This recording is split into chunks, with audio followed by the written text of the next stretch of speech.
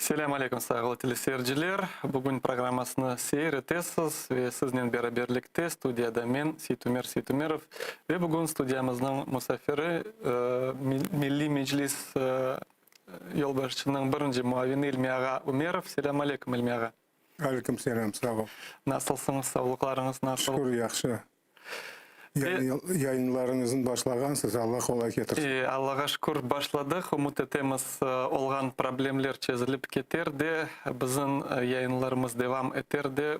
Kırım'da, dünyada, Ukrayna'da Kırım'ın bağlı meselelerini mutlaka müzakere etmeye ve açıklamağa tırışacağımız. Ve elbette bugün şimdi en mühim mesele bütün dünya matbuat vasıtalarının celp etken şeyi bu bugünkü aynı yarım saat evvelsi başlayan Amerika Koşma Ştatlarının prezidenti ve Rusya Federasyasının prezidentinin Vladimir Putin'in Ceneva'da olup geçken konuşuğu.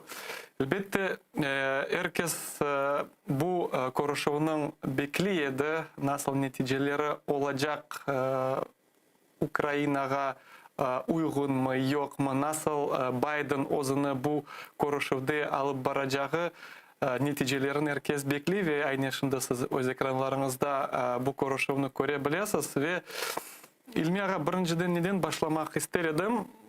Bu konuşuğdan evvel Joe Biden böyle şey aytkan edi, цитата olarak okuyayım onu. Путин hakkında он умен, он крутой. Я обнаружил, что он, как говорится, достойный противник. Ona böyle sözler Biden aytkan, Putin'i böyle ağır sübeddeş gibi belesem kurdu. Siz nasıl düşünüyorsunuz? Bekim gerçekten de öyledir. Ama bizim isteğimiz Biden değişmesin. Putin'in laf etken vakitte bunu açık canına vurtturdum da bu adam öldürgen ubiysa. Killer aytkan edi. Onun için şimdi açık yumuşakça olayım deyip hareket etmese ben belesem bizge yeter edi. Ama Ukrayna hakkında ille laf etkendirler. Unsuz olmaz. En esas meselelerden biri Ukrayna'daki Donbas ve Kırım. Ve Joe Biden aytkanı gibi Ukrayna'nın müstakilliği ve sınırları bozulmasın deyip bu bizim prinsipal pozisiyamız deyip böyle ilan etken edi. Bu konuşuvda bu fikirden çıkışta bulunacağım degen. Nasıl düşünüyorsunuz? Böyle retorikanı korup Putin ne aytabilir şimdi? Sınırlar hakkında bir şey aytkan vakitte sınırların yanından tiklemek gerek. Çünkü sınırlar fakt olarak değişti. Onun için Ukrayna'nın bütünlüğü bu eski sınırlardan. Kırım Ukrayna'da ve Donbas'ın kısmı nerede yerleri de Ukrayna'dan. Ondan son mülkün Putin'in ya da başka yolbaşçı olsa o vakitlerde onun sık iş tutmağa. Bundan evvel ben belesem biz tek baskı yapmak borçlumuz. Sınırlar yerine kaytarıp koyulganıca. Aslında bir-iki gün evvelsi böyle haber çıkan edi. Bilemiz ki Amerika Koşma Ştatları bu Rusya kanunsuz hareketler yapkanı için ve aynı Ukrayna'da cenk çizgeni için ve Kırım'ı zapt etkeni için çeşitli türlü sanksiyalar yapkan edi ve onların birisi bu gaz ana trubasının Şimali Severный поток 2 adlı trubanı yapkan bütün şirketlerini sanksiyalar ve ilahire. Ve şimdi böyle retorikanı korup başlayımız. Sanki dersin onlar da buna pek karşı değiller. Bu da sizince neden bağlı olabilir? Rusya asıl sanksiyalarga kulak asmagandayın alıp bar ağzını. Gerçekten ebet teksiri var. Çünkü her vakit yengilleştirmek soraylar bu sanksiyalarda iştirak etken devletlerden. Bunlar da yengilleştirmiyorlar ama hem de katlıca da yapmaylar. Men anlaganyma göre o kadar katlı yapmak gerek, teksiri olsun. Teksiri olganca sıktırmak borçlamaz. Hem Ukrayna bu meseleden bayağı şeylerin yapmay ya yapamay. Şimdiki yolbaşçılar men duyganıma göre ya da anlaganıma göre pek istemiyorlar. O kadar ciddi hareket yapmağa. Lafını aytalar ama işine kelgende bir şey yapmaylar. Gazı patok hakkında laf etkende ular Ukrayna'dan jibermege tırışalar. Kene Rusya'dan bir şey kazanayık dep. Sonra Rusya'da bu alışverişte iştirak etmege hareketler yapa ve Rusya'nın Ukrayna'nın arasında alışveriş, ticaret toxtamay. Ukrayna özünde güç ve istek tapmak gerek de vazgeçmek gerek. Avrupa'ya aylanıp, Avrupa'nın işbirlik tutup, yavaş yavaş hepsi hani rüçiyoklar bir tarafka akar edi. Şimdi ise her bir tarafka Rusya'nın devam edeler çalışmağa, son başka devletlerin yolbaşçıları bunu anlamaylar. Elbette o mantıksız O'zi bir olur. şey yapmay ya da yeterli derecede yapmay bizden bekli tap cenk yapkanca. Öyle olmaz. Ukrayna o'zi yapıp başlamasa ciddi hareketler kimse gelip yardım etmez. Kimse Ukrayna için, Ukrayna toprağı için cenk yapmaz. Askerlerini vermez. Askerlerini hem de soramak da gerek mi? Ama para tarafından, silah tarafından başka bir şeyler, belki aytılmagan şeyler ola böyle suallerde hazır olmak gerek. Misal için Rusya çarpınsa, dağılıp gitse, Ukrayna'da belki birkaç saat vakti olacak. Basıp almağa bu benim toprağım deyip ona hazır olmak gerek. Hazırım, şimdi nasıl duyamız?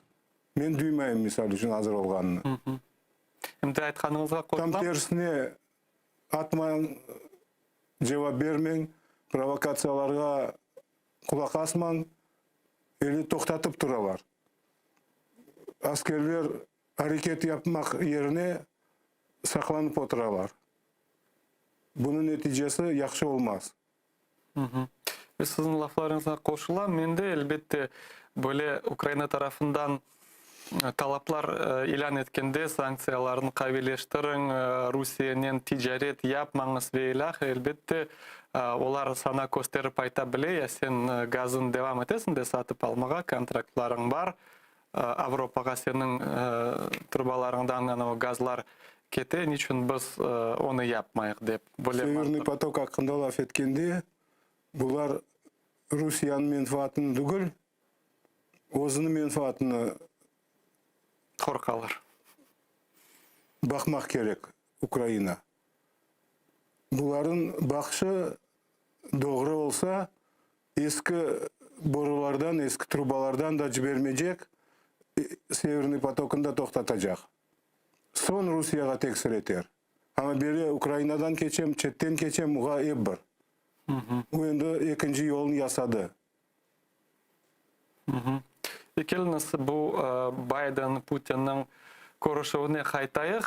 Илми аға, nasıl düşünесіз? Бүгін, yanılışmasam, 5 saat civarında bu görüşü olacak. Demek pek çok meseleler müzakere edilecek.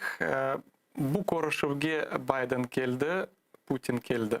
Şimdi Ukrayna böyle talap eteydi bu görüşüden evvel Zelenski Biden'in görüşünü dep, ama hepimizge belli sebepler ile böyle lap değiller, bu görüşü olup geçmedi evvelsi. Şimdi Байденден не беклей білеміз, насыл Украинаға лайық олған позицияларны, принциплерні бұл көрішівде чықара біле. Байден Украинаны мәселесini пек яқшы білген инсанлардан бірі. Ер вақыт бұл мәселенің ішінде оны іші көрінеді.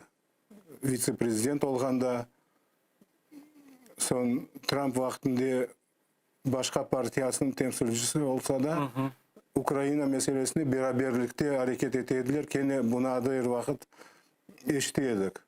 Шынды ондан бір шей беклейім, қатты тұрып, Путиннен емшақ лаф етмесін, тіл тапмасын. Русияны да қиын вазиетке үтемек керек. Мен еле түшінем, еле әрекетлер беклейім ондан. Жоқса аналитиклер айтқаны кебе, Путин тек күш қует ағнай, башқа бір шей ағнамай. Мен белесем, Байден да оны аңнай, еле олғанына. Ама ол бірінші инсан дүнияда, Путин дегел. Ончын оны сөзі бекім тексірі чоқча олар башқа үкіметлерін башлықларынан көре. Екеліні Селмияға бүгін әсас мевзуға кечейік, сізнен не ақында сөбетлешмек істейдік. Білеміз ки, шынды Украина юқары шурасына тамыр халқлар қануның лейхасы берілді ве яқын вақытте бақмақ кереклер. Бұл лейханы Тунеон халық депутаты Рустем Умеров юқары шурада чықышнен болынды. Келініс бұл қанун ақында айтқаныны діңнейік. Зараз Росія ще й дозволяє собі втручатися у внутрішні справи України та диктувати, які закони нам ухвалювати, а які ні. Колеги, наш з вами обов'язок ухвалити закон про корінні народи. Це важливий крок для деокупації та реінтеграції наших українських земель.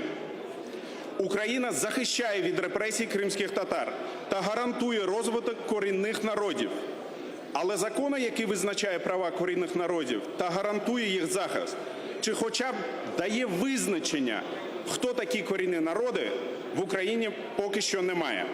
Хоча саме поняття корінні народи з'явилося в Конституції 25 років тому. Ве бөлі чықышнен Рустембей чықты, сақ олсын. Бірінші суалі масылда біздің баққан телесережелеріміз, ватандашларымыз көредір, іштедір. Сонки вақытлары бұл қанун қабыл етілмесі халқымыз үшін мойым ве ләхри бөлі фікірлерінде сіз Милли Меджлис рейсінің муавины оларақ насыл ағната білесіз бұл қанунның мойымлігі халқымыз үшін? Шындықы вақытте аңнашыла яда белі оны тексірі Қырымға olmay жағдайын. Çünkü анда башқа devletin hükümeti çalışa, оккупационная власть дейміз біз оны. Böyle bir kereden değişiklikler olmayacak. Ama esas tarafı Ukrayna'nın pozisiyası. Ukrayna 28-30 yılga yakın hareketinde bir türlü siyasi meselelerimizin çözmediler. Ana Rustem şimdi aytıp geçti. Коренные народы деген kelime ana yasasında var. 2006 senesinde Balaban bir komissiya tuzulgan edi ve konstitutsiya üstüne çalışkanda bizim de imkanımız oldu. İki yerinde anayasada, konstitutsiyada iki kere коренные народы деген sözler көрмек мүмкін. Ama ne olğanını vaqt etap kanun gerek edi kabul etmege, ali da kabul etmediler. Her bir prezident vaqti bitken son, prezidentlikten çıkan son Yanukovich'ten başka hepsi. Ayttılar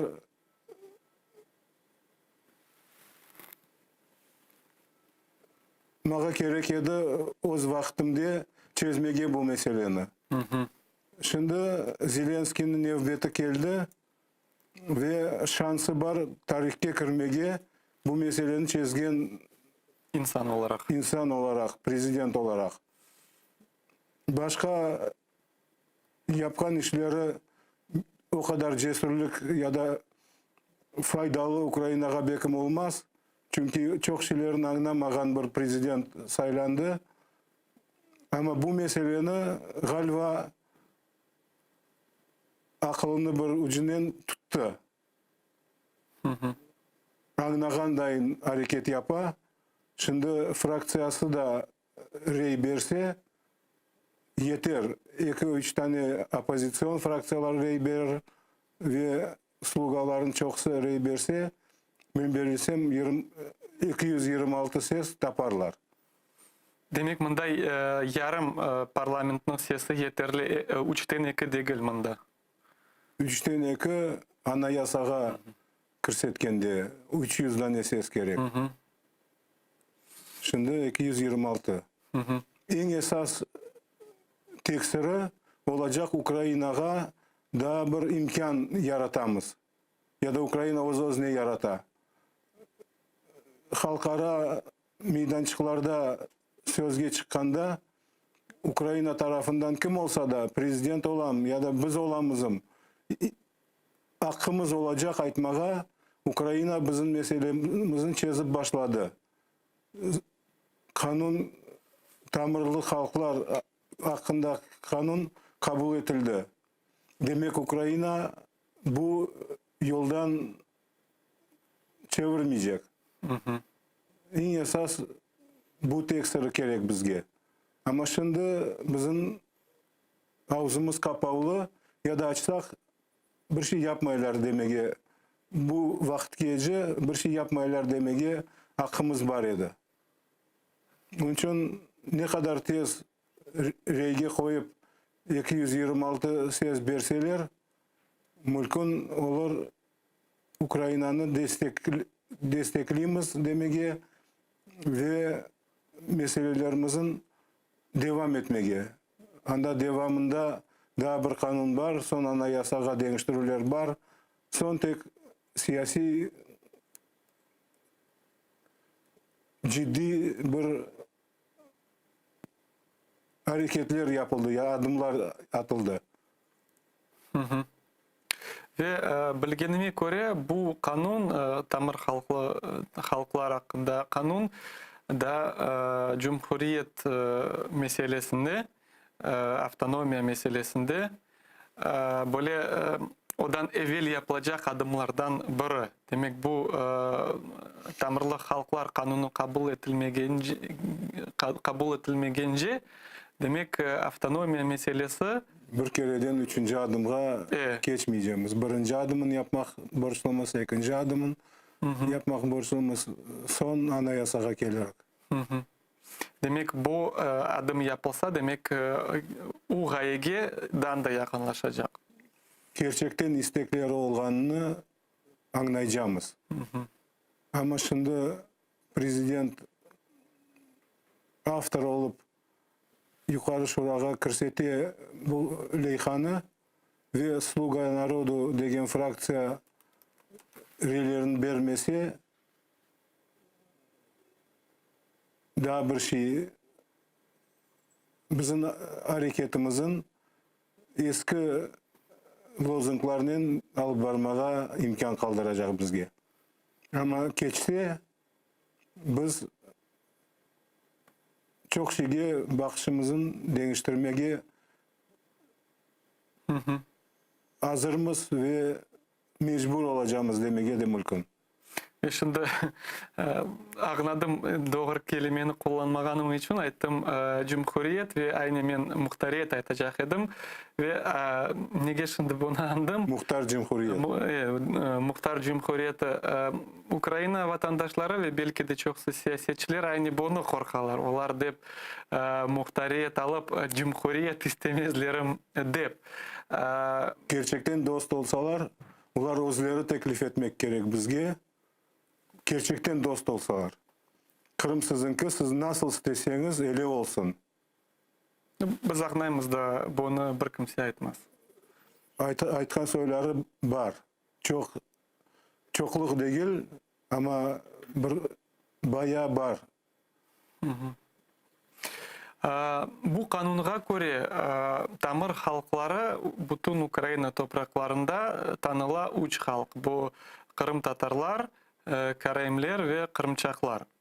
Мұнда суаль пейдуала, демек башқа не қадар халықлар бар, не үшін олар Украинада яшаса, тамыр халықлары кеби танылмайлар? Тамыр халқы олғанны тастықлай, біз бұл топрақта teşkil olduk. Karayimler, Kırımçaklar da bu topraktan çıkta, onların vatanı yok. Kişkene azgın millet olganına bakmadan, onların adları da geçecek. Başka milletler, başka halklar demege doğru değil. Çünkü başka halklar Ukrayna'da yaşamay. Başka halkların bir kısmı yaşay. Ve Ukrayna'dan çıkta onların devletleri var. Onun için biz hareketimiz tek Kırım'daki 3 tane halk, gerçekten de halk olarak teşkil olgan ve yanda yaşayan milletler tamır halkları deyip tanılacak. Ama başkaları перечислять etmek istemeyeyim. Son canları ağırtmasın deyip başkaları anlamak gerek. Bunlar nasyonalne menşinство. Yani bu kelime çoksun canını ağırtırdı. Ağırtırmamak gerek. Çünkü Ruslar bile 10 milyon ya da 10 milyondan çok ular Ukrayna'da. Bunlar da anlamak gerek. Nasyonalne menşinство. Milli azgınlıktır da doğrusu. Çoksa Ukrayn siyasetçiler kim buna karşı çıka, onlar aytalar. Şimdi Kırım Tatarlarga muhtariyet berilse ve ilahire Ukrayna'nın başka vilayetlerinde yaşayan halk azgınları Vengerler olsun, Rumunlar olsun ve ilahire belki de onlar yarın burskun isterler muhtariyet özleri için. Ama men doğru anlasam o halklar kanuni taraftan öyle istekler aydınlat olamaylar çünkü onların Ukrayna'nın dışında öz devletleri var. Doğru anlayayım men? Evet. Ular tamırlı halk adlanmağa Akları yok. akları yok. Bizde nasyonalne menşinство degende bizge kelişmi. Çünkü bizim başka Ukrayna'nın sınırlarından dışta devlet yok. Toprağımız yok. Devlet nasıl formada olsa da devletçiliğimiz yok. Onun için biz aklımız şimdi hareket yapkanımızda ve neticesine erişsek yaxşı bir adım olur edi. Vakit sınırları var mı? Ne vakit civarında bu leyha bakılabilir? Komisyalardan geçmek, komitetlerden geçmek borçlu ve bilmeyeyim, belki birkaç tane ведомствоdan da согласование almak gerek olacak. Ministerstvo Юстиции ya da daha başka birkaç tane yerden согласованиялар hepsi alınsa son kun tertibine koyula ve nevbeti kelgende rey berildi. Müzakereler etip ana o hepsi согласованиялардан geçse demek hakkı küçülen в действие вступает. Күчіне кіре. Асылда біздің екі халық векіліміз Украинаның юқары шурасында бар. Мұстафаға Рустем Бей Умеров. Ахтемде бар. Багышлар Ахтемага чийгоз. Mutlaka siz olarмен көрішіп bu meseleni muzakere etkendерсіз. Aslında duygular yukarı şurada nasıl? Şimdi bütün olgan firkalarının arasından bu 226 rey ala bilinir mi? Olar ne aytalar? Meni tek bir firka meraklandıra, rahatsızlandıra bu Slugi narodu. Ular Eğer bir ozu yapsa, başka meselelerin geçirmege gerek olganda ularga bir özleri geçirirler. Çünkü uların reyleri 226'dan çok. Bölgenine de bakmadan bölündüler de ular açık atkalotsa etip başka fraksiyalar tuzdular. Ama ular beraberlikte devam ederler çalışmaga. olarga gerek olgan kanunlar kabul etili. Onun için bu ularga gerek olgan kanun dayın hareket yapsalar işbirliğimizin devamı da olur. Ama reyler yetmese demek bu firka bizden oyun oynay. Reyler yetmese demek prezident yaxşı, deputatlar yaramay degen fikirnen belliler biz ele fikirnen toxtarıq. Ilmi ağa, şimdi bizden canlı bağda Батьківщина фиркасының халық векилі Иван Кулько. Добрый день, Иван. Вы нас слышите? Доброго дня.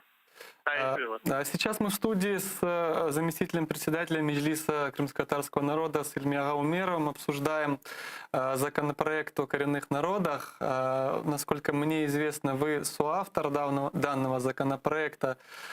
Скажите, пожалуйста, свое мнение, насколько вы считаете вероятным, что этот законопроект будет принят? Ну, по-перше, я би хотів сказати, що ми, як Батьківщина, підтримуємо, щоб корінні народи України були визнані, підтримані і щоб їхній статус був зафіксований відповідним законом. І вони мали статус і можливість розвивати свої всі культурні, національні права, в тому числі мовні. Ми розуміємо, що на цьому спекулює в першу чергу Росія. І Росія намагається, так би мовити, на цьому грати і робити політику, як вони це зараз конструктивно діють по відношенню до України і всіх інших народів, які проживають поруч з Росією. Ми, як Батьківщина, будемо цей законопроект підтримати і сподіваємося, що його підтримає і провладна більшість. Більше того, я вважаю, що такі корінні народи, як кримсько-татарський народ, вони єдину можливість розвиватися повноцінно на своїй території, на своїй землі, мають можливість у складі України і в складі незалежної України. Росія буде знищувати корінні народи, що вона робить, і асимілювати, що вона робить по відношенню до тих народів, які проживають на території Росії. Це вже історично доведено. Тому позиція Батьківщини завжди була системна. Я послідовна стосовно підтримки кримського царства і тих корінних народів. Иван, хотел бы вас спросить такой вопрос. А что вот мешало, на ваш взгляд, в предыдущих созывах Верховной Рады, чтобы этот закон вообще был внесен и рассматривался? Все-таки вот слушаешь многих народных депутатов из различных политических сил, ну, большинство, в принципе, кроме там вот известно кого, они все поддерживают, но почему этот вопрос раньше никак не решался? В минулому скликанні Верховної Ради такого законопроекту, на моїй пам'яті, не було. От зараз він є, він внесений в парламент і зараз він обговорюється. Тобто, якби такий закон розглядався, то наша позиція тут була б однозначна, ми б його підтримували. Очевидно, що мала бути відповідна ініціатива. Спасибо большое за включение. С нами на прямой связи был Иван Кулько, народный депутат Украины 8-9 созыва, фракция «Батьківщина». Она сессия чилерден, халық векилерден олес субетлешкенде, эрке зайта біз қаршы чықмаймыз.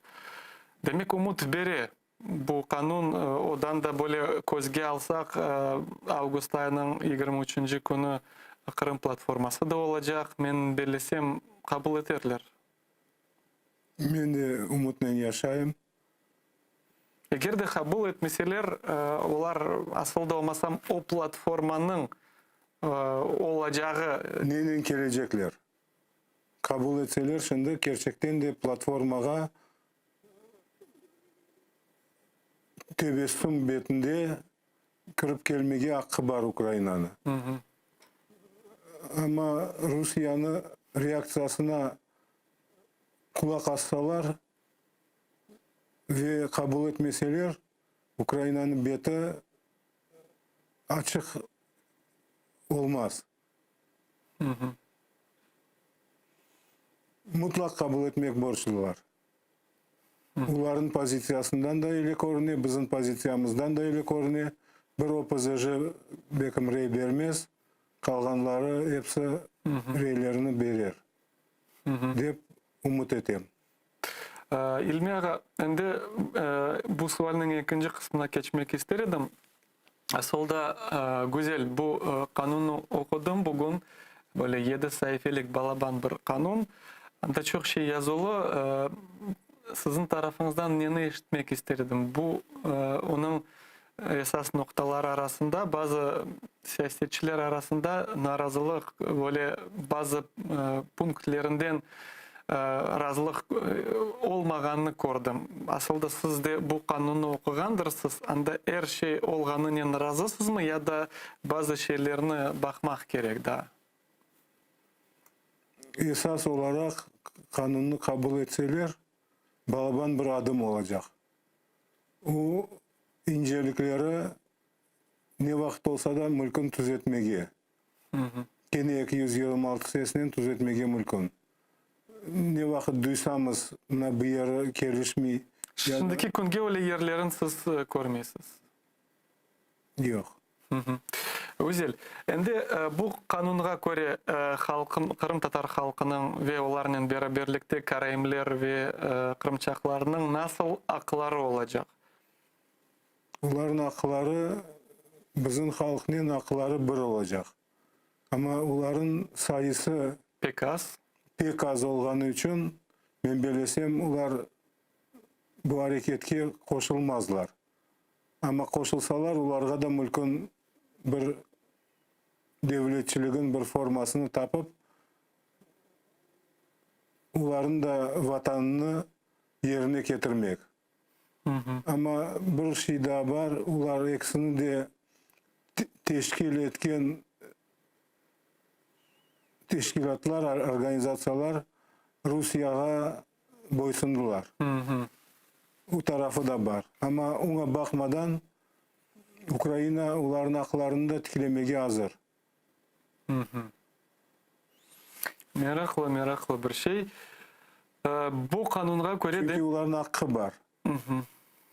Onun için onların da kırsettiler. onlar soramasalar bile onlarını da kırset. Men sorağanım İlmi ağa, demek nasıl aklar olacak? Demek bu kanun kabul edildi. Kırım Tatar halkı neler kanuni tarafından nasıl akları devletten ne talep edebilir bunu bilmek isteyeyim. En esası bundan son ikinci kanunu kabul etmek. Kırım Tatar halkının statusu hakkında. Anda endi devletçilik hakkında söz yürütülecek. Ona bir basamak işte. Kısa aytsam öyle. Ve bu akta da bilesiz ne soramak isteyeyim. Bu kanun kabul edilecek. Endi Kırım Tatar halkı Ukrayna'nın tamir halkları gibi tanılsa, şimdi bilemiz birden siyasi meydançıklarında demek Ukrayna kuş alacak. Niçin? Çünkü bizim işgal edilgen topraklarda böyle halk var. Bazı siyasetçiler böyle fikrini aytalar. Niçin Ukrayna'ga da layık ve gerek çokça dikkat bu tarafına etmege. Demek deokupasiya meselesine de bu kanun yardım edecek mi? Kısmet olsa elbet gene de дополнительные доводы olacak Ukrayna'nın dış işleri, hareketlerinde. Ular aytacak biz tek toprak için değil, tek zapt etilgen teritoriyalar için değil, biz halkın aklarını da tiklemege, garantiyaya vermege hazırmız. Çünkü bundan evvel 28 yıl devamında ya 30 yıl devamında çözülmegen meseleni çözmege birinci adımını attık.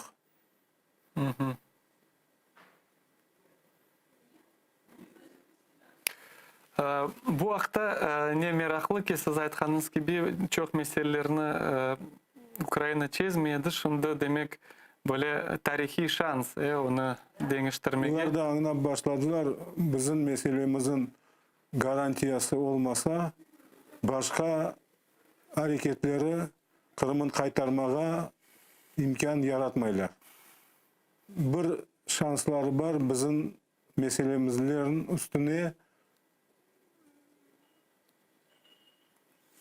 esaslanıp hareketlerini deokupasiya başlanmasına yakınlaşacaklar. Bizim meselemiz bir anahtar dayın olur şimdi bu hareketlerde. Ve gelin silmeye da meraklı bir mevzuga geçmek isterim. 26 iyun Kırım Tatar Bayrak Günü kayda edilecek ve onun bağlı endi bazı hazırlanılar başlanıldı ve onların birisi 26 iyun günü Kırım'a Ukrayna'nın sınırından büyük bir bayrak yollanacak, jiberilecek ve bütün Kiev'den başlap işte şimdi Ukrayna vatandaşları öz isteklerini o bayrakka yazganlar. Siz de bilgenime göre bu teşebbüste iştirak ettiniz. Bu hakkında ne aytabilirsiniz? Aslında bu aksiyanın esas meselesi nedir? Daha bir kere Kırım Tatar problemasına, Kırım problemasına, Ukrayna'nın problemasına informasyon bir povod yapmak. En esas bu meselede. Şimdi hareketler başlandı. Tunev'in Kiev'te Yukarı Şura'nın aldığında bayrağını açıp bayağı imza topladılar. Teşkil etken insanlar bir grupa teşkil etti. Biz yardımcı olduk.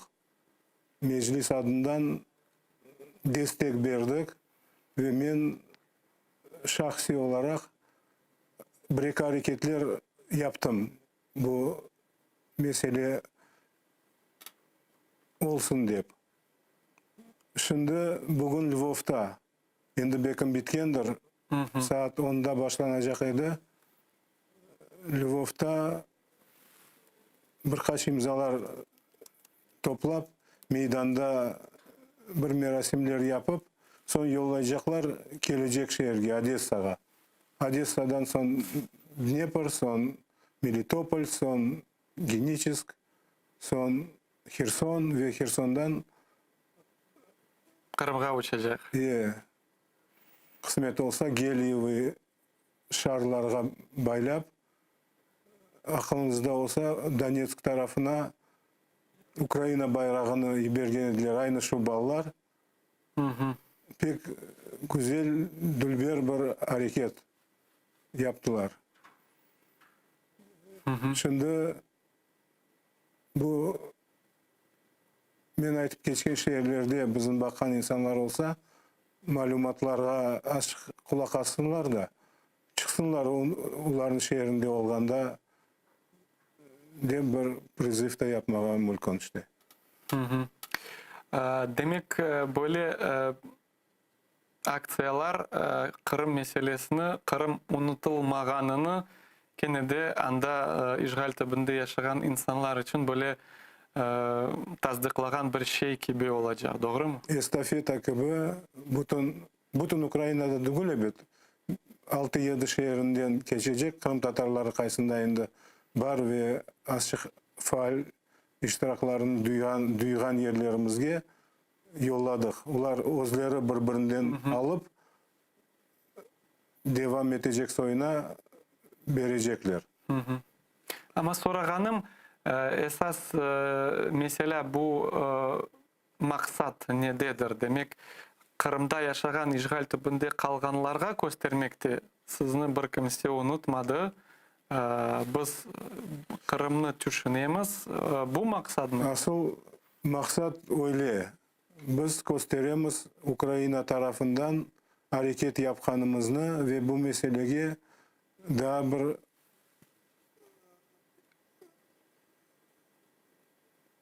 informasyon tarafından celp etmeye, insanlara göstermeye. Gerçek aytsam, o uçup gitken son %99 o Facebook koluna düşecek. Bu anda bir Rus'a ya Ukraynaga ya da Kırım Tatarların azbarına düşmez. Bular onu ille Düşürerler. baskı yapıp düşürürler. Bekim öğrenirler kim ne yazganını. Meraklı şeyler var anda. Neler adamlar yazdı? Aytabilirsiniz mi? Nasıl Biz istekler? bekleyiniz geleceğimiz degen yazı var. Ukrayna, Kırım te Ukrayna dep yazgan yazılar çok. Biz kaytarmız degen yazılar çok. Kırım Tatarlar gelse öyle yazılar. Rusya go home degen yazı okudum. Öyle meraklı. Men gerçek aytsam böyle bir aksiya yapıp bayrağın jibermeyip Ukrayna bir muzeyini kaldırsak daha faydalı olur edi. Meraklı aytkanыңыз gibi, elbette yıllar kete, şimdi benim düşüncelerime göre vakit şimdi Ukrayna'ya karşı çalışa. Çünkü ende 7 yıl geçti, işgalinin 7 yılı geçti. Demek bir nesil ende o yılı doğanlar ende birinci sınıfka bardılar. Elbette böyle çok jarak çeşit türlü merasimler işte geçirilmesi anda yaşlar ende mektepke bara, mektepni bitirgenler Ali okuv yurtlarına geçe ve o Rus propagandasını sınırıp senip alada. Anda öyle bir nesil var şimdi. Endi Rus propagandasının beraberlikte 7 yıldan beri teşkil eteler. Birinci sınıfka bargan ballar 7. sınıfka baracak. 7. sınıfka bargan ballar mektebini bitirdiler ve institutlarga, üniversitetlerge kirdiler. Üniversitetke kirgen ballar 14. senesi şimdi bitirdiler ve Rus propagandasının beraber okudular ular. O pek ciddi bir problema. Til probleması kadar ciddiliği var. Tilimizin joysak milletimizin joyamız. Ama ideolojiya tarafından zayıf olsak gene milletimizin joyamız. Onun için ana babalar, bitakart babalar pek mukayt olup balların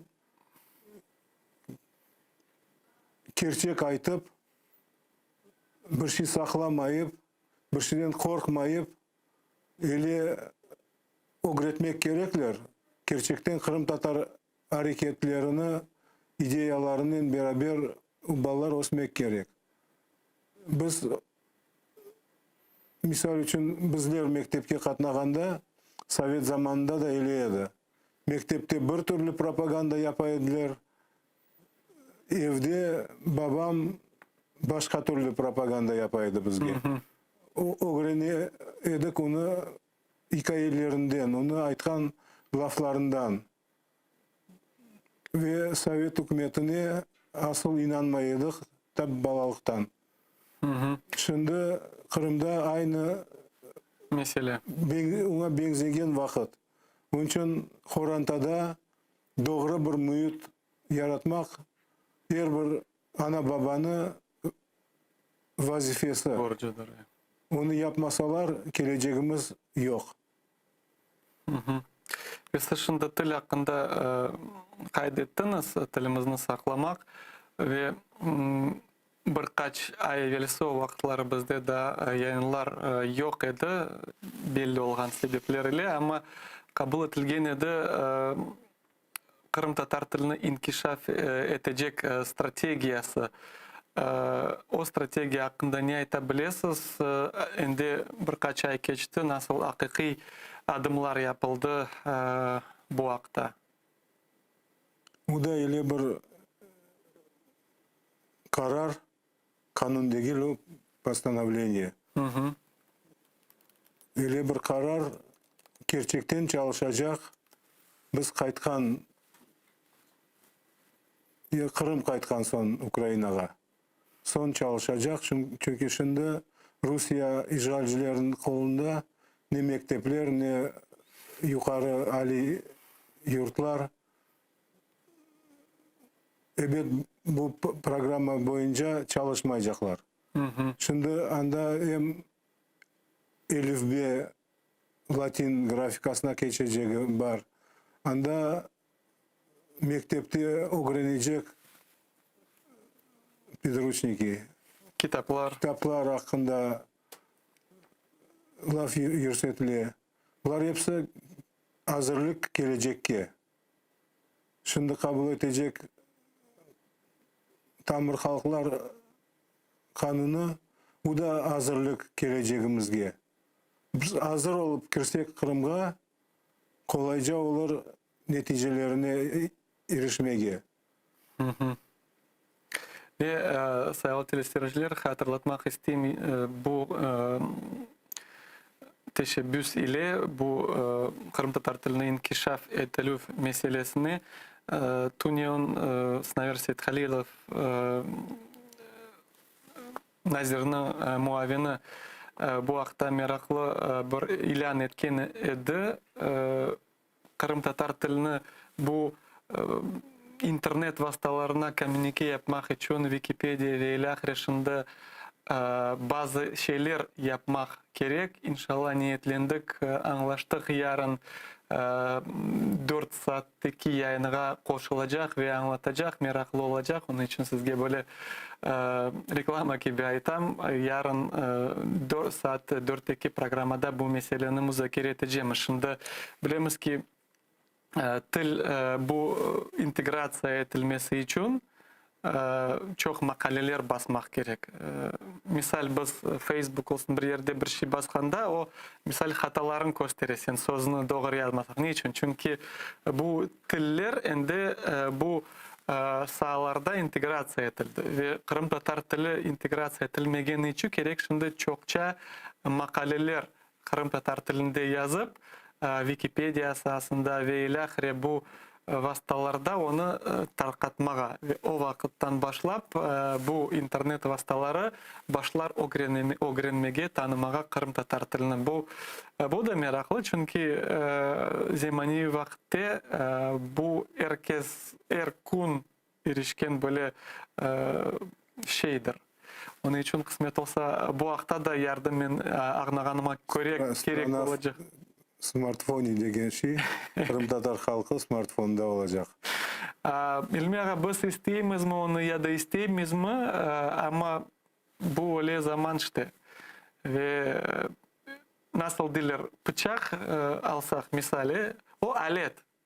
O ne yaxşı ne yaramay. Ama bıçakla işte bilmem ötmekке yaksan o bir mesele, bıçakla başkasını vurup öldürsen o başka mesele. Bu da internet öyle mesele. Onu ne hem de yaxşı sahalarda insan kullanabilir hem de elbette vakit yakıp işte olmayacak şeylerle uğraşıp masraf edilebilir bu resurslar. Ve 4 dakikamız kaldı İlmi Ağa. Halkımız şimdi böyle ağır vakitte herkes hem de bekli bundan güzel haberler hem de Kırım'dan her gün böyle acınlıklı şeyler iştemiz. Her hafta iştemiz bir kartlarımız öyle, hareketçiler öyle.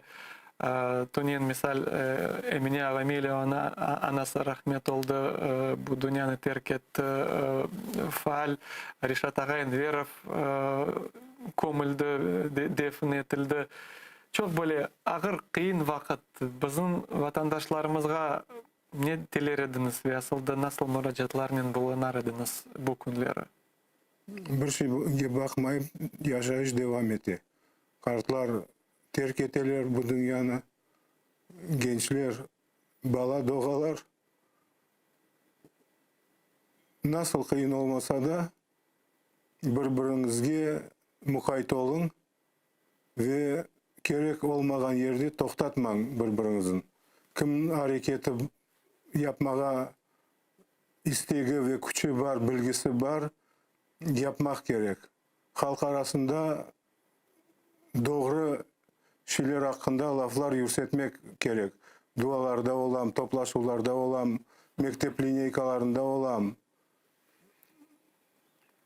toylarda, cenazelerde her vakit çaresini tapıp bir-birinizge yaxşı şeyler aytmak tileyim.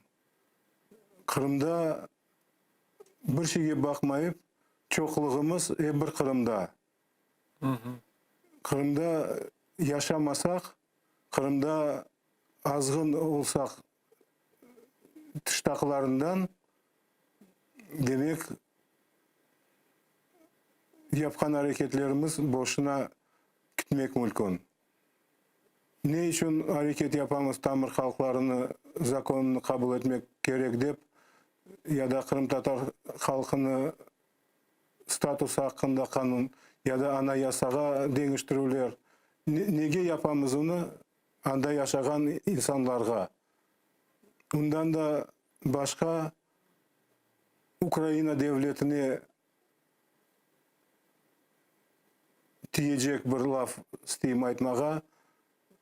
Hareket yapmasa Ukrayna devleti başka devletler hareket yapmayacak. Yapmazlar. Özünün menfaatini düşünürler ve başka meselelerden uğraşıp yaşayışları devam eder, biz çette kalırmız. Onun için bizim hareketlerimizde güçlü olmak borçlu, görünmek borçlu, informasiya patok informasiya her vakit Kırım Tatar meselesi olmak gerek onun içinde. Demek biz de hareket yapmak gerekmiz. Kırım'da yaşayan insanlar da tek indemeyip beklemek değil de imkanı olganı kadar hareketle yaşamak dileyim herkesge. Ve sizin laflarınıza koşulup Ilmiyaga birkaç hafta evvelsi herkes eşitkendir böyle bir bazı anlamışlıklar çıktı bir merasim için. Şimdi men o merasimge geçmek istemeyim ama aytacak laflarım Kırım'da Ukrayna olsun nerede biz barmız halkımızın çok düşmanları var ve bizim halkımızı parçalamaga birbirlerimizge aydamaga istegenler çok var ve eğer bir olup geçken hadiselerge hikmetle davranmaga, bakmaga hepimizni birinciden özümü ve ikinciden hepinizni davet etem. Şimdi hepimiz anlamak gerekmiz. Biz bölünsek, parçalansak, birbirlerimizni husurlarını kıdırmaga başlasak, onun sonusu hayır olmaz. Elbette ki men şimdi istemeyim çıkmaga, Habat tarafını kıdırmaga ama en birinci müracaatımı bütün olup geçken hadiselerge hikmetle bakmaga, aşıkmamak, neticeler çıkarmaga, düşünmege ve nasıl derler, обдуманное, взвешенное решение, böyle kararlarını çıkarmaga. Çok sağ olun Ilmiyaga stüdyamıza gelgeniniz için. Allah sağlık versin ve daha da erliklerde görüşmege nasip eylesin. Bir söz daha aytayım. Buyurun. Bu hareketlerde, sen şimdi sonuna aytkan hareketlerde iştirak etken, teşkil etken insanlar açık düşünüp yapsınlar hareketlerini. Maksus Facebook tarafından gelen insanların elinden para almak ve güzel bir merasim yapmak bu da faydasız bir şeydir. Men belesem anlagan insanlar anladılar ne için men ele ayttım. Çok sağ olun Silmi ağa, sayılı telesiyerciler. Studiyamızda Milli Meclis Reisinin muavini İlmi Umerov bulundu. Biz ise kısa teneffüske ketip 5 dakikadan bu studiyaga kaytacağız ve bugün programımız devam edecek. Tayarlı olunuz.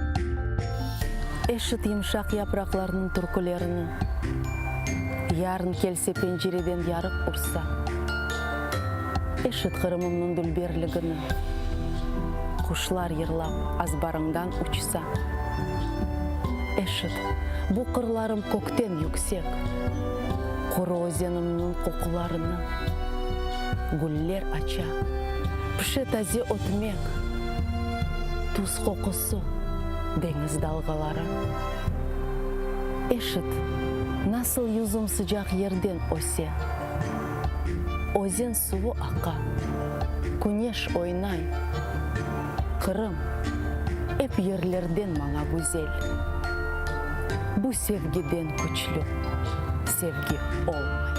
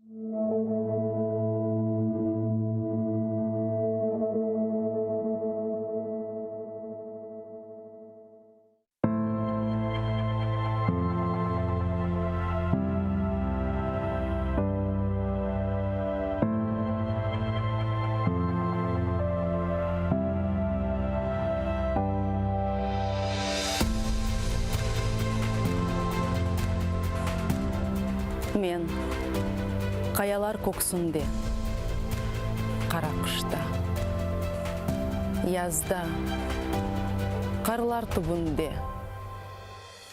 burçak yakanda, yaşın yaşınlaganda, uğulda boranlar sızgırganda, osken kaya yaprağı gibi dayanırım.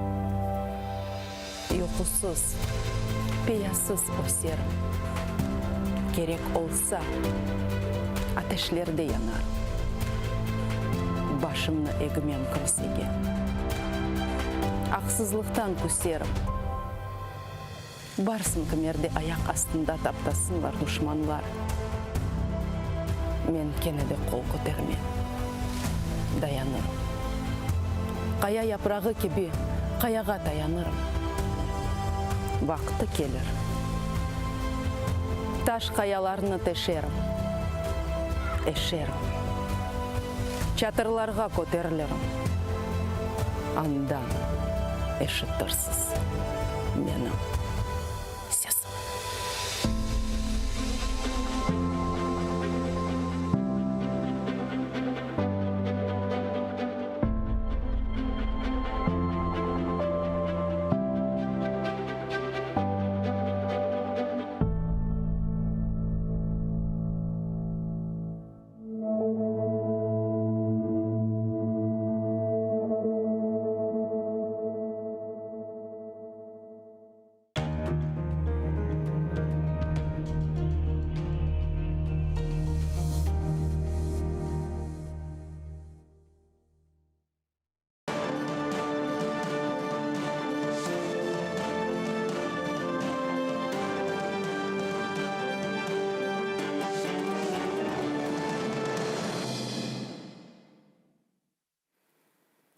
Selam aleyküm sayılı teleseyirciler. Yanılarımız devam etmekte. Bugün programmasını seyretesiz ve sizinle beraber stüdyoda men Seytumerov.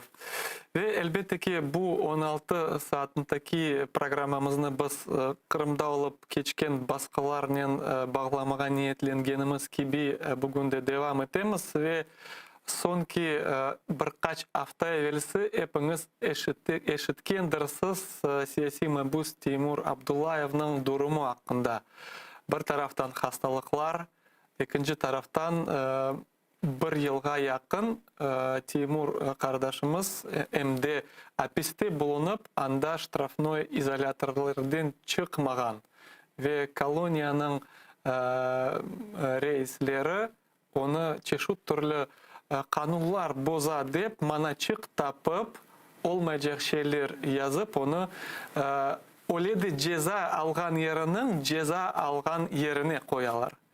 Elbette bu pek biz muşkul bir hadise ve buna karşı biz bir şeyler düşünmek gerekmez. Ve şimdi biz Başkortastan şehrinde olgan Sterlitamak şehrinin bağlanıp anda olgan Timur Abdullayev'nin anası Dilara Abdullayeva'nın telefonundan bağlandık.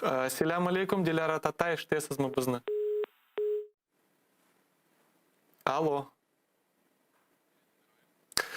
Yazıklar olsun bağımız bozuldu ama şimdi talep edeceğimiz bağımızı tekrarlamağa. Timur Abdullayev ve Uzir Abdullayev iki kardeşler tekvando sportunun ustaları, Ukrayna ve Avrupa şampiyonları. Endi 4 yıldan evvelsi tintuvdan son hapise kapılgan ediler ve Şimali Harbi Mahkemesi onlarını 17-19 yılga hapiske bıraktı. Elbette onların vaziyeti pek ağır. Onlar şimdi öz vatandan evlerinden uzaklar. İkisi de Timur ve Uzir Başkortastan koloniyalarda bulunalar. Hem de adi koloniya değil, nasıl diler koloniya sтрогого режима. Ve Dilara Tatanin bağ tiklendi. Dilara Tata, selam aleyküm. Вы слышите нас? Да, слышу. Салям алейкум. Добрый день. Алейкум селям.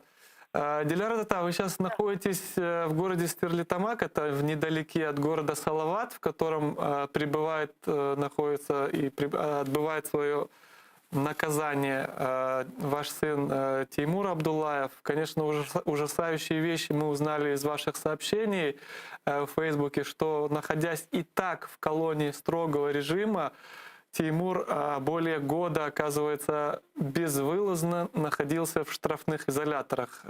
Штрафные изоляторы, чтобы наши зрители понимали, это место, где отбывают заключенные, нарушающие якобы какие-то правила. То есть это зона в зоне, скажем так.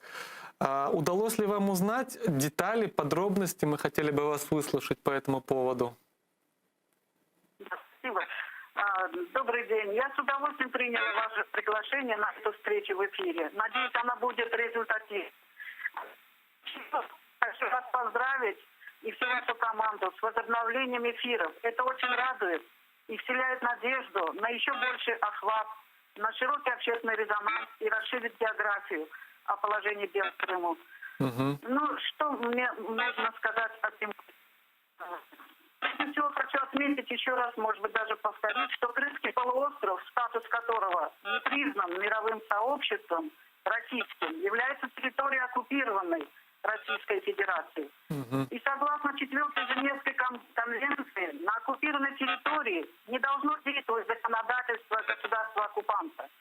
В Крыму, согласно всем международным правилам, должно действовать законодательство Украины, у которого другое правовое поле. Следовательно, все действия на временно оккупированной территории, проводимые Россией, а именно аресты за политические взгляды, за религиозные убеждения, за инакомыслие, есть действия противозаконные и недействительные, и аннулирование. Однако мы наблюдаем, что Россия игнорирует все международные правила. полагать, что в Крыму на практике творится силовой беспредел. Другими словами, в Крыму на практике государственный политический террор. Репрессии, которые постигли почти каждую семью крымско-татарскую, они начались с семейной репрессии именно с моей семьи, когда арестовали двоих моих единственных сыновей. Забрали сразу двух родных братьев. Затем эта практика внедрилась и на другие семьи крымских татар. И в конце концов репрессии приобрели массовый характер. Я сейчас в Стерлитамаке, уже второй месяц, жду свидания с своим младшим сыном, который в стране никогда. Сегодня уже ровно 1 год и 3,5 месяца, как мы жили в этой колонии. Мы туда 7 марта 2020 года. 10 марта полгода. Оттуда до сегодня они ходят. Только через полгода, когда я неоднократно поднимала и общественность, и власти России, когда наблюдался моего сына, отреагировали. 17 сентября мой сын повторяется.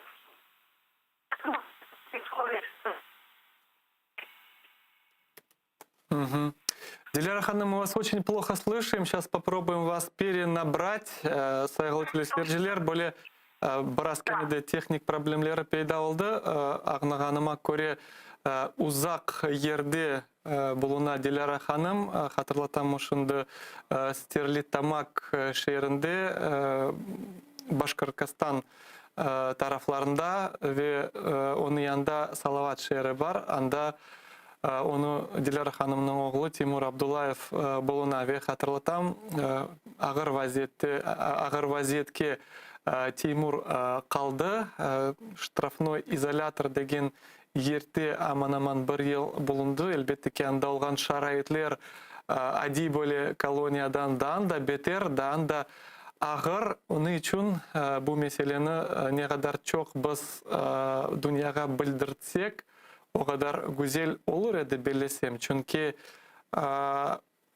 bu fakt olarak şeylerini görüp belki de yani siyasi baskılar Rusya'ya karşı verilebilir. Niçin? Çünkü insan hakları degen şey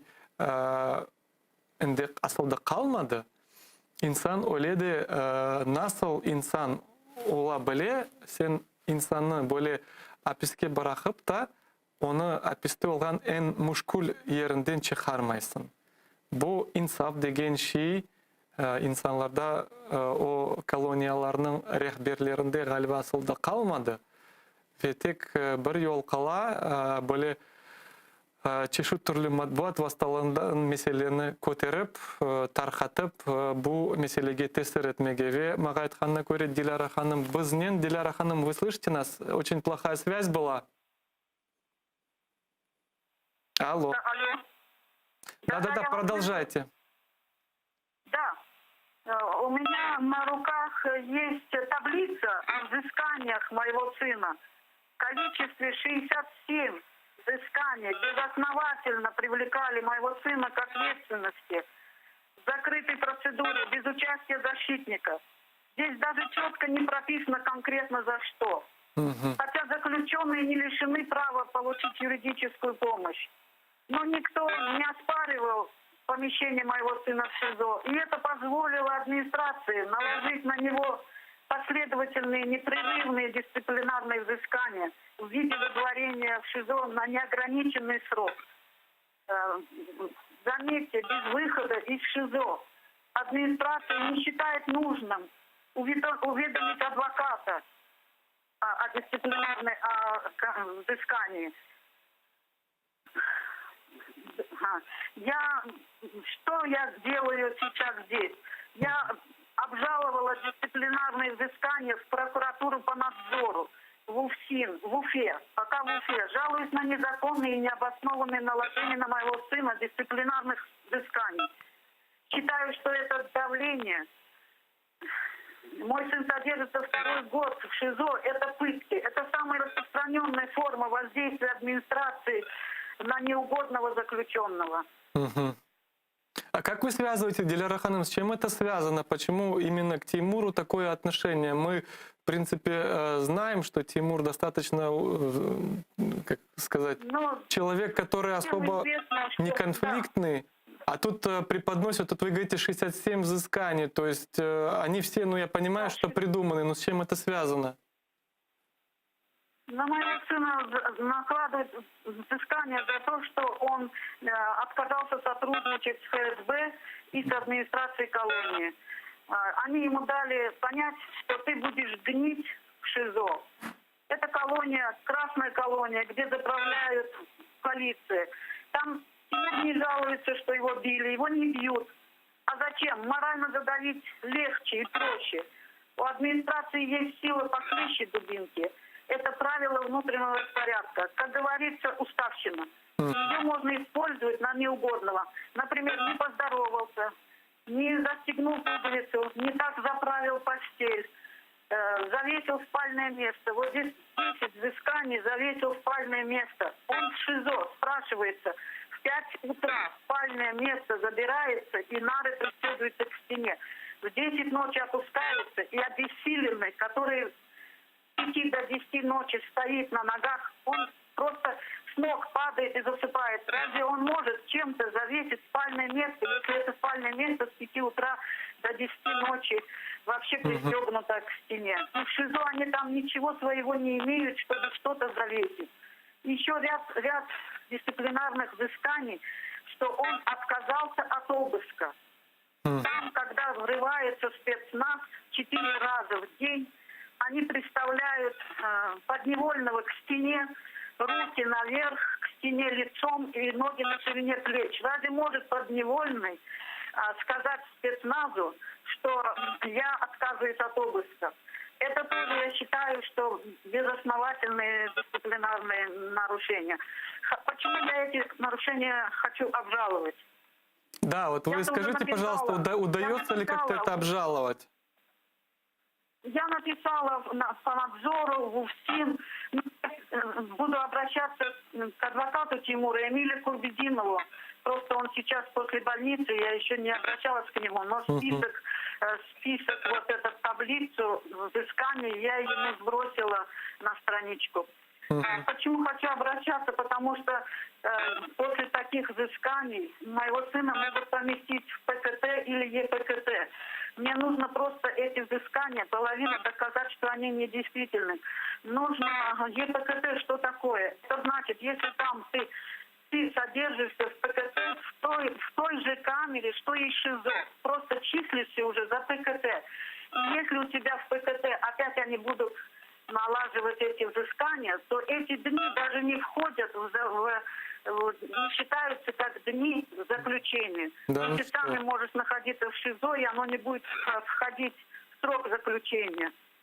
Ужас. Это просто ужас, конечно, то, что вы рассказываете, Диляра Тата. Да. А скажите, пожалуйста, вот ваш старший сын Узир, он тоже в колонии, как с ним дела? Да, Узира с Тимуром я буду 21 июня встречаться на длительном свидании. После свидания много вопросов с ним обговорю, потому что нужно с ним решить некоторые вопросы, получить доверенность на предоставление там интересов сына. Например, на ознакомление, например, с постановлениями о наложении взысканий, на ознакомление о нарушениях, потом о его состоянии здоровья. Это мне надо подал и Тимур, и я, и начальником это обсудить, с начальником колонии. Начальник колонии сейчас там новый, работает недавно. Он Тимура будет ознакомливаться подробно. Сейчас мой Тимур с 9 июня находится в СУСе. Это строгие условия содержания, где меньше вот этой ограничений.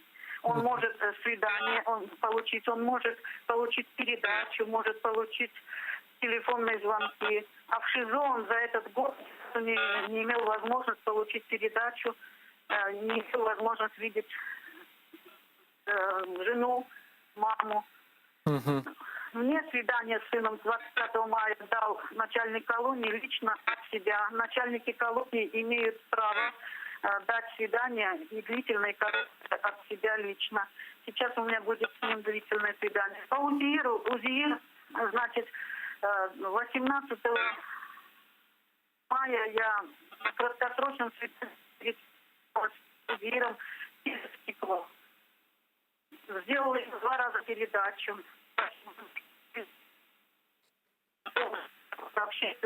Сделала ему 2 раза передачу. Сделала 18 мая. В неделю он позвонил телефон, еще раз попросил передачу. Очень сильно изголодались. Они там кушают вчетвером. Потом, что я увидела? Я его, конечно, успокоила, очень много передала лекарств. Пока вопросом УЗИИРа не очень занимаюсь. Обговорил этот вопрос с начальником медицинской части, он же замначальника колонии. Он сказал, что он знаком с болезнью УЗИИРа. Оказывается, Симферопольское СИЗО отметило в личном деле, что он сосудистый больной, что было серьезное лечение. И говорит, я не возражаю, мы сделаем анализы, надо его уложить в больницу. И вот этот вопрос мы должны решить, потому что в колонии не хватает медработников, нет обыкновенного лаборанта. Всего 1 врач и 1 фельдшер. И еще 1 врач, она в отпуске. Мы ждем лаборанта, чтобы ему сделать анализы частным образом. Там нет условий, нет лабораторных, для проведения лабораторных исследований. Я должна договориться частным образом лаборатории, взять пробирки, привезти. Этот вопрос я хочу решить после того, как посещу Тимура. Вот. Диляра, у нас, к сожалению, не сильно много времени. Последний вопрос у меня к вам. Что УЗИИР, что Тимур, что остальные, в принципе, все наши политзаключенные, они являются гражданами Украины. Что ждете вы, как мать, от Украины, гражданами которых являются ваши сыновья? Да, я хочу сделать вообще-то обращение вот к состоявшейся сегодня Женевской встрече, или она еще только да, она еще идет. По-моему, она сейчас идет, которая проходит сегодня между президентами России и США. Это 2 авторитетных политических деятеля мирового значения. Хочется, чтобы конкретно они обговорили вопрос освобождения украинских политзаключенных. Да, хочу довести до них, что после освобождения Сенцова этот вопрос вообще закрыт.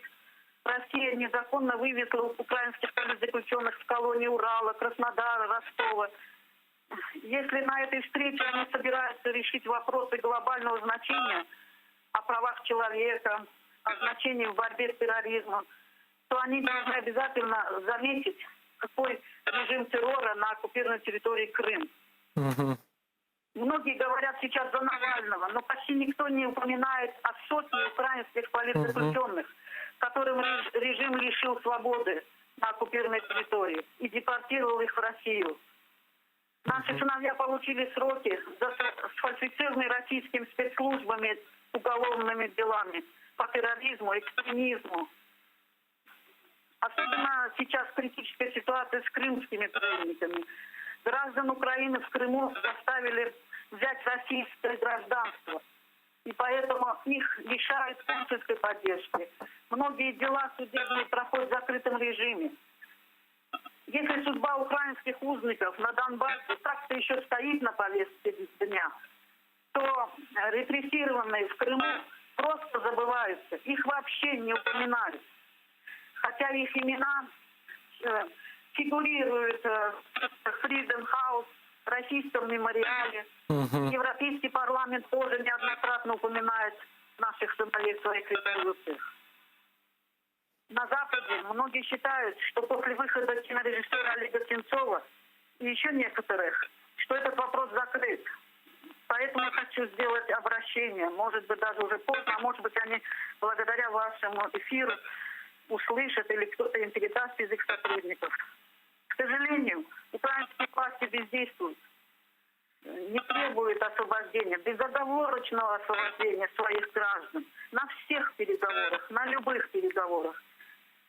Еще мне стало известно, что назначена дата Крымской платформы. саммит, так называемый Крымской платформы, который состоится 23 августа. Хочу тоже поднять этот вопрос на форуме Крымской платформы. На саммите мне стало известно, что примут участие многие страны, членов Евросоюза, там, Великобритании, Турции, Канады. Хочу, чтобы они подняли этот самый важный политический вопрос. Потому что нет более конкретного такого инструмента для Украины. Они должны использовать вот этот вопрос. Считаю наиболее важным обсудить ситуацию с крымскими пленницами. Чох сау болun, Диляра Тата. Мы, безусловно, будем прилагать усилия, чтобы данные вопросы не сходили с повестки дня. И, конечно же, будем стараться, что от нас зависит в информационном плане, как-то распространять и работать над тем, чтобы этот вопрос был разрешен. Сайыл телесерджилер, шынды бізнен жанлы бағда Узейр ве Теймур Абдулаевның сияси мабыслеріміздің анасы Диляра Абдулаева болунды ве Теймур ватандашымыздың алыны чаресіні вазиетіні бізге анатмаға тырышты ве яйнымызға бұл меселе бойынша Аққорчаладжи Александра Романцова қошыла. Добрый день, Александра, вы нас слышите? Добрый день, слышу вас хорошо. Александра, вот вы, наверное, слышали окончание нашего разговора с Диляра Ханым, с матерью Теймура Абдулаева, и цель нашего включения с вами. Вопрос того, что сейчас происходит с Теймуром Абдулаевым. Вы как правозащитник, у нас есть в Украине, скажем, такое коммюнике правозащитников. Как вы на эту ситуацию смотрите? Какие взгляды, как вы думаете на это воздействовать? Ну, безусловно, то, что человек уже 1,5 года, находясь в колонии строгого режима, не вылазит из ШИЗО, это ненормально. Это абсолютно ненормально. Также ненормально условия, которые абсолютно не учитывают опасность заражения ковидом. И мы знаем, что Теймур, собственно говоря, у него был позитивный ПЛР-тест. И это постоянное отношение к нашим политзаключенным, особенно тем, которые были переведены из Крыма на территорию Российской Федерации. Именно таким образом они подвергаются особенной опасности как в период этапирования, так и содержания на месте, особенно так как Узейр и Теймур не сотрудничают со Следственным комитетом, то к ним применяются разные административные, собственно, формы давления. И это такая типичная вероятность по отношению к нашим политзаключенным. Мы знаем, что как только они попали уже в заключение после суда, после вынесения решения суда, то практически все они всегда проходят под таким особым прессингом, особым вниманием администрации. К сожалению, это внимание совершенно не позитивное, а наоборот негативное. И вот пример удерживания человека в ШИЗО, где нет нормальных условий для того, чтобы там пребывать, то есть это не обычная камера, это камера, в которой нету места, чтобы нормально сесть, это не камера, из которой нормально не выводят, например, на прогулки и так далее. То есть надо четко понимать, что в такой период удерживания, именно в таком состоянии, это форма, по сути, своеобразного давления, пыток. которые, несмотря на то, что вроде тебя не бьют, но на самом деле физически это создает условия, которые можно приравнять к пыткам. И если тем более в состоянии, теперь представьте, вот многие из наших слушателей наверняка либо сами наблюдали у себя, либо у родственников состояние ковидное, а теперь представьте человека, у которого нет медицинского какой-то поддержки в этот момент, и он находится в ШИЗО. Это, по сути, ограниченное пространство, где нормально нельзя полежать, где нормально нельзя отдохнуть и вообще хоть как-то собрать силы, чтобы выздороветь. То есть в целом мы обращали внимание, у нас было отдельное обращение к международному сообществу, у нас есть петиция, которая набрала больше 13 тысяч подписей. Это простых граждан по всему миру, которые обращали внимание именно на это, что несмотря на всю сложность самой темы политзаключенных, что это политический мотив заключения людей, обвинение их чисто потому, что они крымские татары, потому что они украинцы, потому что они не принимают оккупацию Крыма. Кроме этого, вот есть вот эта глобальная ситуация осложнения ковида, в котором, к сожалению, Теймур, отец 5 детей, сейчас попал, и это очень серьезная опасность последствий для здоровья в целом. И для нас очень важно, несмотря несмотря на то, что сейчас вроде его перевели из ШИЗО, но очень важно, чтобы этого совершенно не могли повторить администрации тюрем еще раз. А для этого необходимо такой, ну, скажем, световое пятно, да, особое внимание людей, которые направлены в эту тюрьму. И причем, знаете, не письма Путину, грубо говоря, а вот непосредственно внимание конкретной администрации, конкретного ФСИНа. Именно поэтому мы готовим акцию, в рамках которой на следующей неделе мы будем призывать, собственно говоря, писать непосредственно администрации этой тюрьмы, именно непосредственно начальник этой тюрьмы. Мы готовим все данные, как каждый человек, вот каждый зритель АТР может это сделать. И именно для того, чтобы вот больше не повторялась этой ситуации. Потому что, еще раз повторюсь, может быть, дома посидеть с ковидом, это нормально, но не в ШИЗО 100%. И это должно помочь именно, знаете, как говорится, администрация должна выполнять определенные правила, я имею в виду администрация тюрьмы. И чем больше внимания она будет чувствовать именно к этим узникам, вот простых людей, обращения, непосредственно писем, даже если они не передадут, например, эти письма, вы будете писать, они не передадут непосредственно заключенному, но они будут знать, что за заключенным следят, что он во внимании, то это будет определенной возможностью так вот превентивно не дать больше повторить эту ситуацию с ШИЗО. Саша, а насколько известно, вот эта ситуация единичная, то есть это ситуация вот с Теймуром, или же вам известны, как правозащитницы, другие подобные ситуации, когда наши политзаключенные вот пребывают в таких нечеловеческих условиях? Нет, на самом деле, к сожалению, не единичная. Это такая системная политика администрации тюрем. Получая вот такие экстремистские, террористские обвинения, по сути, человек попадает для администрации в такую категорию, как, знаете, особо прессуемых. Они не используют для этого, еще раз повторюсь, не используют для этого какие-то там фактических, например, избиений или чего-то, но они могут, вспомню самое простое, Геннадий Афанасьев описывал, что при том, что у него была колония в республике Коми, там, где очень холодно, это было минус 40 на улице, при этом у него, например, роба была без пуговиц и неправильного размера, что, естественно, создает дополнительную проблему. Да? Глобальная проблема с медицинской поддержкой. Эдем Бекиров тому был примером, больше 200 дней проведя в Симферополе, непосредственно в абсолютно невозможном для его состояния здоровья условиях. Да, то есть это был один из таких примеров. Но вот властно у нас Вегивский, это тоже один из заключенных с 2014 года, он тоже постоянно попадает в ШИЗО. Чаще всего ШИЗО применяют именно тем людям, которые проявляют силу духа.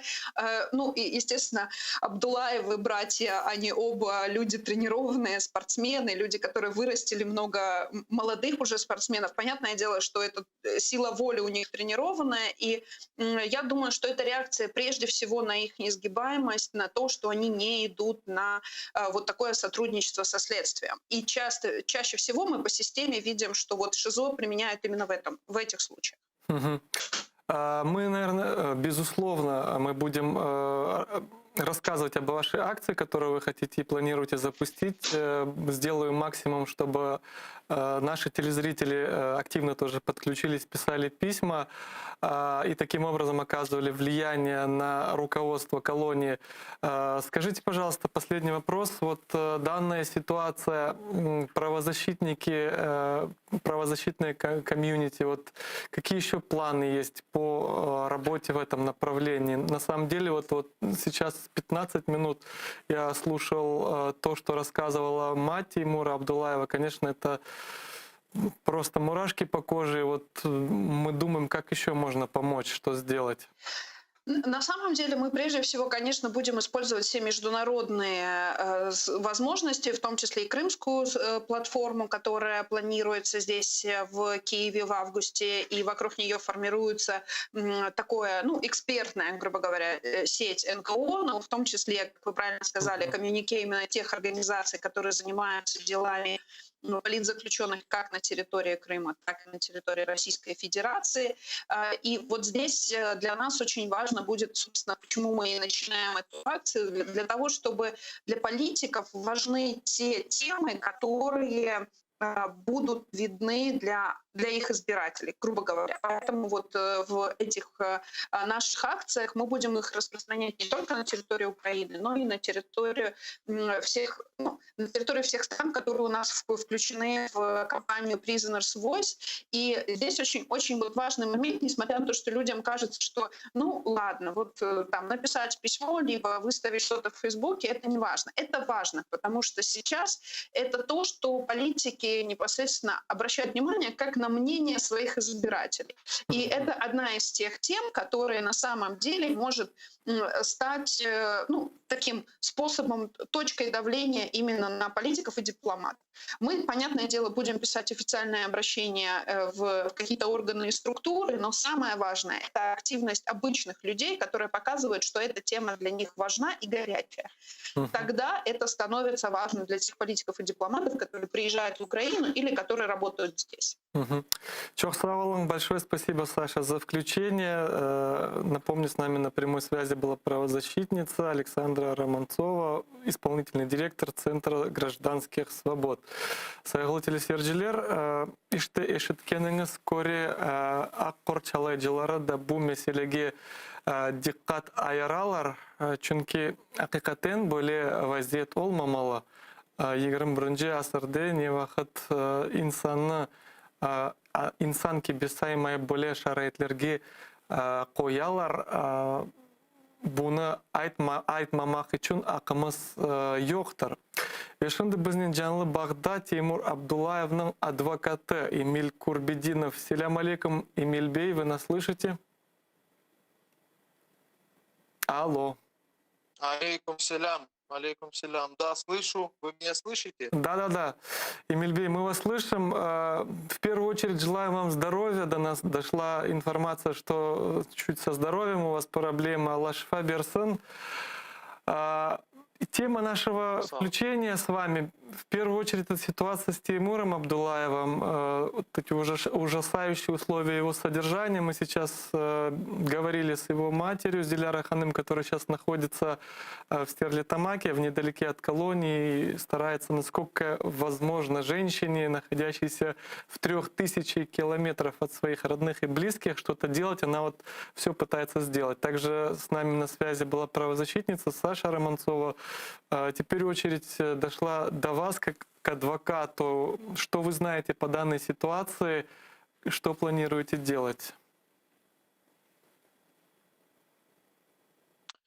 По поводу Тимура Абдуллаева, да, то, что рассказала мама для рота, да, братьев Абдуллаевых, конечно же, это ужас полный. Я думаю, что она рассказала лишь малую часть того, что она сама переживает, то, что мы видим в отношении Тимура, да, в частности. Больше года назад мы отправили, после того, как узнали, что Тимура начали содержать в штрафном изоляторе, я отправил соответствующие запросы в эту колонию, где он содержится, и нами был предпринят еще такой ход. Мы отправили такие же запросы по другим политзаключенным, которые находятся в этом городе, в другой колонии, где УЗИР, они в разных колониях сидят. Так вот, сложилась такая ситуация, что одна колония, которая находится в этом городе, по одним политзаключенным крымским татарам, дали полную информацию и дали копии документов, касающихся взыскания на них. А по Тимуру Абдуллаеву, по моему запросу, адвокатскому запросу, который я сделал в эту колонию, то есть это был первый шаг — получить копии документов и потом обжаловать значит, эти все взыскания. Они не представили ни одного документа, я получил определенные отписки. Они сказали, что эта информация засекречена, она приобщена к его личному делу, это является секретной информацией. И вот с этого момента я вступил в определенную тяжбу со ФСИН Башкирии, прокуратурой Республики Башкирии, и я пошел в суд, то есть подал соответствующее заявление в суд, и через суд стал добиваться привлечения к ответственности главы ФСИН Башкирии и, собственно, начальника колонии. Также просил прокуратуру подключиться к этому. Суд первой инстанции отказал мне в этом. Я дошел до Верховного суда Республики Башкирии. Я вот недавно только получил уже из кассации ответ, к сожалению, тоже отрицательный. Вот и параллельно всему этому я направлял соответствующие документы, собирал пакет документов в ООН для спецдокладчиков Действительно, он отправил соответствующий запрос правительству Российской Федерации по ситуации с Тимуром. Вот. Но колония, я видел это, колония начала мстить Тимуру, еще больше начала оказывать на него давление из-за вот такой активной позиции его, то, что он не ломается перед администрацией, и активной позиции защиты, в том числе для РАТА, которая просто не оставляет их в покое и тоже многое делает. Мгм. Вот. Я уже дошел до Кассационного суда и только недавно получил отрицательный ответ. Мы идем дальше. Я буду доходить уже до Верховного суда Российской Федерации, и параллельно вот мы направляем соответствующие документы в международные инстанции.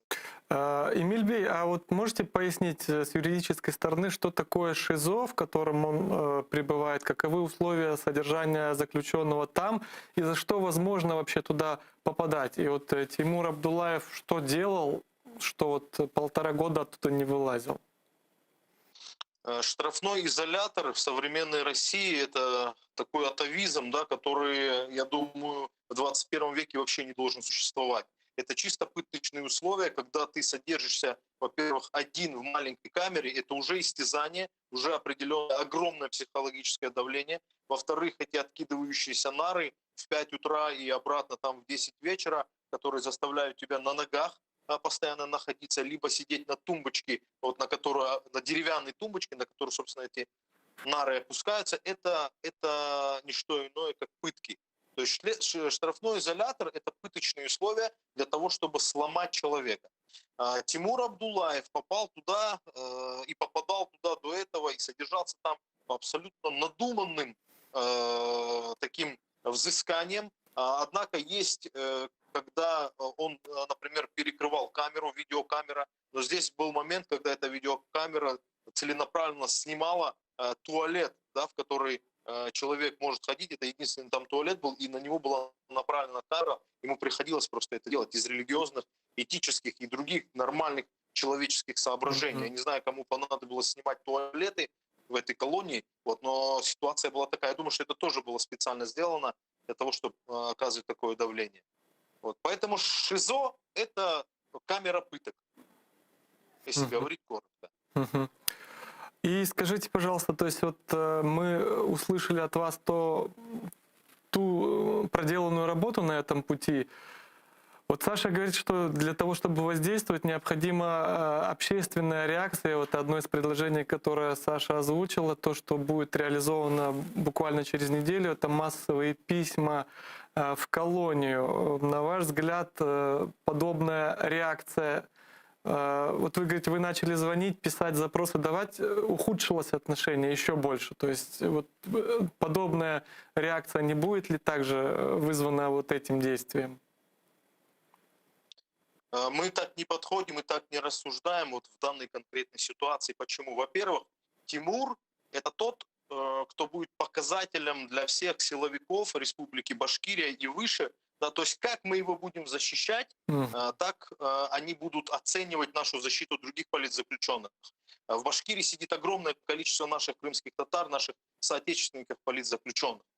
Мирная борьба состоит из многих граней. Я как адвокат делаю свою определенную работу. Мама братьев Абдуллаевых делает все, что от нее возможно, и как мать она борется. Да? И письма — это тоже одна из форм борьбы определенной и определенного показателя того, что мы не оставим его на один с силовиками. Поэтому все это нужно делать, все это необходимо делать. Пока Тимур ни разу не звонил, не сказал: пожалуйста, ребята, не делайте этого или не делайте того, да. Наоборот, я вижу, что он хочет, чтобы за него боролись, он хочет, чтобы И готов сам бороться. и хочет, чтобы эту ситуацию, да, и готов сам бороться, и хочет, чтобы эту ситуацию освещали и озвучивали. Вот. Это одно из самых главных, это фундамент. Угу. Эмильбей, последний вопрос, связанный с этим. Это, скажем, насколько вам известно, есть ли еще подобные случаи подобного обращения с нашими политзаключенными? Если да, кто это? Это все, кто там находится: Муслим Алиев, Эмир Хусейн Куку, Энвер Святоспанов, Айдер Исмаилов и другие. К ним также применялись по надуманным причинам вот эти штрафные изоляторы. Но сейчас, я думаю, руководство силовиков Башкирии и другое руководство силовиков повыше, я думаю, они смотрят на то, как будет защищаться Тимур и как его будут защищать. Да? Вот от этого зависит очень многое.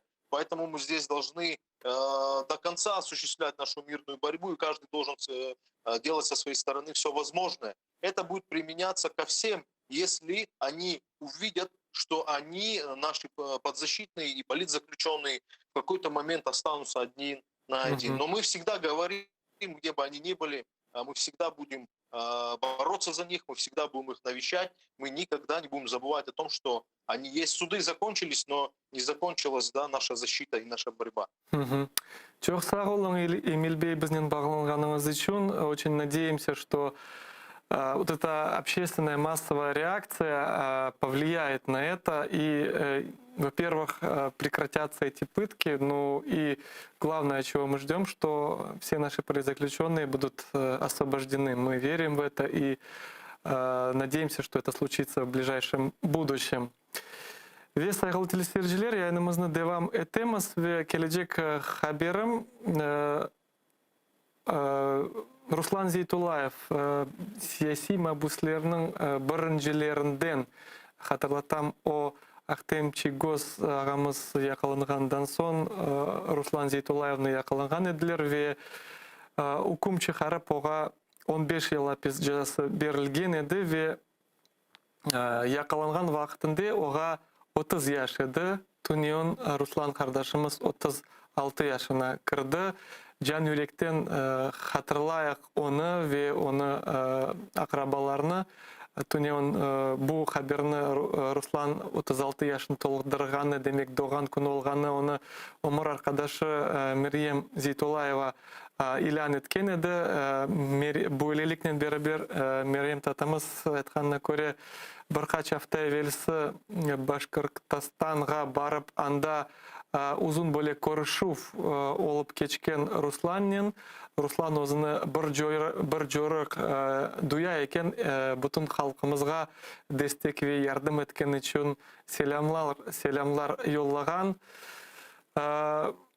Demek ende 6 yıl geçti, bakınız nasıl yıllar geçti. 6 yıl insan bir şey yapmagan için habatsız böyle ağır şaraitlerde buluna, ama bizim siyasi mahbuslarımızın betlerinden tebessümleri geçmey, çıkmay ve Allah onlara takat kuvvet versin bu imtihandan geçmege. Bizler ise harekette bulunup, onlara nasıl yardım etip bu yollarını tapmağa da Allah Teala bizlerge de yardım eylesin. Xorantalarına ise sabır tileyim ve Meryem hanımızga böyle müracaatinen bulunmak isteyim. Allah Teala versin de gelecek doğan günü Ruslan vatandaşımız ve bütün diğer siyasi mahbuslar xorantalarıyla beraber evde geçirsin ve bu gün tezleşsin ve yakınlaşsın. İşte böyle saygılı teleseyirciler, meraklı ki bu Sasha Romantsova aytkanı gibi bu meselege en layık da çok matbuat vasıtalarına davet etmege, bu meseleni onlar da açıklattırsın dep düşünem. Bilemiz ki endi işgalinin 7. yılı ve siz de duyadırsınız, sizedirsiniz Kırım meselesi böyle Ukrayna merkezi kanallarının böyle gün cedvelinden düştü ve tek bir şeyler olsa açıklarlar bu meselelerini, Kırım'dan bağlı olan şeyini. Ama men bilgenime göre biz devam etmek gerekmez. Bu meseleni en çok göstermege ve başka telekanallarında, başka matbuat vasıtalarında celp etmege bu yolga, bu kureshke. Çünkü rezonans deyler, bu şey olmasa bu mesele daha da çok sonup gidecek. Bu sönmesine yol vermemek gerekmez. Çünkü sonki siyasi mahbus, sonki vatandaşımız çıkmaganca kureshimiz onlar için devam ete ve şimdi onlar böyle ağır şaraitlerde olganda biz bir şey yapmayıp oturmağa işte aklarımız ben belesem yoktur. Ve böyle reaksiya da çok olsa hem de matbuat vasıtaları tarafından hem de böyle cemiyet tarafından bu meseleler da çözülmesine yardımcı olur dep düşünüyorum. Ve şimdi bizimle beraberlikte jurnalist Taras Ибрагимов. Добрый день, Тарас. Привет, ты нас слышишь? Здравствуйте, слышу вас хорошо. Тарас, скажи, пожалуйста, вот мы сегодня весь эфир, данный час посвятили ситуации, связанной с Теймуром Абдуллаевым. В то время, когда еще он находился в СИЗО, в Крыму, ты постоянно занимался этими вопросами, ходил на судебные заседания. Сейчас ты, как и я, журналист, и вот до тебя были включения адвоката, имама и правозащитников. И вот правозащитники говорят, данную тему надо максимально расширить в повестке дня СМИ. Как думаешь, как мы можем это сделать? Хороший вопрос. Ну, во-первых, ситуация с Теймуром Абдуллаевым. Что самое важное в этой ситуации нужно отметить, чтобы в дальнейшем вот, как бы, поговорить про освещение, важность освещения этой истории.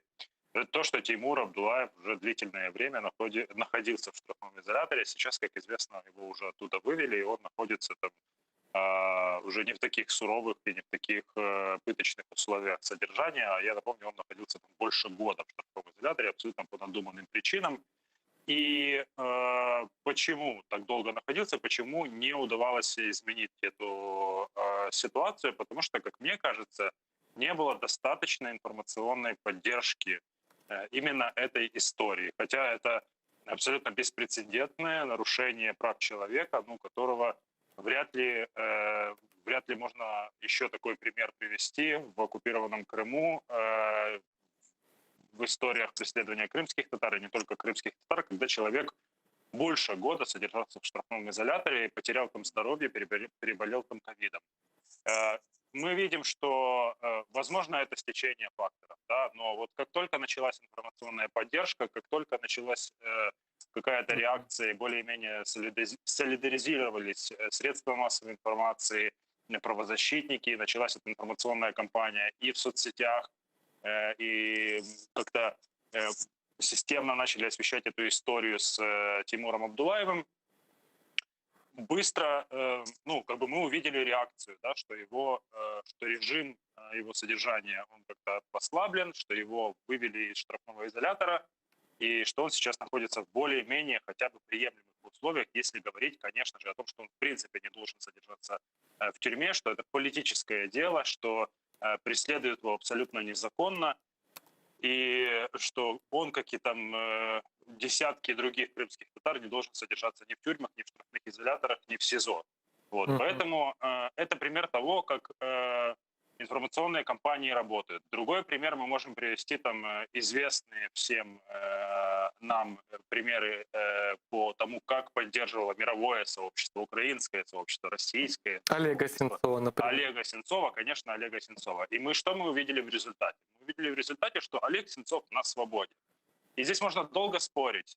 Олег Сенцов на свободе, потому что как-то там договорились наверху. Олег Сенцов на свободе, потому что правозащитники, СМИ все освещали, что было вот это менторство, что о нем говорили на разных там специализированных площадках, там в киноиндустрии, в других каких-то сферах искусства и так далее.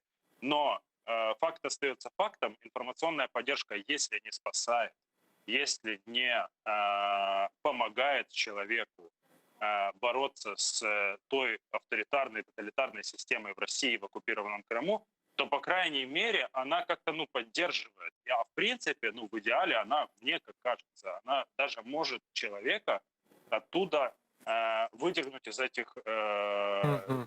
этой системы. Поэтому, у меня здесь логичный вопрос, почему, допустим, и я им, не раз это озвучивал, в том числе, если мы говорим не только про историю Теймура Абдуллаева, много таких историй, как Теймур Абдуллаев, среди крымских татар, которые, в тяжелом положении находятся, если говорить даже банально про здоровье, да, там Сервет Газиев, Мгм. Все мы помним эту фотографию, которая на На лавочке на- в пожилой аквариуме. человек в аквариуме суда, в ростовском суде. Это просто иллюстрация российского правосудия, в кавычках. Да? Вот просто наглядная иллюстрация. Вот так выглядит эта современная Россия сейчас. Вот. Мгм. И что мы можем сделать? Почему вот эта фотография не вызывает возмущения, не вызывает какого-то импульса солидарности среди средств массовой информации, чтобы мы все посмотрели эту фотографию, на нее невозможно смотреть. Нельзя, беря во внимание там, журналистские стандарты, там, то, что каждое средство массовой информации борется за свои эксклюзивы, за рейтинги, за то, чтобы быть первыми и так далее. Но эта фотография не должна оставлять равнодушными нас, не должна вызывать, она наоборот должна вызывать у нас чувство, импульс какой-то солидарности. Мы должны увидеть эту фотографию и подумать, что мы можем сделать так, чтобы этот человек не оказался в больнице, вернее, чтобы он там не умер в СИЗО или в суде и оказался в больнице, а еще лучше, На в идеале свободе. оказался на свободе. Мгм. 2 года после, я напомню, просто скоро будет 2 года, если я не ошибаюсь, после того, как на свободу вышли Олег Сенцов, Кольченко, Балух, Эдем Бекиров, единственный крымский татарин среди всех, кого удалось тогда вытащить из российских тюрем. Мгм. Ну и украинские моряки. Тарас, ты был из тех, кто был на встрече той, и вот я хотел бы напомнить нашим телезрителям, что ты задал вопрос президенту Украины Владимиру Зеленскому, а что там с остальными крымскими татарами. И какой ты ответ получил? Мы тоже помним, что да, мы скоро этим займемся, и будут следующие этапы обмена, но вот уже почти 2 года. Что тебе известно? Вот, скажем, это обещание же было, по сути. Немножко в конце пропала связь, я не до конца услышал ответ, что по поводу вопроса Владимиру Зеленскому. Да, ты был на том самом возвращении первой группы, скажем, по обмену, когда Сенцов, все остальные вернулись, и ты задал вопрос президенту Владимиру Зеленскому, а что с остальными крымскими татарами, почему один только освобожден? И мы помним ответ, что они будут в следующих, скажем, этапах освобождаться, в следующих группах. Но 2 года прошло, что тебе известно? Это же было обещание пока не выполнено. Но, насколько мне известно, ни в офисе президента, ни в других... Я сейчас, наверное, только отмечу работу Министерства иностранных дел. И то с моей субъективной точки зрения, с точки зрения там, журналиста, человека, который следит за темой политзаключенных, я считаю, что МЗС, в принципе, мог бы и больше внимания уделять теме политзаключенных. Хотя тот уровень внимания, тот уровень работы, тот уровень модерирования темы политзаключенных, если говорить про Министерство иностранных дел, он на достаточно приемлемом или даже это близко к высокому уровню внимания, по крайней мере, внимания. Внимание — это тоже важно, внимание со стороны органов власти. Вот, потому что внимание в этом случае, оно, по крайней мере, вселяет какую-то надежду родственникам, что они не брошены с этой темой, да, то есть, когда твой муж получает 18 Конечно. лет тюрьмы, и тебя никто не поддерживает, кроме правозащитников Крымской солидарности, адвокатов, у которых еще там по десятку политзаключенных, и ты остаешься один на один, и ты думаешь, а когда, 18 лет ждать, и когда ты чувствуешь эту поддержку со стороны Украины, это очень важно. Поэтому тут стоит поставить, скажем так, отметить эту работу. Но что касается офиса президента, и что касается офиса уполномоченной по правам человека Людмилы Денисовой, то наблюдается, и это не мое наблюдение, это факт.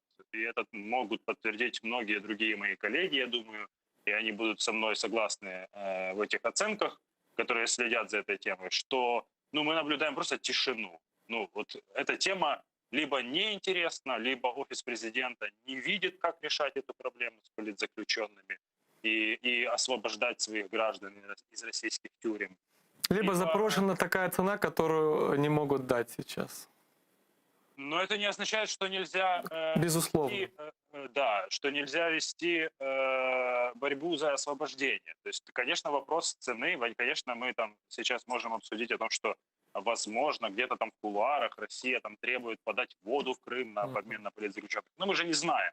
Офис президента, у него манера общения как с журналистами, так и с правозащитниками, так и с другими, с другими заинтересованными людьми, это полное игнорирование и молчание. Вот, что касается Тарас, у нас заключенных. полминутки осталось, пожалуйста.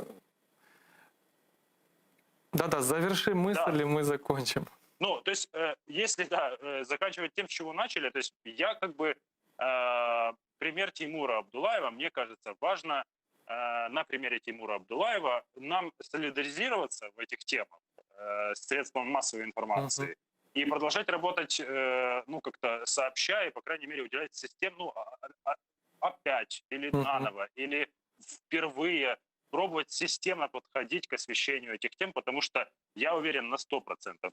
5 лет моей работы в Крыму показывает, что освещение, информационная поддержка, она спасает человека. Спасибо большое, Тарас, за включение. И отдельное большое спасибо за твою активную позицию в освещении ситуации с крымскими политзаключенными. Большое человеческое спасибо, Тарас. Сайгыл телесерджилер, бізден бері берлікте Қырымда çalışқан журналист Тарас Ибрагимов болынды. Яйнымыз язықларылсынке соңына келмекте. Екінлемекте мечбуреттеміз. Базы мевзулар açıklamayıp қалды, ama umut etем mutlaka biz olarını yarın açıklarmız. Programımızны 5 dakikadan sonra efirimizni Gulsum Halilova devam edecek. Terili olunuz.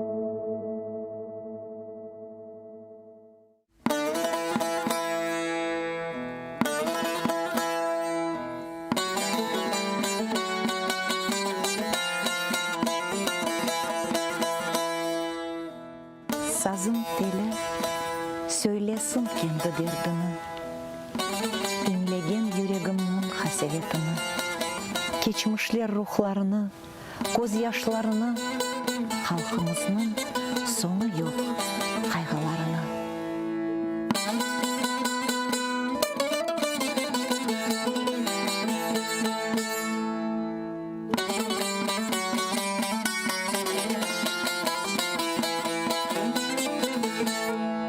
Sazın teli söylesin kendi derdini, Hansaray etrafını, çeşmelerini, bağ bahçaсын, toğ başaklı ken çöllerini, dağdan esken şifalı, salkın elini.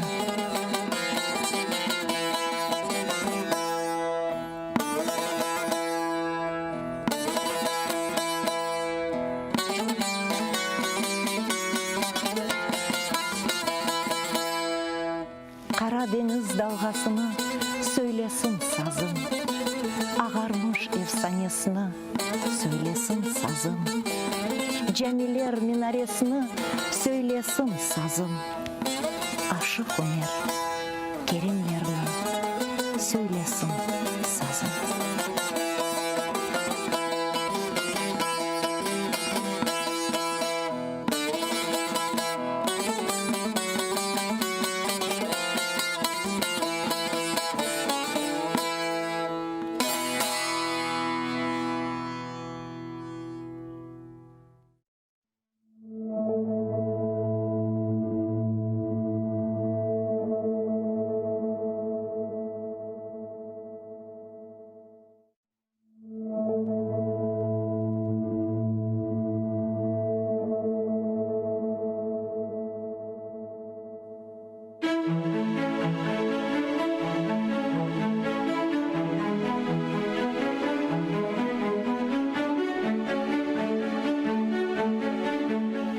Bir çöl çiçeğini koklap baksan, onda da nazik bir iz duyarsın sen, dikkatine karşılık.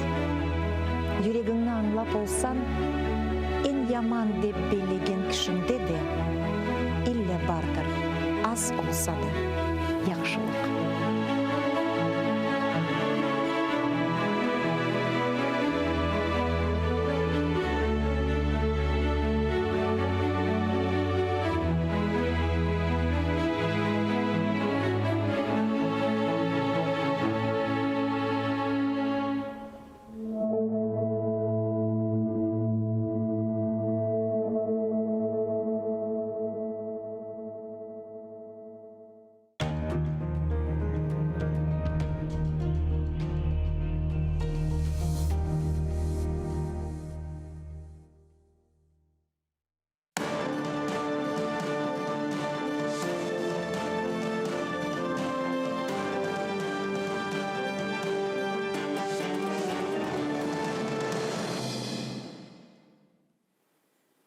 Меня зовут Айдар Муждабаев, и мы продолжаем программу «Бюгюн».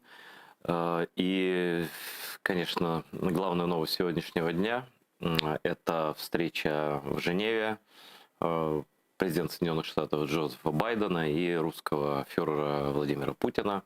В данный момент они с закрытыми дверями обсуждают, что мы толком не знаем, но между тем и в том числе было заявлено впервые в истории, где-то недели за две, наверное, до того, почти сразу после того, как была анонсирована эта встреча, этот саммит двух миров, что они в том числе будут обсуждать ситуацию в Беларуси. Это было удивительно, потому что никогда не обсуждали ситуацию в Беларуси и американцы с россиянами ни в каком формате. Беларусь считалась, наверное, по умолчанию считалась зоной влияния Путина, и там Евросоюз что-то пытался делать и как-то вытаскивать Лукашенко с Беларусью в сторону Европы. Лукашенко лавировал, хитрил, лавировал, да не особо вылавировал, как то говорят. Но мы все-таки знаем ситуацию в Беларуси достаточно поверхностно. Основное, что мы знали, это августовские события, когда многие украинцы надеялись на чудо белорусское, которого, к сожалению, не случилось, как многие аналитики говорили, в том числе и ваш покорный слуга, потому что там просто ситуация так складывалась, что вряд ли это могло обернуться победой. Но чем обернулось, тем обернулось. И сегодня у нас уникальная абсолютно возможность, потому что так совпало, что именно в эти дни в Киеве оказался человек по имени Сергей Высоцкий. Он сейчас у меня в студии. Сергей, чтобы ничего не соврать, это, вы член партии или руководитель партии? Да, керівник Білоруської партії «Свобода самооборона». Це в Білорусі не зареєстрована організація, але яка має відоме досягнення, пригожа історія боротьби за державну незалежність, за демократію, боротьби супроти російських фашистів, супроти тиранії. Куропати, пам'ятаєте, така акція була вельми грандіозна в Білорусі, це наш здобиток. Боротьба супроти русского мира, потому что для того, как нават ты ранейшие часы просто цяжкія годы тирании, как існаваць, так само приходилось змагаться, и белорусские патриоты давали противагу вот этим маргинальным и не маргинальным организованными российскими спецслужбами структурам русских фашистов в Беларуси. Сергей, я вас попрошу перейти на мову оккупанта, потому что просто я-то понимаю, о чем вы говорите, но просто нас смотрят некоторые люди в Крыму, которые не так хорошо владеют украинской мовой, поэтому это чуть-чуть дальше, чем украинская, поэтому давайте. Конечно. Я, кстати, хочу сказать первое в этой ситуации, высказать поддержку крымско-татарскому народу, потому что вам сейчас тяжелее даже, чем нам. И я представляю, какая боль это внутренняя, постоянно вот так. За 20-й год, до этого было не сладко. За 20-й год, я, знаете, сгорело все сердце просто от того, что происходило в Беларуси. Сгорело в первую очередь из-за угрозы независимости. Потому что страна висит на волоске. Она и сейчас висит. Висит на сегодня на волоске. И уже могло не быть в Беларуси. А вот ситуация крайне сложная, шахматная. Ее нельзя подводить с очень простыми выводами некоторых экспертов, политологов, даже очень толковых, которые дают с лету какую-то формулу. Это крайне тяжелая ситуация. Но я представляю себе, когда жить так, бороться за свою родину, когда у тебя забрали. И поэтому также я знаю, какое мужество крымские татарские парни, как они воюют за Украину. И высказываю захопление. Кстати, белорусов тоже воюет немало, меньше, чем 200 человек, но я вам скажу, это больше, чем всех, например, прибалтов и поляков вместе взятых. А не забывайте, что это граждане тоталитарной страны. Мы не будем считаться, потому что каждый, кто на стороне Украины, наш брат, и дело не в количестве, конечно, а в настрое, да. Понимаете, сейчас объясню. В Украине была такая история, что были очень большие надежды. Если так рисовать график интереса к событиям в Беларуси, от августа такой взлет, потом падение, падение, падение, падение, падение. И сейчас, если честно сказать, то, наверное, интерес со стороны наших зрителей сошел практически до нуля. То есть в массовом сознании, в сознании многих людей Беларуси уже не существует. То есть, что она может самостоятельно сделать, тем более после того, как он самолет посадил он или с ФСБшниками вместе, или они ему это впихнули, эту идею, или он на нее поддался. Но так или иначе, до этого был арест так называемой группы Автуховича, которую тоже связали там с Украиной, он там Лукашенко высказал, или кто там высказывался, что там это фашисты там и так далее. Потом еще одна группа была с одним людей. И, наконец, Протасевич, да. И нам кажется, что все, как бы страны нет, просто это доминион Беларусь доминион России, так же как вот Армения, она же не ведет самостоятельную политику фактически, да, то есть политика в Москве решается. Как на самом деле это? Я вам скажу, что, уважаемый мой коллега, вы задали сразу 5 вопросов где-то, и все они очень серьезные и очень... Но, наверное, начну, как говорится, с конца. С этой истории, которую, безусловно, Лукашенко подставили, какой бы он ни был психически, значит, уравновешенный или неуравновешенный человек, мы знаем, о чем мы говорим, да? Вот ясно, что у белорусского КГБ физически нет таких возможностей, ни полноценного посольства в Греции, такого штата сотрудников, так далее. И некоторые даже правозащитники тоже раскопали имена тех сотрудников ФСБ, которые провернули эту операцию, уже хорошо известно по это все. Но, знаете, тоже показатель. Представляют это западным структурам, а западным структурам неинтересно. Что неинтересно? Неинтересно след России, неинтересно российское влияние. Потому что страшно. Им хочется маленького ударить.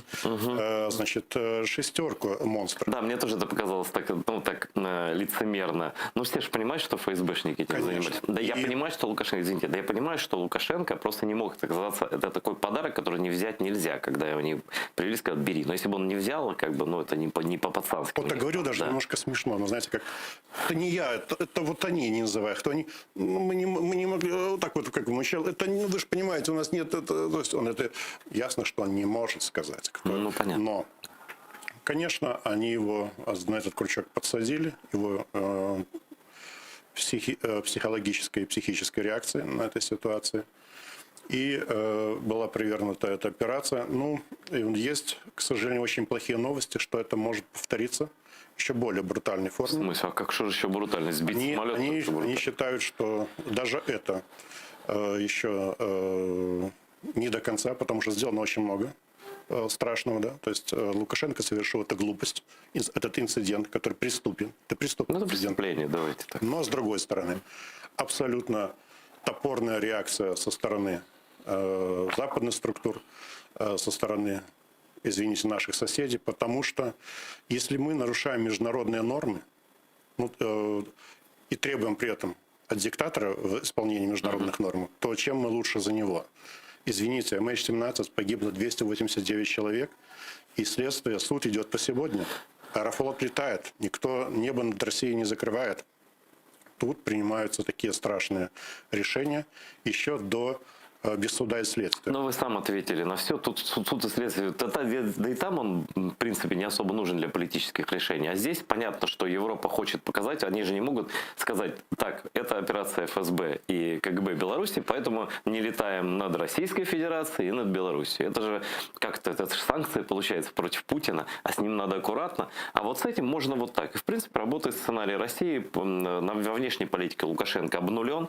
Никто, конечно, не восстановит никакое авиасообщение. Я думаю, уже это тоже вопрос закрытый. И фактически, как Северная Корея замкнута на Китай, получается, что Беларусь в каком-то виде, будет там Лукашенко или нет, это я вас тоже спрошу, она фактически по всем пунктам замкнута на Россию. Я вам скажу, что нужно отдать должное, что даже в такой ситуации, прижатые, как бы мы ни относились к диктатору, смотрите, все российские каналы уже вообще все похоронили. Он приезжает, должен подписать. Все, уже Лукашенко говорит про признание чуть ли Крыма не признание. Но через 2 дня самолеты в Крым не полетят. Дальше идет информация. Приезжают, значит, следователи ЛДНР. Это, как я понял, некоторая компенсация в Москве за то, что не признал Крым. И что выдает диктатор? Он выдает, ну, приехали, там, значит, там поговорили, я так понял, попили водки, уехали. Вот сейчас была, когда пресс-конференция с Протасевичем, они сказали, что упрощают контакты с Украиной даже, для украинцев въезд в Беларусь, там, то есть такие пассажи, да. То есть к чему я говорю? Он борется за власть, но в данном случае ставки слишком высоки. Тут не только история с ним. Отрезая Беларусь, блокируя, подрывая белорусскую экономику, уничтожая, как некоторые ваши эксперты, уж не знаю, как их назвать, этих людей, но у меня просто нет слов, которые ратовали за разрыв дипломатических даже отношений с Беларусью. Там, давайте все порвем, все поломаем. Послушайте, я вам объясню логику украинскую. Это у вас свой интерес. Украинцы с Россией призывают давно уже разорвать отношения, а Беларусь, она же военный союзник России. То есть, в принципе, тут ничего такого особенного нет. И, ну, что толку, что там сидит наш посол? Ну, что? Но я вам скажу, давайте будем объективны. Все-таки не то, что они ездят танк, ни одна ракета, но ни одного выстрела со стороны Беларуси не было. Да, был грипп, который задержали. Вот, но и все. В самый критический момент войны со стороны Беларуси шел мазут, шла техника, комплектующая и так далее, и так далее. Да, это мы знаем, что это стиль такого циничного политика. И мы знаем, кто такой и что такое Александр Лукашенко. Но тут ставки стоят выше, чем просто его... Ну, я два слова. Да, я понимаю. Я смысл вашей речи понимаю. Но я хочу даже вернуться немножко к предыдущему. К тому, что вы правильно сказали, что в Беларуси начиналось. Ведь нужно взять то, что было в 2019 году, что происходило в какой все этой атмосфере. А уже шел страшный шантаж Лукашенко со стороны Москвы требованием так называемой углубленной интеграции.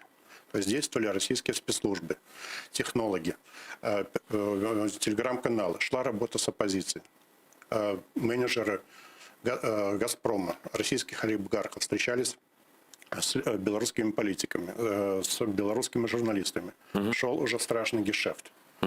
И если вы заметили, вот эта кампания так называемых выборов в Беларуси, это была самая дорогая кампания в истории Беларуси. Никогда в политической истории Беларуси новейшей не было таких денег. Это нужно, ну, честно, прямо сказать сразу. Сергей, это очень интересно. Я хочу договорить про Лукашенко как личность. Вы сказали про его неуравновешенность и так далее. Я не могу этот вопрос не задать, потому что появилась информация в белорусских СМИ, что мне раньше рассказывали, что он наблюдает за пытками через видеокамеры в СИЗО вот этом номер 1, да, и сказали, была такая информация, что он лично там бил Протасевича. Это может такое быть?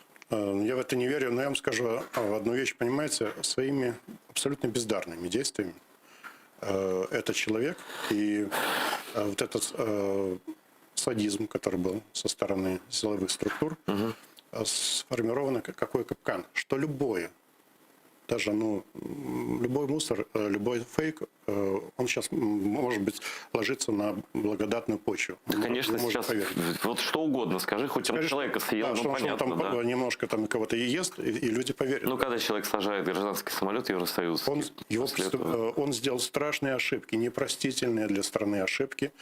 И эти ошибки произошли еще даже ранее, когда была эта вся политика от нацизма, привязывание Беларуси к России, когда даже на этом последнем этапе он не смог переступить через свое эго и начать диалог с национальной элитой, остановить вот эти все притеснения против патриотов, легализовать тех людей. А какой-то момент ведь была с его стороны такая пауза, что ли, в репрессиях, да? Типа он хотел какую-то имитировать политическую жизнь. Это какой-то год был, я не помню, что там кого-то отпустил он из тюрем и так далее. Но потом, видать, опять испугался. Россия ставила очень конкретную кампанию на это. Да, вот это интересно. Компания, да, подождите, прям хочу обозначить. Компания вот этого года, которая в августе, с чего начались события, да, вы утверждаете, что туда было вложено больше всего денег. Причем денег, казалось бы, безнадежные выборы. То есть выиграть у Лукашенко, ну, он же диктатор, он правит, я не знаю, там, почти от распада СССР, там, да, вот, и выиграть невозможно. Почему люди из России, как Бабарыка, например, да, правильно его фамилия, да? Он вообще газпромовский менеджер, да? Он был больше 20 лет представителем дочерней компании Белгазпромбанка в Беларуси. И через него, как мы потом уже узнали, переводились капитальные суммы по панамскому досье. Поэтому американцы имели именно при еще Трампе и Помпео. Вот. Но это не по шейнику шапки. Если бы были власти, мы бы отдали его американцам. Но ясно, что Александр Григорьевич так боится панически Путина, вот, что он на это не пошел. Ну и это только один из фрагментов этой истории. То есть вы считаете, что во многом эти выборы, которые привели к протестам, были результатом инсценировки? Безусловно, это была методичная, очень системная кампания Москвы по превращению страны Беларуси в такую, знаете, серую зону. По делегитимизации вообще Беларуси, по обрыву всяких контактов с Западом. Кстати, про это очень детально писали некоторые белорусские, даже провластные эксперты в 2018-2019 году, которые получали информацию из открытых и закрытых источников, в том числе из российских, что предлагала, значит, российские спецслужбы, что российские институции известные, в том числе те, которые в силовых структурах, там, Министерства обороны Российской Федерации и так далее, но на предмет того, что должно происходить в Беларуси. Все это было предсказано. И, кстати, разработанная кампания санкций в отношении Беларуси, это кампания, которую, кстати, утверждают названные политологи, допустим, они писали про это еще в 2019 году на Лубянке. То есть, как должно было быть в этом санкции введены против Беларуси, и Беларусь должна быть обесценены наши активы и спокойно переходить в собственность. Но сейчас, мне кажется, все исполнено. Все идет как по нотам.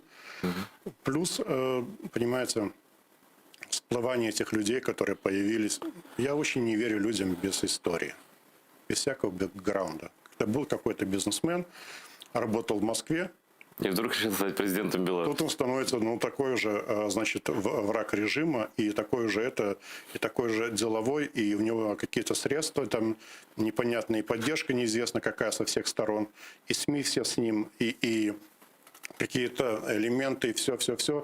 И, значит, или же когда с этим банкиром, или же с этим Цепкало, да, который известен только особыми отношениями с Кремлем, и то, что он в свое время работал с российскими ГРУ, и по этой линии смог в свое время протежировать самого Лукашенко в Москве, когда Москва еще выбирала на той стадии, на кого же поставить. А это вы назвали двух кандидатов сейчас. Я просто пытаюсь не упустить хоть Цепкало тоже, и Цепкало. Цепкало тоже ведь был кандидатом, но он не смог зарегистрироваться. Но с Тихановской мы же знаем историю, просто совершенно случайный человек. Но однако сидит. Я про Тихановскую. Я про мужа. Муж-то должен был. Да, но с другой стороны, понимаете, посещение Крыма, значит, дружба с сепарами и попадание на сайт «Миротворец», это тоже как бы есть какая-то кармическая какая-то связь. Знаете, и человек там, он же вел компанию Жириновского, это Compass Production, известная московская фирма, он дружен с Жириновским и так далее. Я не знал, честно. Ну да, значит, это не надо забывать про, значит, все эти вещи. И на самом деле наша позиция, наша организация, которая и сегодня не зарегистрирована, это создать комиссию, такую серьезную комиссию, с участием, кстати, в ней должны быть и украинцы, наверное, представители власти, и мы все равно к этому придем, которые расследуют преступления и убитых людей, кто виновен, но и все, что происходило до того, чтобы мы получили, наконец, полную картину, потому что это будет все равно еще, я предсказываю, годы, а может быть десятилетия, резать белорусов, что это было такое. Что это было такое. Вот эти полгода, да? Эти полгода, да, вот эти все откуда-то непонятные эти. Ну, не забывайте тоже, в конце сентября 2020 года Лавров затребовал от Лукашенко, чтобы он освободил более 1000 российских граждан, которые участвовали в протестах. Я не знал об этом тоже. Они были с двух сторон. Они были по разных, значит, как бы направлениях. Но, конечно, тут шла работа Москвы на полную катушку. И нет никакого сравнения, например, с украинским Майданом, с одним и вторым, на которых я был. Потому что совсем другая атмосфера, совсем другой национальный уровень общества, совсем другие Ну, не забывайте, что начиналось ведь вообще сразу, не было никаких бело-красно-белых флагов. Им был уже знак был лапать. Не лаптем хотели там забить таракана. Вот Тихановский. Его был символ. И только потом, уже в августе, появились бело-красные флаги, бело-красно-белые национальные наши Но флаги. все-таки эти флаги объединили людей. Это, конечно, люди устали от режима. Конечно, люди хотят перемен. И где разобраться простому человеку, когда нет никакой информации альтернативной? Когда ничего не понятно, значит, нет никаких возможностей для альтернативной точки зрения. Где тут в этом все? И люди смотрят русский телевизор. Да, и люди, конечно, многие купились на это. Люди на самом деле пошли. Люди, ну, Лукашенко очень утомил людей. Ну, 27 лет у власти, даже что-то много социального он сделал, но все равно. А много чего, уже просто вышло другое поколение. И это объективная вещь. Да, это объективная вещь абсолютно. Что бывает с любым, даже успешным диктатором, если он пересиживает, как говорится. Ну, Пиночет вроде бы был успешным экономическим диктатором. наш месседж сейчас у Лукашенко, и вот еще раз это говорю, пользуясь возможностью на этом канале. Если независимость Беларуси удастся сохранить, многое вам, представители режима, будет прощено. Многое. Но сейчас, как бы ни было сложно в этой ситуации, спасти страну можно. Но нужно действовать правильно и нужно сейчас даже садиться за стол с национальной элитой. Не с этими российскими казачками, а с теми людьми, которые все эти годы боролись за независимость, которые давали лучше, которые подготовлены, которые имеют влияние, которым прислушиваются. Слушайте, но вы же друг друга ненавидите. Он вас ненавидит, вы его ненавидите. Как вы сядете за один стол? Ну, я вам скажу, знаете, а разве в других странах была лучшая ситуация? Ну, от того же Ярузельского. У него же были руки по локоть в крови. Он убил людей очень много. Там больше Что, сотни. вы готовы простить Лукашенко? Нет, я думаю, что это все будем разбираться. Будем разбираться, но разбираться с учетом национальных То интересов. есть ваш приоритет, я просто понял, да? Это довольно странно звучит вот, в украинском эфире. Но ваш интерес просто, чтобы страну тупо не оккупировали совсем. Безусловно. А, Безусловно. И как это ни парадоксально, вот наша позиция, она становится более популярной. И оказалось, что много людей, даже которые друг друга не знали, потому что в тоталитарной системе невозможно. Ну, это было... Коммуникация нормальная. Вот Алена Васильева, да, Миновито ТВ, смотрите. Как, Но она же бежала из... Да, ну, вы до сих пор там. У вас было времена, что я вас по полгода прятался, когда меня в Беларуси ловили. А сейчас А теперь пришло сейчас время, не угрожает? что я патриот стал центристом. То есть между двумя лагерями радикальными, одним либеральный пророссийский лагерь, второй авторитарный пророссийский лагерь. Вот патриоты стали каким-то, становятся какой-то вот кочкой, на которую все стараются. Ну, у вас система, конечно, совсем все изогнута. Очень все сложно. Люди некоторые просто это все смотрят, как... Ну, мне, например, удалось, значит, через мою позицию такую последовательную, я с одним лагерем, с другим, чего мы добивались, я в частности, ну, смягчение этой ситуации. Бьют, да, говорят, не убивайте, бьете, но не убивайте людей, не калечьте людей, не унижайте достоинство людей. Ну, что это ставится на колени? Ну, не все, не знаю, даже если удалось спасти какую-то часть людей, некоторые силовики, я знаю, что сигналы доходили, потому что ведь очень много еще не расследовано, и реально значительно, конечно, и больше, я думаю, я утверждаю, что больше убитых с двух сторон, кстати, но власть об этом не говорит, потому что боится, знаете, возникновения такой моды на убийство. Вот они в этом что-то такое есть, как это. Хотите сказать, что милицию убивали тоже? Я думаю, что были убиты. Вот за последние месяцы мы слышим, как-то вдруг там был убит какой-то там милиционер, который там командовал, понимаете. Вот. Это еще будет долгое время сказываться. Общество расколото. В каких пропорциях? Я вам, опять же, вот здесь миф, вот ложь. Знаете, как почему многие не принимают эту новую позицию? Потому что устали от лжи режима, а здесь ложь такая же. Ну, когда лжет Латушка нагло, когда лжет Тихановская, ну, она лжет, может быть, по глупости, ей дают бумажку, она читает. Она же сама, может, не придумала это. Вот, она лжет, потому что ей дают, что лгать. Вот. А если говорить честно, ну, 20% атомных у Лукашенко есть. Не 3, не 2. Ну, извините, одних там силовиков сколько посчитали. Ну, 20 это мало по сравнению с тем, какую он популярность имел. Да, плюс лоялисты. Это кто такие? Это те люди, которые, знаете, увидев все, что происходит, хотят стабильности, хотят стабильной работы, вот, хотят жить в независимой стране. Это нормальная позиция. Тут не надо этих людей сурово осуждать в этой ситуации, когда нет вариантов, пока еще не предложены никакие цивилизованные варианты выхода из этой ситуации, чтобы поменять диктатора. Вот. И с другой стороны, люди, которые недовольны властью, таких тоже процентов, я думаю, до 40. Но недовольны по-разному. Недовольны властью, но просто люди голосовали, многие, за ту личность, хоть кого-то. Грубо говоря, если бы поставили лошадку, может быть, за лошадку. Ну, слушайте, ну Тихановская действительно, она же не политик. Она просто супруга человека, который хотел баллотироваться. Ну, и он-то не политик. Конечно, конечно. С одной стороны, это трагическая личность, безусловно. Кто? И Тихановская. Потому что она, ну, оказалась не в том месте, не в тот час, как говорится, или, может, с ее точки зрения, в тот час. Но все, что они не сделали, оно имеет очень страшные последствия для страны.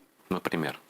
Ну, все, То есть риск потери независимости вы имеете в виду? Да, и убитых людей, и призывы идти, давайте пойдем. Куда пойдем, чего пойдем, за что пойдем, главное. Если скинем диктатор, а даже ответ, что будет дальше? Сергей, давайте это промотаем и попробуем заглянуть в будущее. Помню, очень глупо смотрелось, мне как-то даже неловко было слушать, в Украине это ужасно воспринимали, когда Тихановская говорила: надо, Владимир Владимирович, приди, рассуди нас, так сказать, маленьких людей, вот вы можете быть миротворцем. Потом они ее объявляют в розыск. Она, естественно, уже в Польше, в Литве. Да, вроде как все, но смеются люди. Ну, поезжай, вот тебя отправят в тюрьму, там, ха-ха-ха. И тут я вижу 3 дня назад новость про то, что Светлана Тихановская снята с федерального розыска Российской Федерации. То есть это что означает? Приглашение к визиту в Москву. Это в сторону Лукашенко. Типа, ну ты там будешь упираться, да, вот мы сейчас пригласим Тихановскую, будем с ней разговаривать, как вот Америка же любит с оппозицией в разных странах общаться. Скажет, ну мы тоже вот присматриваемся к разным лидерам. Что это означает? Зачем снимать с розыска, если ты сказал твердо: я за Лукашенко, он президент Беларуси, идите все к черту? К сожалению, все эти тезисы, которые вы сказали, верны, но к этому еще... Что, серьезно верны? Я вообще от потолка. Но, к сожалению, посмотрите ее выступление сейчас в Сенате. Когда сейчас? Мы не особо... Несколько дней назад буквально. В Сенате, я подчеркиваю, Соединенных Штатов. Да. Значит, ее разговор, вот, который потом, значит, она говорит, что это внутренний конфликт. Она требует санкций к белорусским предприятиям. Вот, о том, что Путин не будет долго поддерживать Лукашенко, она не говорит о независимости. Она не говорит главное, что страна висит на волоске. Она говорит о нарушении прав человека. Но она вернулась к риторике «Путин реши». Да, что ли? Она ничего не... Она ушла вообще. Ничего на эту тему. Ну, хорошо, если Путин предложит хороший. встречу. В целом Путин в целом он может играть позитивную роль, скажем так, да? Да, вот как вот такая. Она последовательна в этом. А я думал, она отказалась. Вот когда начали принимать западные правительства, я думаю, что от этой идеи «Путин, помоги» отошла уже. Но она же признала, наконец сказала, что Крым это украинский, только... Ну, в том-то и дело. Только да. Несколько месяцев, по-моему, 2 месяца назад. Но после слов «Крым украинский» с Путиным не разговаривает. Путин с ней разговаривать не будет. Вот где тут игра-то, я понять. И тут же с розыска снимают. А же она опять теперь должна сказать, что Крым непонятно чей, что ли? Я вам скажу, что тут много эквилибристики. Очень много. Политической. Не забывайте про его команду. Там бульдога с носорогом. Вот. Дело в том, что в команде есть разные люди, но нет жестких защитников незалежности. Вот в чем проблема. Просто конъюнктурных. Много конъюнктуры. Вы, сейчас, секундочку уточню, кто такой защитник незалежності? Ну, в первую очередь, я считаю, это белорусскомовна людина, да? Вы белорусскомовна людина. Тоже Франк Вечерка, правая рука или там, не знаю, ну, кто он, советник, да, Тихановский, он абсолютно белорусскомовна людина, да? Вообще их не так уж много белорусскомовных людей, которые могут свободно владеть настоящим языком этой страны, который загнан просто там куда-то, да? Вот. А что значит, он что, не патриот, Франк Вечерка, который говорит по-белорусски и хочет демократии в своей стране? Знаете, Франк Вечерка, конечно, очень образованный дипломат, я бы сказал, на самом деле, это политик. Ну да, он, по-моему, не одним языком владеет там даже. Вот, но его эволюция за час его работы с Тихановской, я вам скажу, меня неприятно, очень неприятно. А вы раньше имели общие какие-то... Нет, мы так не были знакомы, но мы заочно, конечно, знали друг друга и знаем. И я увидел совершенно другого человека, который я раньше слышал, как человека достаточно патриотичного, мужного, белорусскомовного, да. Так у вас за это дело уже, за белорусскую мову, можно было спокойно пострадать, вот, на любом уровне. Тут же я увидел, знаете, политик, я увидел, скажу такую одну, термин политиканство. Я совершенно не увидел национальной политики, я увидел политиканство и исполнение какой-то, наверное, тоже заказной линии. И это очень страшно, когда в такой момент вот на плаву, на первом уровне находятся такие люди. Потому что есть определенный гешефт не только у нас. Это же мы понимаем, что идет большая игра. Большая игра, и, к сожалению, есть так называемая часть либерального пояса на Западе, которая очень кооперирована с московскими, с российскими структурами, с олигархами. К сожалению, при всех этих вещах мы слышим уже противоречивые сигналы. Не просто так же они радовались, что вот удалось проломиться в эшелоны Демократической партии США, когда вот эта медведевская группа олигархов... Ну, когда был тоже, господи. Да когда было это? Ну, вот, а Беларусь, Беларусь не жалко, какая-то, знаете, что мне тут очень тревожит, что когда идут вот эти вот какие-то сообщения, коммюнике, там, американских, вот сейчас новой администрации, когда говорят про Украину, защита независимости, подставим плечо, когда про Беларусь говорят нарушение прав человека, значит, проделки диктатора, посадили журналистов, ни разу, нигде за последние месяцы не прозвучала защита независимости. Что это значит? К сожалению, это гешефт. Это гешефт. Но я вам скажу... Гешефт кому? Это гешефт с империей. К сожалению, мы же видели это в истории, в западной истории. 1939 год. Очень похожая аналогия. Когда так много цинизма, в мировой политики... Это вы имеете в виду Польшу уже? Да? Я имею в виду даже больше Чехию. Когда Судетская область, допустим, понимаете, а когда ее делили немцы, вы же помните, тогда от нее походующие поляки оторвали кусочки Венгрии. Ну да, люди, окрестные страны думали, что к ним не придут просто. Да. Потом был уже совместный парад в Польше российских, советских и немецких войск. И, боюсь, это все очень дурной знак. Опять вот Европа стоит в такой ситуации. Нельзя допустить аннексии Беларуси. Аннексия Беларуси обернется страшно. Еще даже не понимают люди, какой бедой обернется всем народам соседним. Это преступление, это, возможно, начало какой-то новой страшной войны. 1000 километров провокационной серой зоны, которые уже будут... Россияне уже будут так уже, что ее использовать, что и как они... Это же говорят на их каналах. На их каналах сейчас Соловьев, все эти Скобеи, все эти больные. Они же говорят это, что наши ребята, те в белорусскую форму, пойдут, и украинцы примут, потому что это будут как бы белорусские парни. А известно, что украинцы устали от хунты. К белорусам они встретят. И все вот как бы. И мы как бы... И вот эти все вот мульки, все это... Но ясно, что горя, может быть, и дерьма очень много.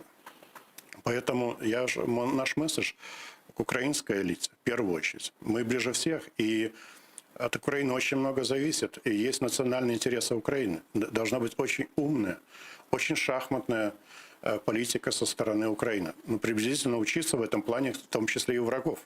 Смотрите, если Лукашенко действует неправильно, давать ему оплеуху. Но если где-то правильно, нужно давать цукерку. Это не понравится. Но что он правильно сделал за последнее время? Ну, даже если есть какие-то... Ну, слушайте, всякие, мы говорили же про разные. Ну, я вот не вижу сейчас варианта, вот за что, как Украина может поддержать независимость Беларуси. Ну, я вот вариантов таких, не вижу. Ну, как? Нет, они есть. То, что вы хотя бы сейчас хватило ума не порвать дипстосунки, Ну, не порвали. вот, это уже, да, экономика остается. Сейчас учения идут.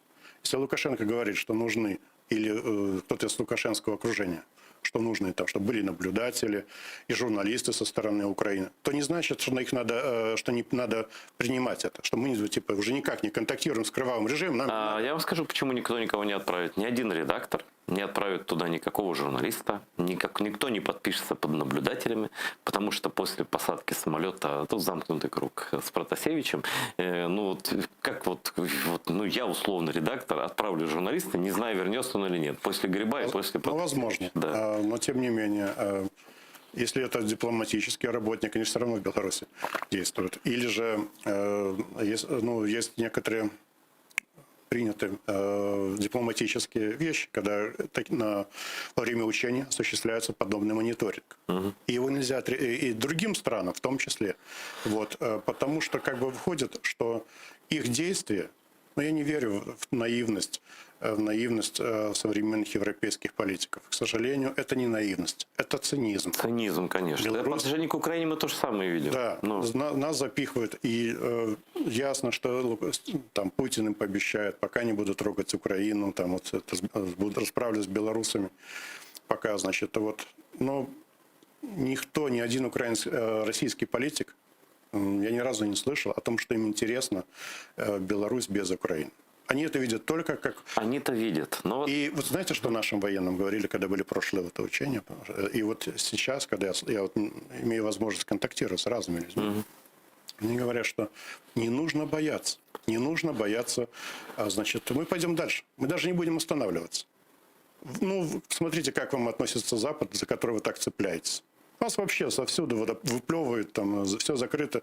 Мы не будем даже... Не надо сопротивляться. Мы пойдем дальше. Там отрезать Прибалтику, Украину и так далее. Вот сейчас, в данный прям момент, когда мы тут сидим, правда, с закрытыми дверями без камер, Байден и Путин обсуждают что-то. В том числе, как было сказано, Беларусь. Но если не сказали, у них по пунктам все записано. Значит, будут. Вот как вы думаете, что они будут обсуждать? Права человека, освободить Протасевича? Или же они будут ему говорить, не стремись Беларусь присоединить, это будет красной чертой? Вот ваше предположение просто. Знаете, вот вы задали вопрос, на самом деле, на $1 миллион. Да, вообще. Потому что я сегодня встал с утра, сходил, помолился в Владимирский собор, чтобы Господь все-таки нас уберег. Да? Это все, что на сегодняшний день я могу сделать. Но ситуация на самом деле такая, что спать спокойно очень будет сложно. Не знаю, как оно там, но очень многие говорят о том, что существует угроза нового передела Европы, нового Мюнхенской такой сделки. И хочется верить, что это не так, что эти два старых человека, это очень старые люди ведь уже, да? Они уже устали. Мы тоже не молодые. Мы немножко моложе, наверное. Которые иногда там говорят даже какие-то вещи, не совсем понятные, совершенно непонятные, да? Они решают судьбы целых народов. Это неправильно. Без участия самих представителей этих народов. Я считаю, что это в принципе неправильно.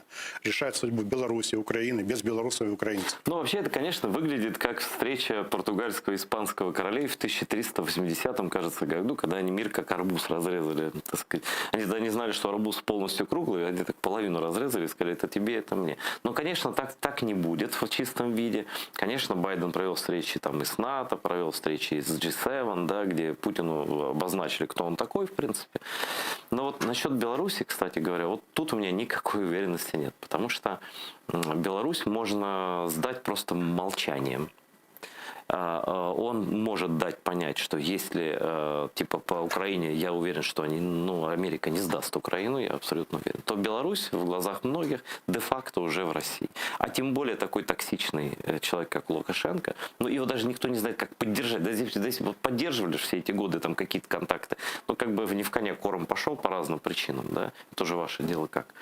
И так закроют глаза, отвернутся, скажут, Эдуард, вот я говорю, что нам остается только верить, это все-таки 21 столетие. Это, конечно, будет... После аннексии Крыма, знаете, уже никто в это столетие не верит. Вот, и такое преступление уже, значит, знаете, это ведь преступление, как говорится, для мировой истории, это уже не просто так, это уже выше среднего. Хотя мы с вами про это согласились, что времена страшного цинизма. Мы живем во времена опять лихолетия. Похоже, да, на 38-й год? К сожалению. Похоже. К сожалению, очень похоже.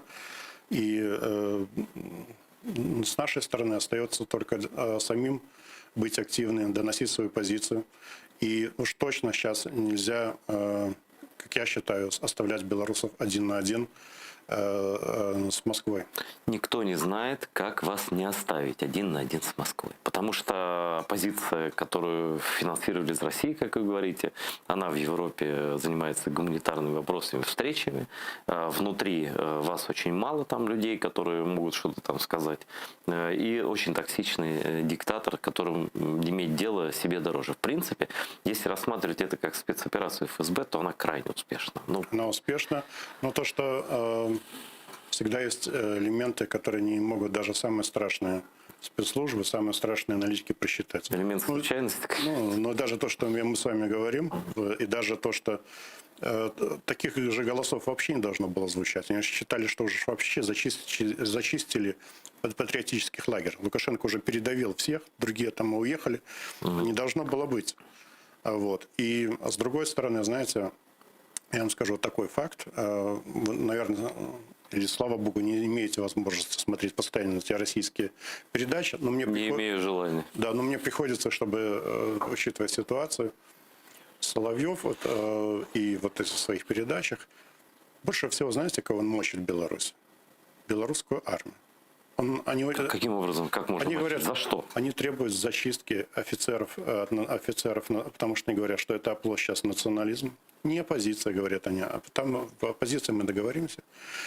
А именно армия, они говорят, уже давно было бы Беларусь частью нашего славянского дома, но вот эти сволочи, значит, Тихой Сапы... Это прям вот этих шоу? Да, они вот саботируют, они не дают, значит, уже давно наши войска стояли, но они же что-то там ломаются, корчат себя незалежников эти. И главное, последние месяцы, главное у них мишень, как ни парадоксально, белорусская армия. Вот она такая...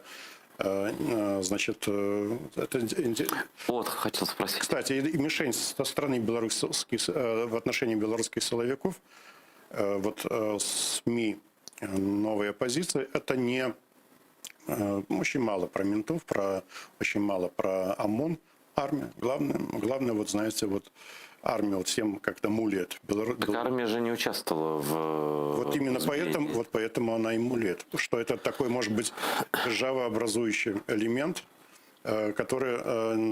Потому что, к сожалению, очень много, кстати, фейков, и очень много идет игры со стороны очень правильной медиа-игры, разработанной российской спецухой, на понижение вообще статуса Беларуси как независимого государства. Так, он понижен до предела. Вот то, что сейчас рассказываете, это для меня, я так сижу, слушаю, удивительно. Просто в моем понимании, я за это не очень отвечаю, поскольку я не изучал. Все спецслужбы пронизаны российской агентурой, как примерно у нас в Крыму было, да, и по щелчку русских будет точно такое же предательство, но просто Крым чуть меньше, Беларусь там чуть больше, в 4 раза, да, там или сколько раз.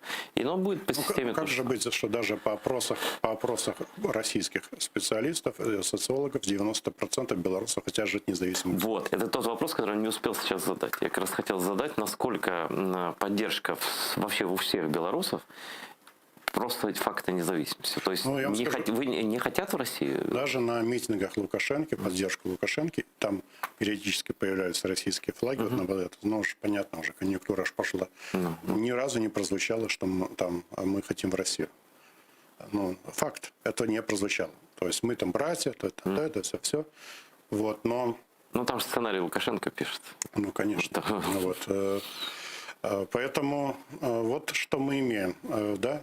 Ситуация такая, что белорусы не хотят в Россию. И это факт, при том, что иллюзия относительно Путина, что это все-таки они это не посмеют, они не такие.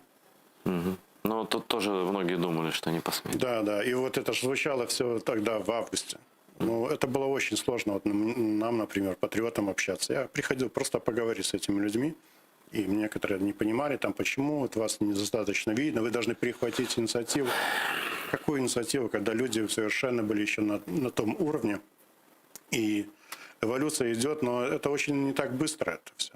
Не это так все быстро. Значит, все, чтобы из советских людей сделать белорусских патриотов, ну, Александр Григорьевич сделал все, чтобы этого не было. Ну, конечно, мову загнал под лавку, идентичность национальную давил как только мог. В итоге сам оказался в ситуации, когда он, ну, фактически действительно на волоске висит. И, хотел у вас вот что спросить. Ну, это глупый, может, вопрос. А почему вас не преследуют? А я вам скажу, потому что я, опять же, не поддерживаю, как не преследуют. Нас так не зарегистрировали. До этого, это же самое мягкое, что может быть. Ну, до этого было всякого разного. Я в свое время занял первое место на выборах, когда еще только лукашизм был на ранней стадии. Ну, знаете, депутат так мандаты не получил. Потом одно дело преследование по-другому. Потом, значит, приписываемые мне политические преступления. Ну и так это все происходило. А сейчас в этой ситуации я и наша политическая сила, мы заняли позицию как раз за национальный диалог. То есть мы публично говорили, что это российская спецоперация, что есть угроза, что ситуация может дойти до гражданской войны. И тут будет столько трупов, что Украина покажется... Я почему, Сергей, еще спрашиваю? Потому что я знаю, что вы дружите с Игорем Тополей, да? Вот. Это, легендарный украинский националист и, прекрасный человек. Он в студии у меня был. Мы не дружим так близко, но просто не видимся так часто. Но он человек абсолютно кристальный, как по мне, да, и он очень такой антироссийский, это мягко говоря, да. Алена Васильева, которая бежала из Минска сюда, вы с ней должны были прийти на этот эфир, просто по техническим причинам она не смогла вовремя прибыть, да? Я сказал, знаете, чиновникам одном, контактирую с некоторыми, если вы, ума не надо сейчас. Если посадите меня, все, уже не останется. Но вас даже могут посадить все-таки? Могут, но если вы посадите меня, вообще не останется никого, кому может донести даже ваш месседж. Понимаете? Тем же украинцам. То есть, и вот все, да. На сегодняшний день мы единственная сила, которая может хоть как-то еще что-то пробовать сделать. Но сил у вас особых нет, давайте честно скажем. Уличных сил у вас нет. Уличных сил тоже держатся на средствах, на материальных средствах, которых, конечно...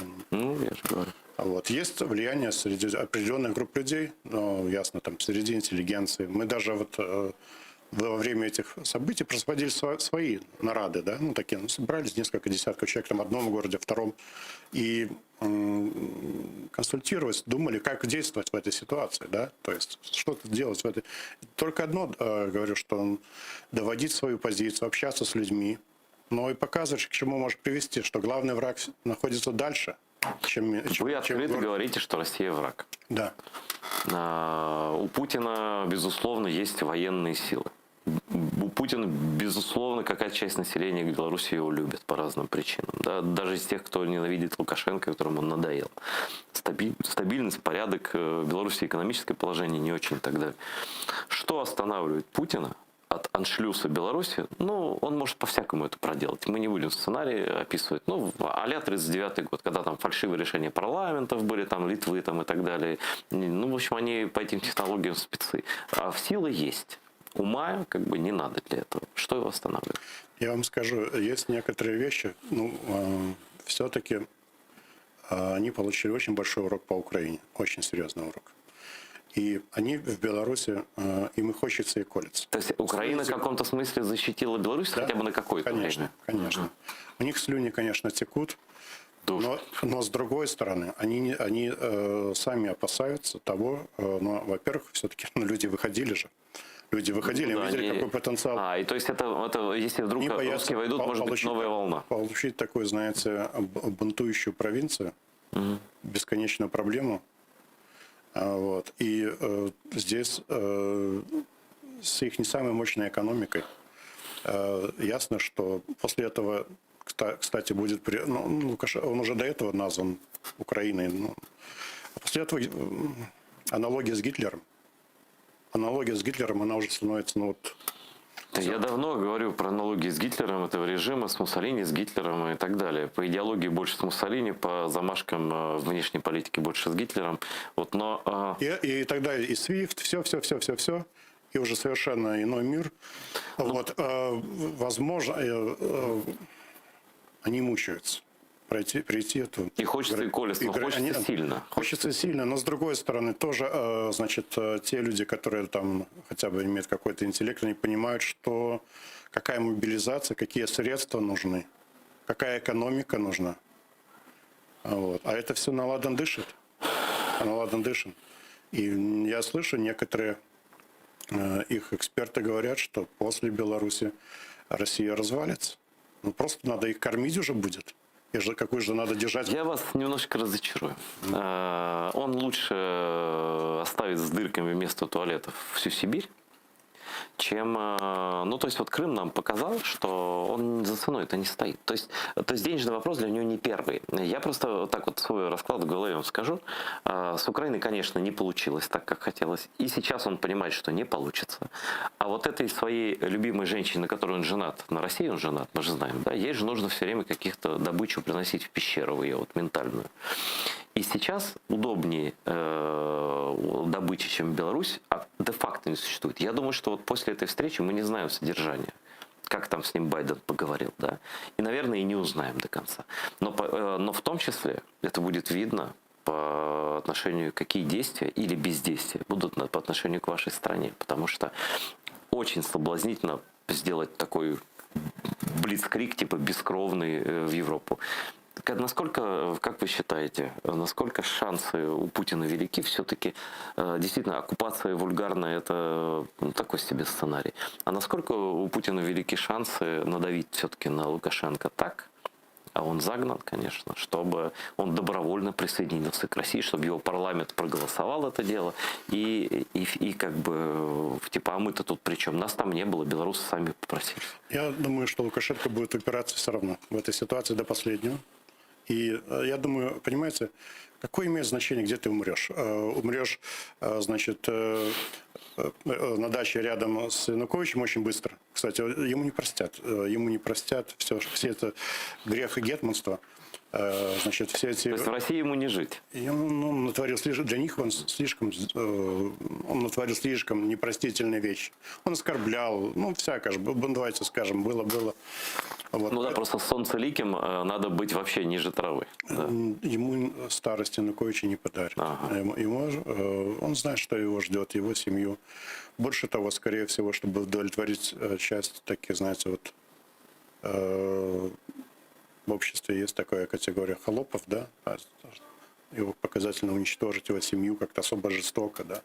Я думаю, вот что-то... Поэтому Александр Лукашенко все это знает. Он будет упираться до последнего. Но русские же напугали его. Вот это, они задержали группу, где был вот этот политолог, напомните мне его фамилию, который в Украине тут выступал, я просто забыл, вылетел из головы.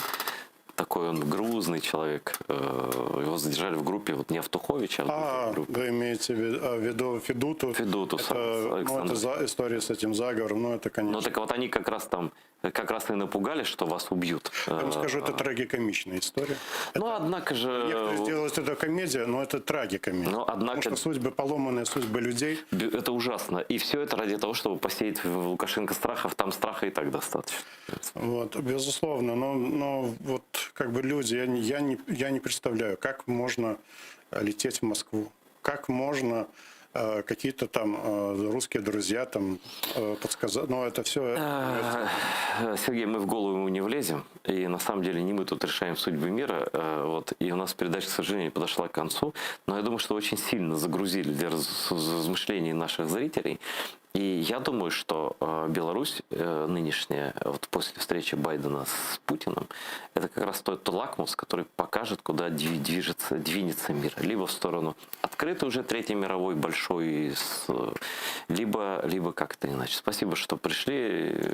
Я надеюсь, что вас не тронут все-таки, потому что никому не пожелаю судьбы политических заключенных в Беларуси. Спасибо, Спасибо, Айдар. Спасибо, что смотрели. Через несколько минут наша программа продолжится. Не переключайтесь.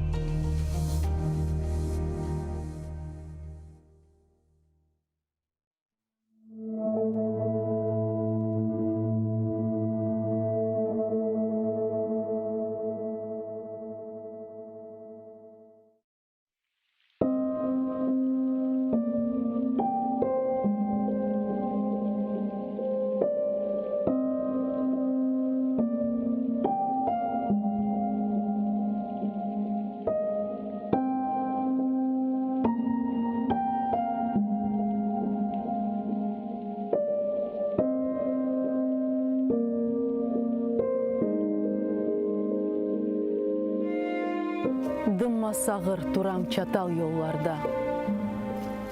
Құш тұтам деп, бақаларны тұтқаным. Көзлерімні жойғаным мен тарлада. Женет суы беллеп, көз яш ютқаным. Чызма кебі баса мені бір қая. Юрегімні кімдір тепе соқақта. Аяқларым жам үстінде эптая. Дүл-дүл кібі турам епта сырықта.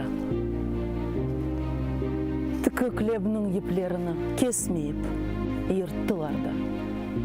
Сачақланды дудақлар, көкте ұчқан рухлар, қабыр ташлары, омызыма қона, еңлей аяқлар.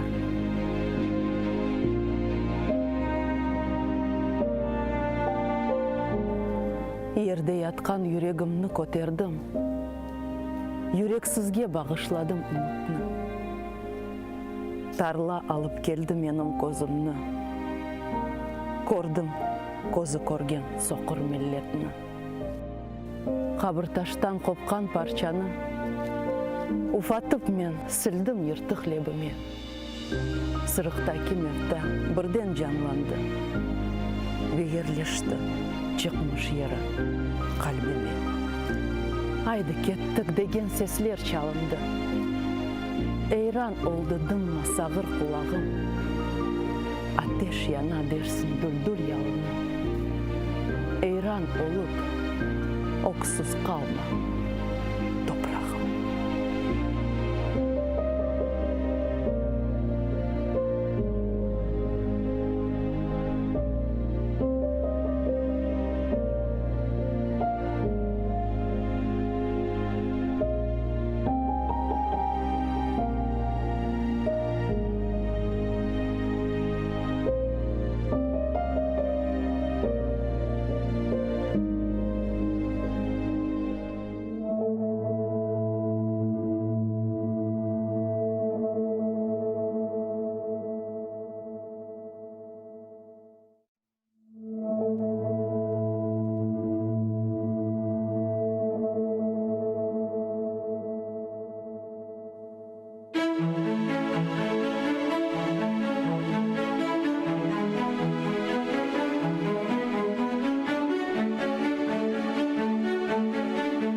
Ади бір чөл чечегіні қоқлап бақсан, онда да назик бір из дуярсың сен, диққатыңа қаршылық. Жүрегіңні аңлап олсан, en яман деп белеген кішінде де, илле бардыр, аз олса да, яқшылық.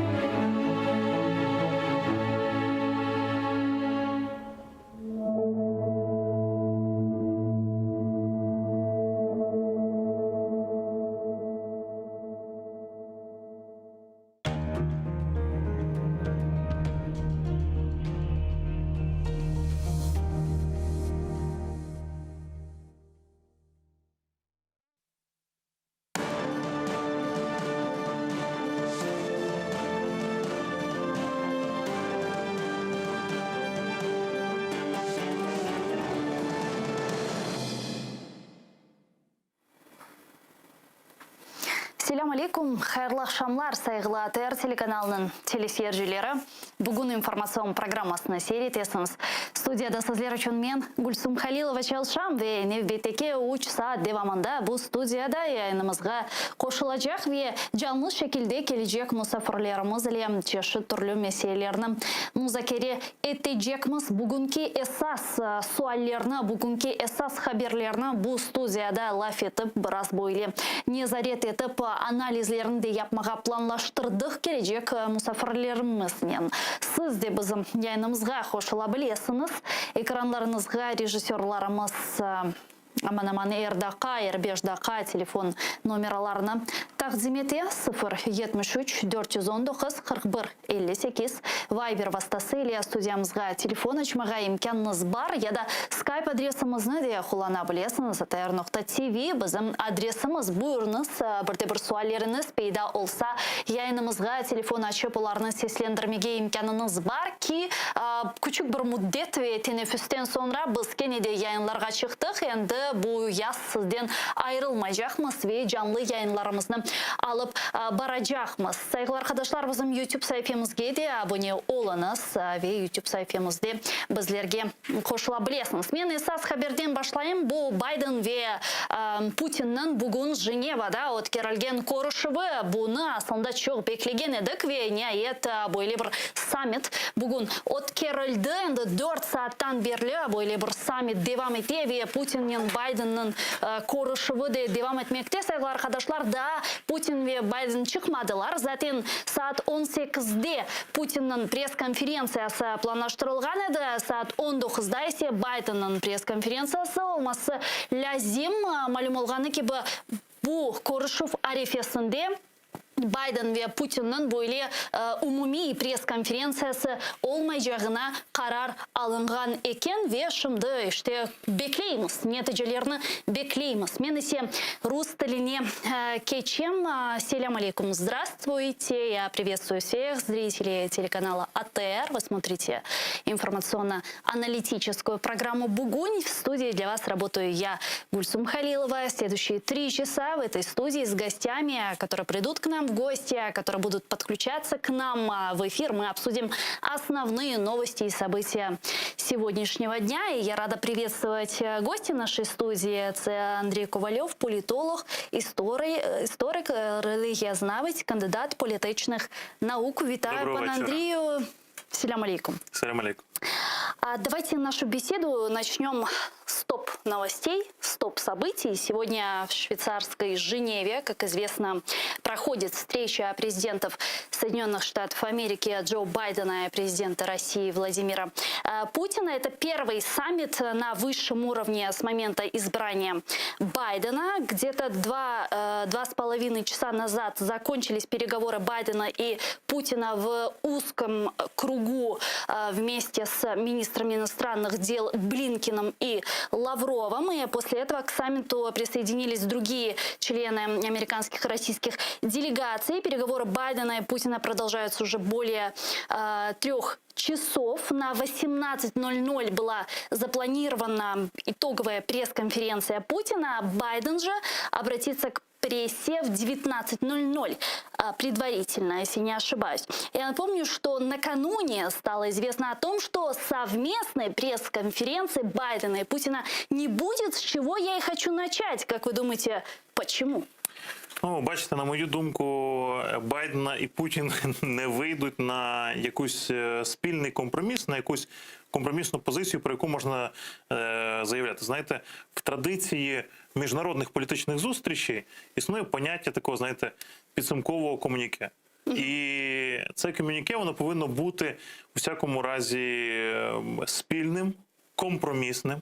Очевидно, навіть якщо обидві сторони будуть незадоволені переговорами, вона повинна бути компромісним. А тут компромісу не буде, тому що я думаю, що кожна сторона залишиться при своїх інтересах, і це швидше саміт для звірення годинників.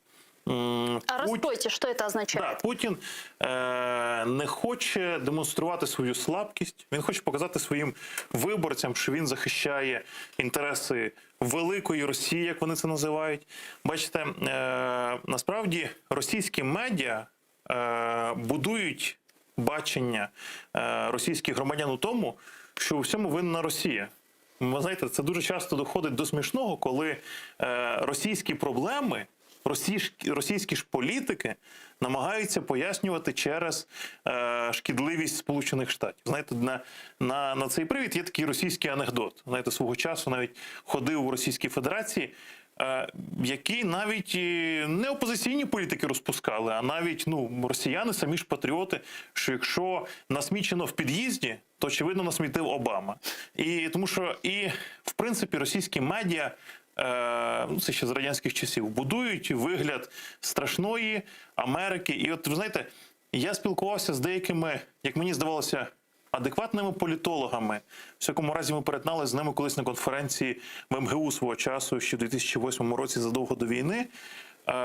І ці люди, які вміють там критично мислити, але навіть у них медіа формує, російські медіа, у них формує бачення того, що насправді всі події, які відбуваються в Україні, їх треба оцінювати тільки з позиції протистояння Росії і Сполучених Штатів. Що нібито Україна – це якраз місце такого двобою Сполучених Штатів і Російської Федерації. Тому для Путіна спільна конференція з Байденом – це було б, знаєте, свого роду певна капітуляція. Що він з президентом Сполучених Штатів вийшов на спільну прес-конференцію. Це значить, що потрібно публічно потиснути руку, потрібно публічно якісь речі, очевидно, разом засудити, про щось разом сказати, чого вони не зможуть разом сказати. Но они публично уже пожали друг другу руки. Так. Але не буде спільних, знаєте... Даже если... Давайте посмотрим на экраны, вот давайте посмотрим даже на рассадку лидеров и как они сидят, если... Я попрошу наших режиссеров сейчас наладить видео и посмотреть даже, как сидит Байден и как сидит Путин, да, вот на этой пресс-конференции, как он расселся на этом стуле и сидит как хозяин. Але я вам скажу, это очень показательно, вот, смотрите. Абсолютно. Тобто, зрозуміло, що на таких самітах завжди оцінюють навіть позицію, з якою говорять обидві сторони. Я дивлюся, що і Байден, що і Путін, вони зайняли таку впевнену позицію. І тому, я думаю, що ці переговори дуже агресивні. Насправді, дуже агресивні з обох сторін. І мені видається, навіть ті, знаєте, такі перші ластівки цих переговорів, які нам давали підставу давати оцінку цим переговорам, якими вони будуть, якось моделювати їх. Наприклад, заяви Джо Байдена про Північний потік-2. Мені все-таки видається, попри все, Джо Байден на цих переговорах не стане торгувати питанням України. Тобто для Сполучених Штатів, попри все, суверенітет і незалежність України залишається питанням незмінним і непорушним. Яка б це не була адміністрація, чи демократів, чи республіканців, не має значення. Тому тут швидше, і знаєте, деякі вже там мої колеги українські заявляли, що Джо Байден буде готовий торгувати Україною. Не впевнений. Саме тому ці перемовини будуть дуже агресивними. Знаєте, деякі навіть проросійські політологи заявляли, що Джо Байден буде готовий там торгувати питанням Криму. Ніколи Сполучені Штати, розумієте, в Сполучених Штатах це країна дуже сильних інститутів і дуже сильної бюрократичної пам'яті. Ніколи Сполучені Штати не стануть торгувати питанням Криму. Тобто, так як зараз Сполучені Штати говорять про окупацію півострова, так і Джо Байден буде про це говорити. І він ніколи не поступиться. Знаєте, там пропонували ж різні навіть політологи з різних мозкових центрів американських там винести питання Криму за дужки. І ми бачили, насправді, 2 роки, довгий час, позицію Офісу президента Зеленського, коли питання Криму виносило за дужки. Це просто був російський сценарій, але я переконаний, що Джо Байден тут не стане торгувати такими важливими питаннями.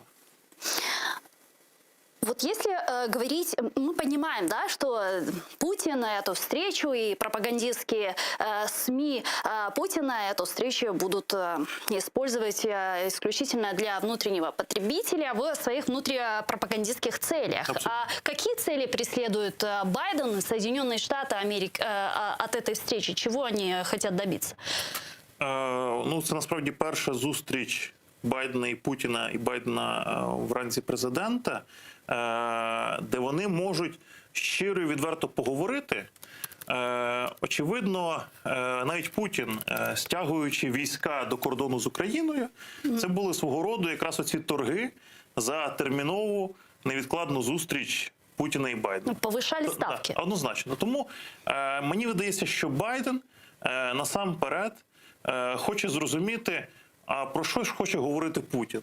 Які його вимоги? Тобто він хоче його почути і дати зрозуміти, можливо, навіть окреслити червоні лінії, за які Сполучені Штати ніколи не перейдуть, і на що вони, на яку російську агресію, на який російський інтерес вони будуть реагувати просто невідкладно і дати це зрозуміти Путіну. Зрозуміло, що пропагандистські ЗМІ Путіна вже є на цьому саміті, і ми побачимо, можливо, завтра ввечері оцю відому програму «Кремль-Путін», про те, як журналіст знову буде бігати і розповідати про чашку Путіна, про ручку Путіна, про те, що американські дипломати боялися зустрічі з Путіним, тому що це все налаштовано саме на російський електорат знаєте, з таким певним гаслом «ми що можемо». Тобто зрозуміло, що не можна порівнювати там зустріч, скажімо, у Хельсінкі, яка колись відбувалася між лідерами Радянського Союзу і Сполучених Штатів, з тою, що зараз відбувається Путін-Байден. Але, тобто, спроба показати, що Росія наддержава, яка продовжує війну за першість у світі зі Сполученими Штатами, саме такі будуть посили російських пропагандистських ЗМІ. Пане Андрію, я предлагаю подключить к нашему эфиру сейчас Олександра Краєва, експерта Ради зовнішньої політики «Українська призма». Він зараз з нами на прямому зв'язку скайпом. Пане Олександре, вітаю вас. Салям алейкум. Так, добрый вечер, алейкум ассалям. Пане Александра, если говорить о содержании этих переговоров, с чем пришли лидеры? Как вы думаете, есть ли смысл Байдену разговаривать с Путиным языком доцента, профессора в очках? Иными словами, может ли Байден предъявить Путину, вот что можно, а что нельзя? Я б сказав, ця зустріч дуже цікава з тим, що вони, лідери, прийшли на зустріч майже без нічого. Не було спільного порядку денного, було два порядки денні, і кожен президент просував власний. Ця зустріч дійсно була протистоянням характерів, протистоянням політик, протистоянням позицій. Якщо дуже слушне зауваження, що чи може Байден з ним говорити як професор, я б скоріше порівнював цю зустріч, знаєте, із зважуванням боксерів. Це дійсно була боротьба поглядів. Просто коли лідери, бійці, назвемо це так, мали зрозуміти, з ким вони мають справу. Це дійсно зовсім інша справа. Це в прес-конференціях, виступах медіа або в коментарях називати будь-якими жахливими словами один одного, а дійсна справа подивитися один в одному в очі і розіграти таку собі візаві партію політичного єдиноборства. Мені здається, саме в цьому ця зустріч і полягала. Тобто так, дійсно це знайомство, але таке агресивне знайомство. Но все же стоит ли ожидать каких-то прорывов по ключевым вопросам? Это деструктивная политика и позиция России в Украине, в Сирии, в Афганистане, в Беларуси и так далее? Или же все-таки встреча будет вот просто такой декларативной? Тут цікава ситуація в тому, що ми маємо великі ризики від цієї зустрічі, але потенційно малі результати. Тобто існує дійсно великий ризик, що багато в чому вони не погодяться, що з багатьох питань буде сильне розходження позицій. Але в той же момент дуже мала ймовірність того, що буде певна домовленість, що буде певний консенсус хоча б в чомусь, окрім зміни клімату. Тому що це єдине питання, до речі, яке і американці погоджувалися розглядати, і росіяни пропонували до розгляду. Все інше, особливо з тих питань, що ви назвали, це ініціатива Америки, яку Росія відкидає. Теж питання України, теж питання хакерських атак, теж питання Афганістану. Всі ці питання незручні для Путіна. І останні тижні він робив все можливе, щоб ці питання не піднімалися. Він штучно створював власний порядок денний для того, щоб переорієнтувати зустріч на зовсім інші рейки. І тому саме через таке положення, через такий стан речей я б не очікував певного прориву. Я б очікував домовленості, далі домовлятися. повертатися. Фактично, як це було на початку 80-х років минулого століття. Вот я, кстати, про точки соприкосновения хотела спросить, вообще, насколько это реально. Мы же понимаем, что концептуальное видение мира для Соединенных Штатов и для России, оно абсолютно разное. Для Америки это стабильность и прогнозируемость ее соперников, а для России это конфронтация и повышение своего статуса. Да? Вот вообще реально найти вот в таких условиях какие-то точки соприкосновения? Пам'ятаючи досвід історично подібних самітів і взагалі подібних конфліктних відносин, ці точки дотику лежать в більш м'яких темах. Тобто це, скажімо, екологія, це, скажімо, соціокультурні контакти. До прикладу, це можуть бути спільні проекти в наш час по попередженню економічної кризи або що. Тобто дійсно це те, що не стосується безпеки, не стосується політики і не стосується санкційних економічних режимів. І знаєте, тут зауважу дуже цікаву деталь. Раніше, тобто в 2010-х, на початку 2020-х років, під час таких переговорів вживали фрази на кшталт «є список тем, які можливо обговорити», або «є список можливих тем для дискусії». Зараз в комюніке як росіян, так і американців ми бачимо одне і те ж саме формулювання – пошук взаємного інтересу. Тобто таке формулювання останній раз вживалося, як це не було б дивно, перед самітом у Женеві 85-го року, коли конкретних тем до обговорення жодної з сторін немає. Є спроби пошуку сфер взаємного інтересу. Тобто ми знову переходимо в той стан, коли дійсно або м'які теми, або ми зовсім не розмовляємо. Вопрос Украины, по-вашему, останется за скобками? Не думаю. Джо Байден не зможе залишити питання України за дужками, тому що наразі ситуація із його слів і з його політики складається так, що Україна, Крим, Чорне море і загалом цей регіон є регіоном, який є ключовим для національної безпеки і національних інтересів Сполучених Штатів. До чого я веду?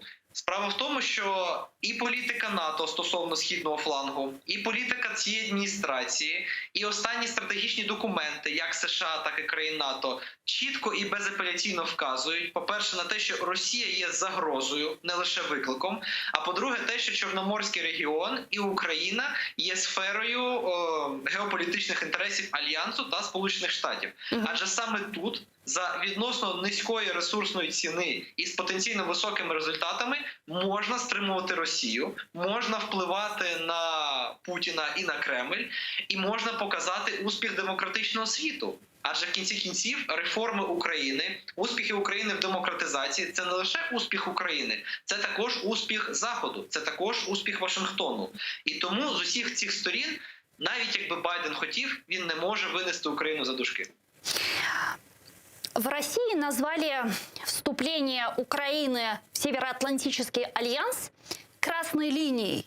Вот как вы думаете, вот такие позиции, вот такие заявления, такая враждебная риторика России, она каким-то образом влияет на Америку, на страны членов альянса, с которыми мы сегодня взаимодействуем в этом вопросе?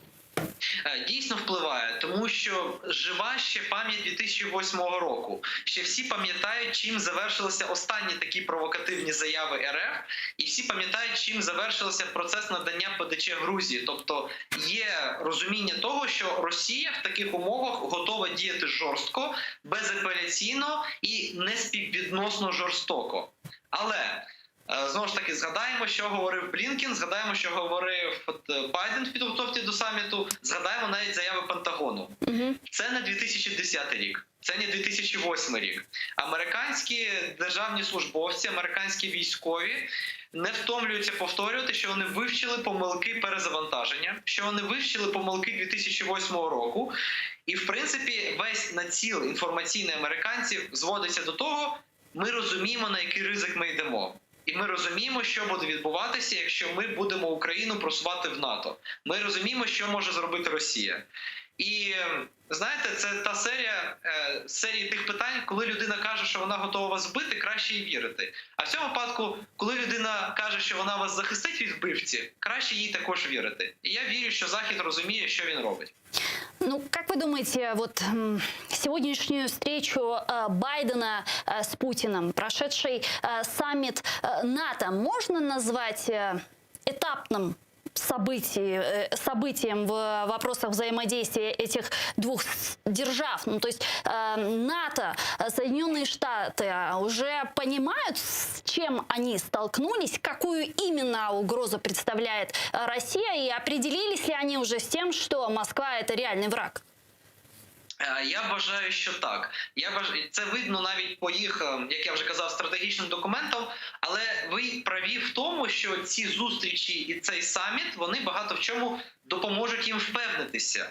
Розумієте, цей саміт – це свого роду практичний фізичний експеримент. Тобто у Росії є стратегія стосовно Вашингтону, у США є стратегія стосовно Росії. І тепер, після очної зустрічі лідерів, після перевірки взаємних характерів, після відкривання таких важких тем для цих перемовин, вони зрозуміють, чи правильна була їх стратегія, чи правильний був розрахунок, чи вірно вони оцінили свого супротивника. А для Байдена після європейського турне це ще й дуже важливий етап в тому, що, як він казав, Америка повернулася. Тепер Америка на цьому саміті говорить не лише за себе, як це було в Гельсінкі. Америка зараз виступає від імені усього демократичного світу. Америку в цьому підтримує і НАТО, і ЄС, і інші демократичні держави-партнери, включаючи Україну. Тому завдяки оцьому конгломерату візитів і зустрічей Америка повернула собі ту роль, яку мріяв для неї повернути Байден. А на цьому самміті вона цю роль підтвердить. Ну а как тогда объяснить отказ Байдена вводить санкции против Северного потока-2? Ведь они говорили, что это не только экономический проект, но это и вопрос безопасности европейского континента. А це є частина тієї важкої гри по поверненню Америки як лідера демократичного світу. В цій грі, я б навіть сказав, в цій системі рівнянь є декілька ключових точок, які треба розуміти. Сполучені Штати не можуть зупинити свій спротив Північному потоку. Тобто вони дійсно мають його зупинити, так чи інакше.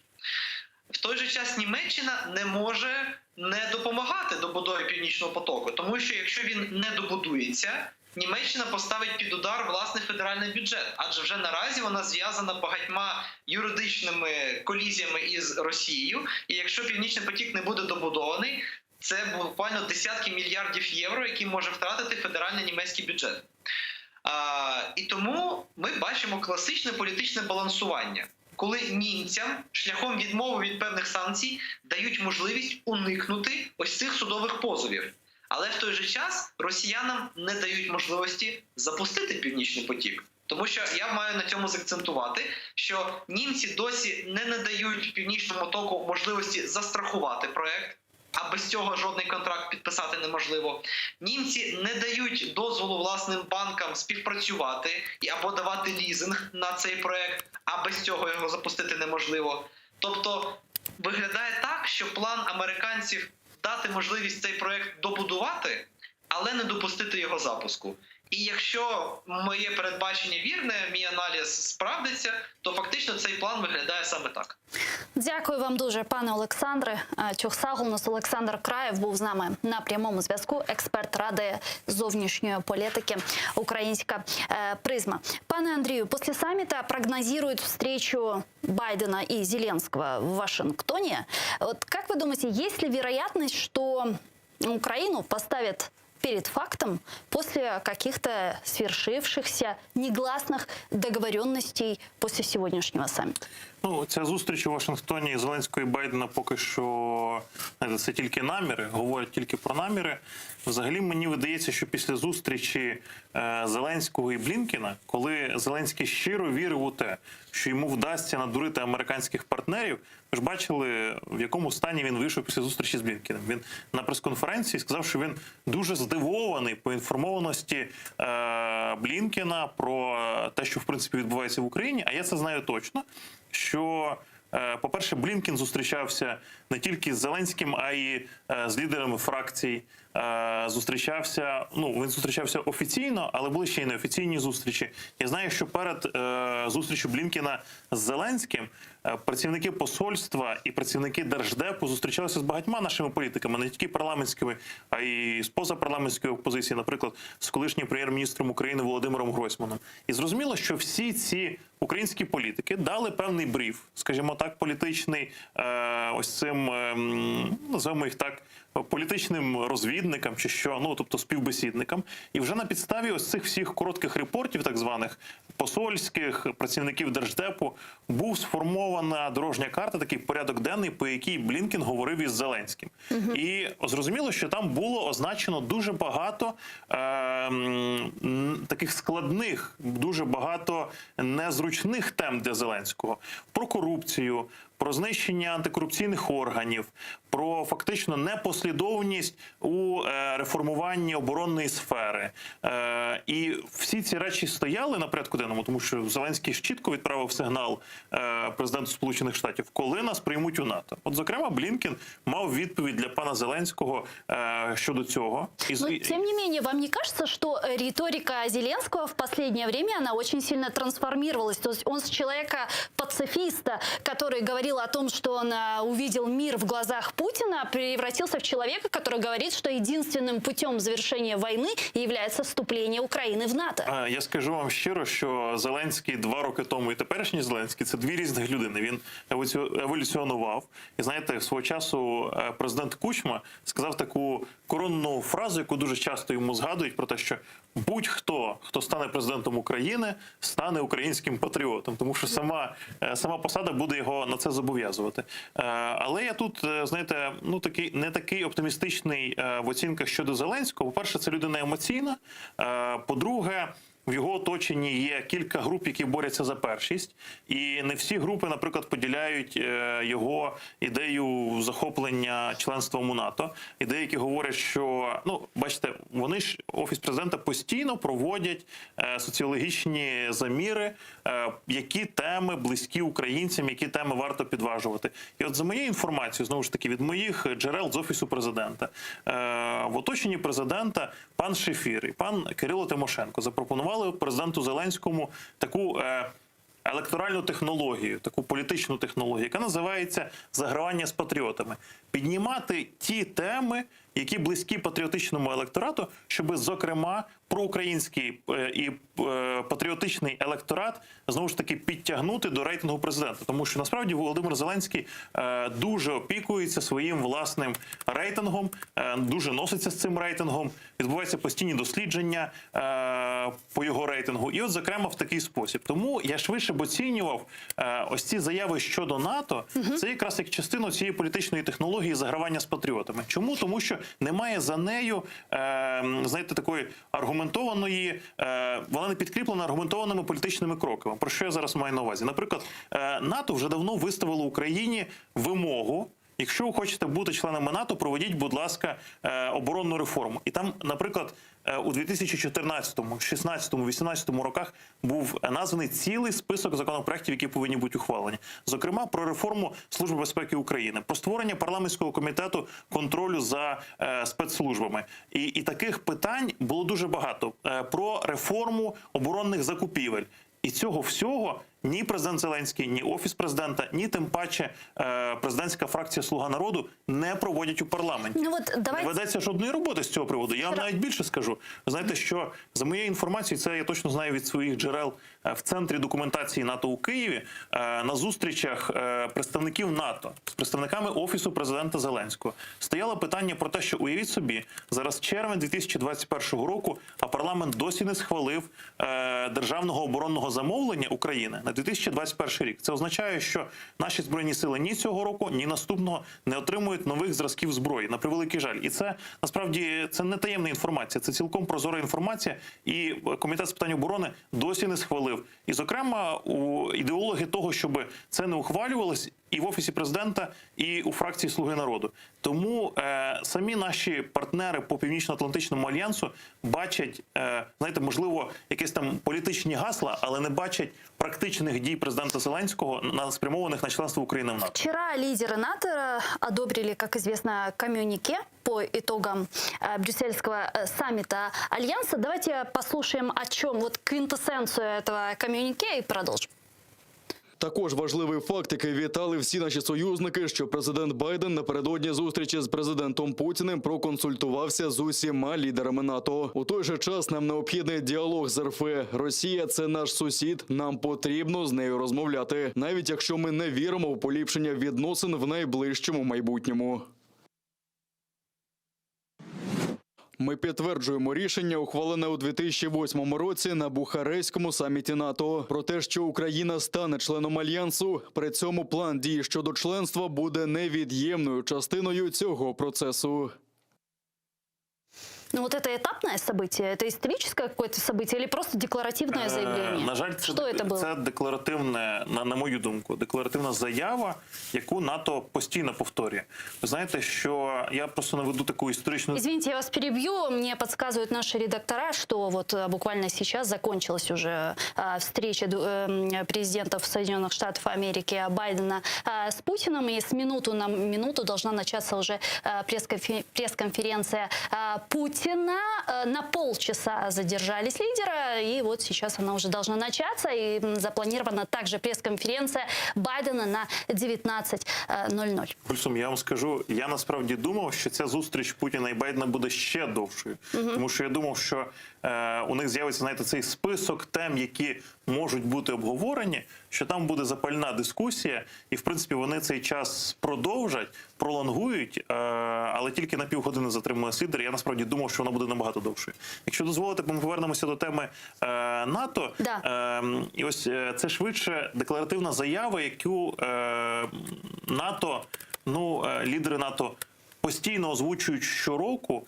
І проблема лише в тому, от я говорю знову ж таки з експертами НАТО, з Центру документації НАТО в Києві, які говорять про те, що на превеликий жаль вони змушені констатувати, і це буде в їхньому звіті наприкінці року, що немає прогресу реформ в Україні, на превеликий жаль. І коли такий звіт ухвалюють експерти НАТО, і він фактично приходить на стіл всіх лідерів НАТО, вони не можуть давати якихось позитивних оцінок, вони не можуть прогнозувати, що ми приймемо Україну до НАТО через 10 років. І тому є такі причини. Я, наприклад, назву міністр оборони Таран під час засідання Комітету з питань безпеки і оборони Верховної Ради журналістам заявив, що вважає за доцільне припинити реформування Збройних сил до вимог НАТО. Тобто після таких заяв зрозуміло, що міністр оборони не самостійна фігура, що це попри все людина президента Зеленського, що це людина Офісу президента. І він, як людина дисциплінована, свої заяви узгоджує з Офісом президента. І через 2 місяці після цієї заяви президент Зеленський говорить про важливість вступу України в НАТО. Розумієте, тут немає ні спростування слів міністра оборони. І тому зрозуміло, що НАТО, як мінімум, дуже дивується цьому всьому. Потім, коли стоїть питання, знову ж таки, НАТО щодо боротьби з корупцією, і ми побачимо у підсумковому звіті наприкінці року, що немає прогресу у боротьбі з корупцією, або, наприклад, у міжнародному рейтингу Transparency International Україна знову просяде у рейтингу питань боротьби з корупцією, після цього лідери НАТО не можуть дати для України якоїсь схвальної оцінки. И здесь, знаете, я хочу привести несколько цифр. Вот эксперты из Центра «Новая Европа» пишут о том, что уровень стандартизации в Албании, которая стала членом НАТО в 2009 году, сегодня на уровне 29%. Черногория присоединилась к Альянсу в 2017-м, и у нее уровень стандартизации согласно стандартам 22%. А Северная Македония пока меньше 1%, а у Украины этот показатель стандартизации уже 19%. Я, правда, не знаю, согласны ли вы с этими цифрами, но складывается такое впечатление, что вопрос вступления Украины в НАТО завязан не только на реформах, но это и политический вопрос. Точніше сказати, зав'язаний не на стандартах, не на реформуванні Збройних сил і приведенні до стандартизації. Я з вами абсолютно згоден. Нисколько, да, то есть не полностью на реформах, но политический вопрос присутствует. Коли Румунію приймали до НАТО, ще довгий час Збройні сили Румунії були озброєні автоматами Калашнікова, і, здається, досі в них на озброєнні перебуває автомат Калашнікова, але не про це йдеться. Не тільки це стосується реформ, зрозуміло, що статут НАТО прописаний так, що до НАТО приймають країни, коли всі країни-члени виступають за те, щоб цю країну прийняти. Зокрема, ми були свідками з вами, коли Північна Македонія, країна змушена була перейменуватися на офіційному рівні. Македонія стала Північною Македонією, тому що Греція виступала проти членства України.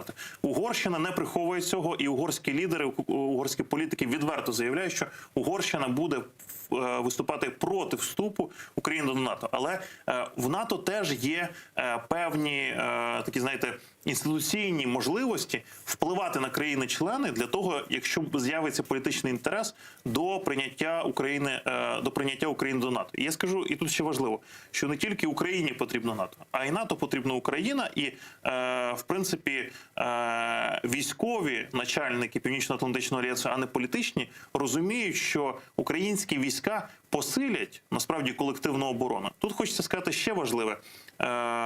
Зараз і Володимир Зеленський, і, в принципі, і навіть ми бачили останню зустріч в Брюсселі прем'єр-міністра Шмигаля, наприклад, з Єнсом Столтенгбергом. Чомусь здіймається питання ПДЧ, хоча я наведу приклад, що дві крайніх країни, яких прийняли до НАТО, це і Північна Македонія, ми щойно згадували, і Чорногорія, вони були прийняті до НАТО без ПДЧ, без плану дій до членства. І, в принципі, так би мовити, за попередньої президентської адміністрації, за часів Порошенка, так само і Порошенко, так само і прем'єр-міністр Гройсман, і голова Верховної Ради Парубій, вони на міжнародних заходах, пов'язаних з НАТО, не піднімали питання ПДЧ, тому що, в принципі, тоді було, знаєте, такий політичний консенсус, що ПДЧ – це лише затягування часу. Як ми бачили в досвіді з Північною Македонією і Чорногорією, коли є політичний консенсус, тоді відбувається і прийняття країн до НАТО. Але і ще дуже важливо, лідери країн НАТО не бачать бажання України. Я наведу простий приклад.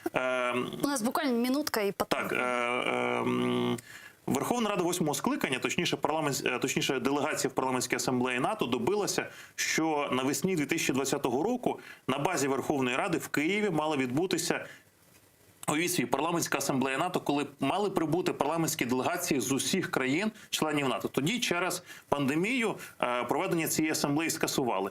Але зараз велике запитання від НАТО до України. Чому Україна не бореться, щоб знову парламентська асамблея відбулася у Києві? Таке враження просто, що зараз у політичних лідерів України немає, по-перше, політичного бажання, щоб, в принципі, парламентська асамблея НАТО відбулася знову у Києві. Пане Андрію, я предлагаю підключити к нашому ефіру зараз Дмитро Васильєва, політичного консультанта, президента Агенції досліджень та аналітика Рада. Він зараз з нами на прямому зв'язку. Пане Дмитро, вітаю вас. Салам алейкум. Салам алейкум. Пане Дмитро, вы последние 5-7 минут, если не ошибаюсь, слушали нашу беседу. Получит ли Украина ПДЧ, как думаете? Я считаю, что Украина неизбежно получит ПДЧ. Вопрос, когда и когда будет действительно политическая воля ключевых стран, наших западных партнеров, начиная с Соединенных Штатов Америки и кончая ключевые страны Европейского Союза. Вот это вот большая семерка, о которой мы говорим, G7. Проблема не только в коррупции Украины и ее стандартов там, на 19%, то, что вы только что озвучили. Проблема в том, что с Россией так или иначе пытаются выстраивать некие отношения. У России есть 3 фактора, которые влияют на мир, и Россия в этом смысле влияет на страны мира. Первое – это ядерное оружие, и никто не хочет будить дракона или там безумного медведя, которого называют Россия. Второе, у России есть энергоресурсы, которые очень сильно влияют на Европу и принятие решений Европы. И третье, у России есть кибервойска, и это серьезная киберопасность, которую сегодня Россия представляет как с Соединенным Штатами Америки в их двухсторонних отношениях, так и всему миру. Поэтому с Россией нянчится. И поскольку с ней пытаются как-то выводить взаимовыгодные договоренности и отношения, не торопятся их драконить вступлением Украины в НАТО. Но на самом деле очень радуют слова Байдена, президента Байдена, которые он сказал после встречи в НАТО, когда ему журналисты задали вопрос, может ли Украина получать ПДЧ пока не будут решены вопросы между Россией и Украиной по оккупированным территориям, Байден сказал, что здесь нет проблем, Украина может вступать даже с оккупированными территориями. Ну вот это мне, кстати, очень интересно. То есть Байден сказал, что наличие территориальной проблемы в стране никаким образом не препятствует вступлению Украины в Североатлантический альянс. И мы понимаем, что НАТО не хочет прямого столкновения с Россией. Тогда какую формулу они могут найти? То есть как будет решаться этот вопрос? Могут ли они, к примеру, вывести за скобки Крым и Донбасс и сказать, что вот мы сотрудничаем с правительством Украины, а вот Крым и Донбасс не входят там в компетенцию коллективной безопасности НАТО? Нет, я думаю, что они так ни в коем случае не будут делать. Я думаю, что они будут признавать суверенитет и территориальную целостность Украины, которая признана мировым сообществом, Организацией Объединенных Наций и всеми международными договорами. И Украина, очевидно, что по всем международным договорам и признанной Организацией Объединенных Наций включает в себя и Крым, и оккупированные территории Донбасса. Но эти территории будут признавать временно оккупированными. И в таком статусе Украина все равно может получать ПДЧ и готовиться к вступлению в НАТО. Я думаю, что это дело времени, но многое будет зависеть от позиции Украины, от ее активного стремления получить ПДЧ и в будущем стать членом НАТО. Будет выступать принципиально против предоставления Украине ПДЧ и ее членства в НАТО? И что, по-вашему, лежит в основе этого скептицизма? Очевидно, что Россия всегда будет рассказывать о том, что это те красные линии, которые мир не должен переходить. И очевидно, что если будет там даже предоставление ПДЧ, тем более вступление Украины в НАТО, это будет та красная линия, которая, переход через которую не допустит Россия. Но если мы говорим о странах-членах НАТО? Но мнение России в данном случае на самом деле не должно быть интересно. Безусловно. Да. Очевидно, что у России есть ключевые страны, которые могут в НАТО, которые могут выступать против вступления Украины в НАТО. Прежде всего, это Венгрия. И Венгрия уже выступала неоднократно с какими-то претензиями к Украине, да, которые могут мешать и дальше Украине получать ПДЧ и интегрироваться в НАТО и в евроатлантические структуры в целом. Но я думаю, что последний саммит НАТО показал о том, что НАТО готовы менять свой устав. И вот очень важно, чтобы устав был таким образом трансформирован, чтобы отдельные страны не могли влиять на принципиальные геополитические решения, когда есть кворум для принятия решений странами-членами НАТО. И я очень надеюсь, что изменение этого устава приведет к тому, что Украина в ускоренном режиме будет получать и ПДЧ, и соответственно, перспективу получения членства. Дякую вам дуже, пане Дмитро. Чохсал у нас Дмитро Васильєв був з нами на прямому зв'язку. А я напомню, что буквально 10-15 минут назад закончились переговоры президентов США и России Байдена и Путина в расширенном формате. Лимузин американского лидера ожидает его возле резиденции, где проходит саммит. В ближайшее время начнется пресс-конференция Путина. Об этом сообщает корреспондент CNN Кейтлин Коллинс. И буквально через полчаса, может даже больше, должна начаться уже пресс-конференция президента Соединенных Штатов Америки Джозефа Байдена. Мы с вами несколько раз уже упоминали вопрос Северного потока-2, который, я так понимаю, тоже не остался в периферии этих переговоров. Что будет с Северным потоком? Знаєте, мені видається, що я не хочу зараз там поспішати прогнозувати, що на цих переговорах питання Nord Stream 2 навіть не піднімалося. Ви знаєте, я дуже погоджуюсь з першим експертом, якого ми сьогодні мали включення у студії, паном Олександром, який сказав, що в принципі стратегія Сполучених Штатів зараз дати Німеччині добудувати Північний потік-2, але добудувати не означає запустити, але блокувати його запущення. Багато аналітиків, військових аналітиків розповідали, що в 2014 році, що Україна була застрахована від наступу російських військ чи від бомбардування, тому що ми тоді мали і маємо потужну газотранспортну систему, і через це Російська Федерація не вживала бомбардування, що, наприклад, використовувала активно в Сирії. І очевидно, що коли буде запущений Північний потік-2, вже не буде жодних гальм для Путіна, не буде жодної проблеми, тому що українська ГТС вже фактично не буде відігравати тієї ролі. Просто мені видається, що Байдену зовсім, очевидно, не хотілося б обговорювати з Путіним Північний потік-2, тому що для Байдена зараз це питання балансування. Знаєте, тобто зрозуміло, що... Тобто він не хоче портити отношения з Германією? Ні, американська адміністрація однозначно виступає проти запуску Північного потоку-2, але тут Байден балансує у відносинах з Німеччиною, і тому ми чули оці дуже дивні заяви про те, що не будуть запроваджувати санкції проти Північного потоку-2. Ми вже навіть чули про те, що Сполучені Штати і Німеччина готові розробити систему компенсацій для України за умови запуску Північного потоку-2. Тому я теж погоджуюсь з цією думкою, що буде відіграватися Сполученими Штатами у всякому разі адміністрацією Байдена. Буде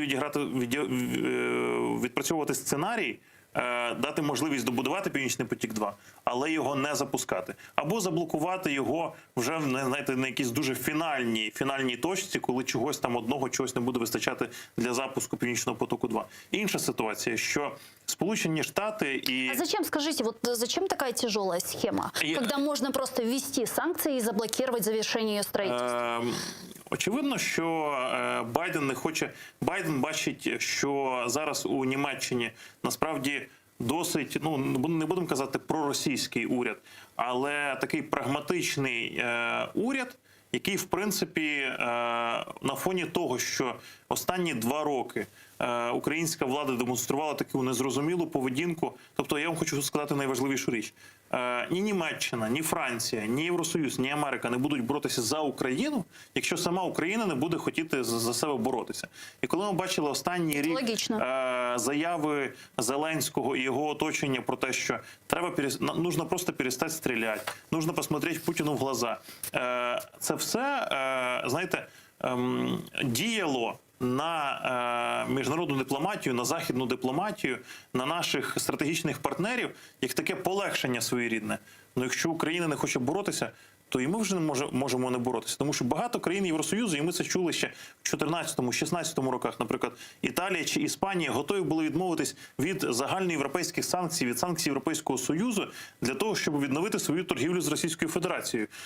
Іспанія, яка має величезна кількість російських громадян, скуповували, наприклад, нерухомість в Іспанії, була велика торгівля між Італією, Іспанією і Російською Федерацією. І вони вже готові були відмовитись від цієї санкції. І ви розумієте, що за останні 2 роки, а я дуже активно слідкував за дипломатичною роботою України по питанню боротьби з Nord Stream 2, якщо, наприклад, у період 14-19 років питання Nord Stream 2, знаєте, було завжди у всіх на вустах наших політиків, які спілкувалися із західними партнерами, то, на превеликий жаль, останні 1,5-2 роки ці тези зникли з вуст наших офіційних дипломатів. І я точно знаю, наприклад, від своїх литовських колег про те, що, наприклад, на двосторонніх зустрічах Україна-Литва питання Nord Stream 2 не піднімалося. А, наприклад, в період з 14 по 19 рік, навіть здавалось би, на зустрічах із країнами, яких напряму це не може стосуватися, завжди піднімалося питання Nord Stream 2. Для того, щоб...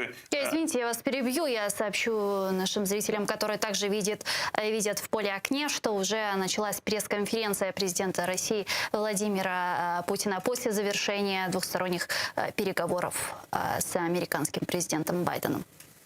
Так, повертаючись до цього, і навіть тоді, здавалося б, на зустрічах дипломатичних з країнами, яких це не стосувалося, завжди здіймалося питання невизнання, питання блокування, питання запровадження санкцій проти Nord Stream 2. Тому що, насправді, там не тільки залучені німецькі бізнеси чи російські бізнеси до будування Nord Stream 2, там залучено велика кількість інших компаній, європейських компаній. І тому потрібна була злагоджена позиція усіх країн Європейського Союзу для того, щоб були запроваджені активні санкції, були посилені санкції. Ми пам'ятаємо, що в якийсь момент будівництво Nord Stream 2 взагалі припинилося. В 2019 году. Так, в 2019 році, тому що на велику кількість європейських компаній були накладені санкції. В якийсь момент Данія забороняла прокладання через свої територіальні води Nord Stream 2. І були такі факти в історії будівництва цього газогону.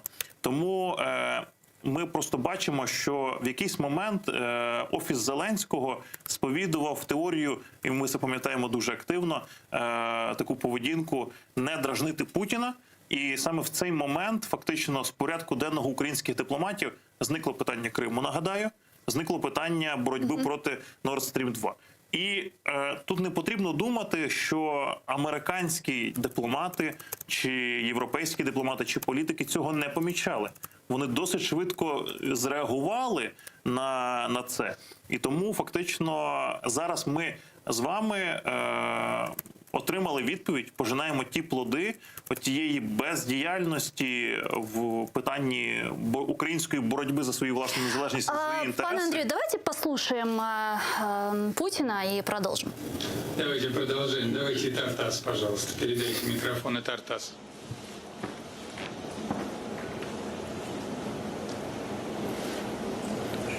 Спасибо. Владимир Владимирович, вы сказали, что одна из тем была стратегическая стабильность. Могли бы рассказать подробнее, какие решения по этому вопросу? Будет ли Россия и США возобновлять или начинать переговоры по стратегической стабильности и разоружению? И, в частности, по договору СНВ-3. Планируется ли начинать переговоры по дальнейшему его продлению, может быть, пересмотру параметров или вообще подписанию нового договора в этой сфере? Спасибо.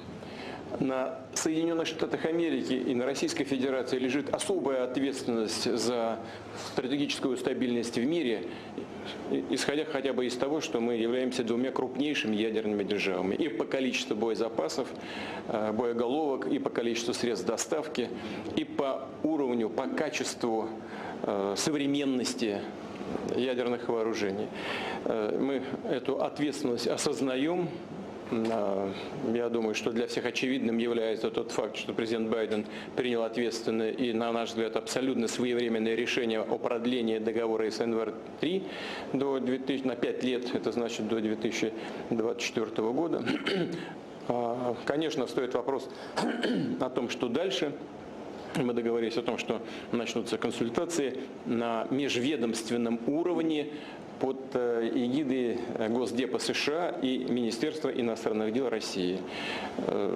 Коллеги на рабочем уровне определятся с составом этих делегаций, и с местом работы, и с периодичностью этих встреч.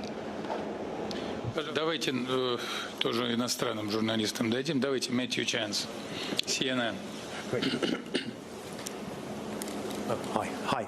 Matthew Chance from CNN. Thank you very much for giving me this question. First of all, could you characterize the dynamic between yourself and President Biden? Was it hostile or was it friendly? And secondly, throughout these conversations, did you commit to ceasing carrying out cyber attacks on the United States? Did you commit to stopping threatening Ukraine's security? And did you commit to stop cracking down on the opposition in Russia? Значит, первая общая оценка. Я считаю, что не было никакой враждебности, наоборот, наша встреча происходила, конечно, в принципиальном ключе. У нас по многим позициям наши оценки расходятся, но, на мой взгляд, все-таки с обеих сторон было продемонстрировано желание понять друг друга и искать пути к сближению позиций. Разговор был весьма конструктивен. Что касается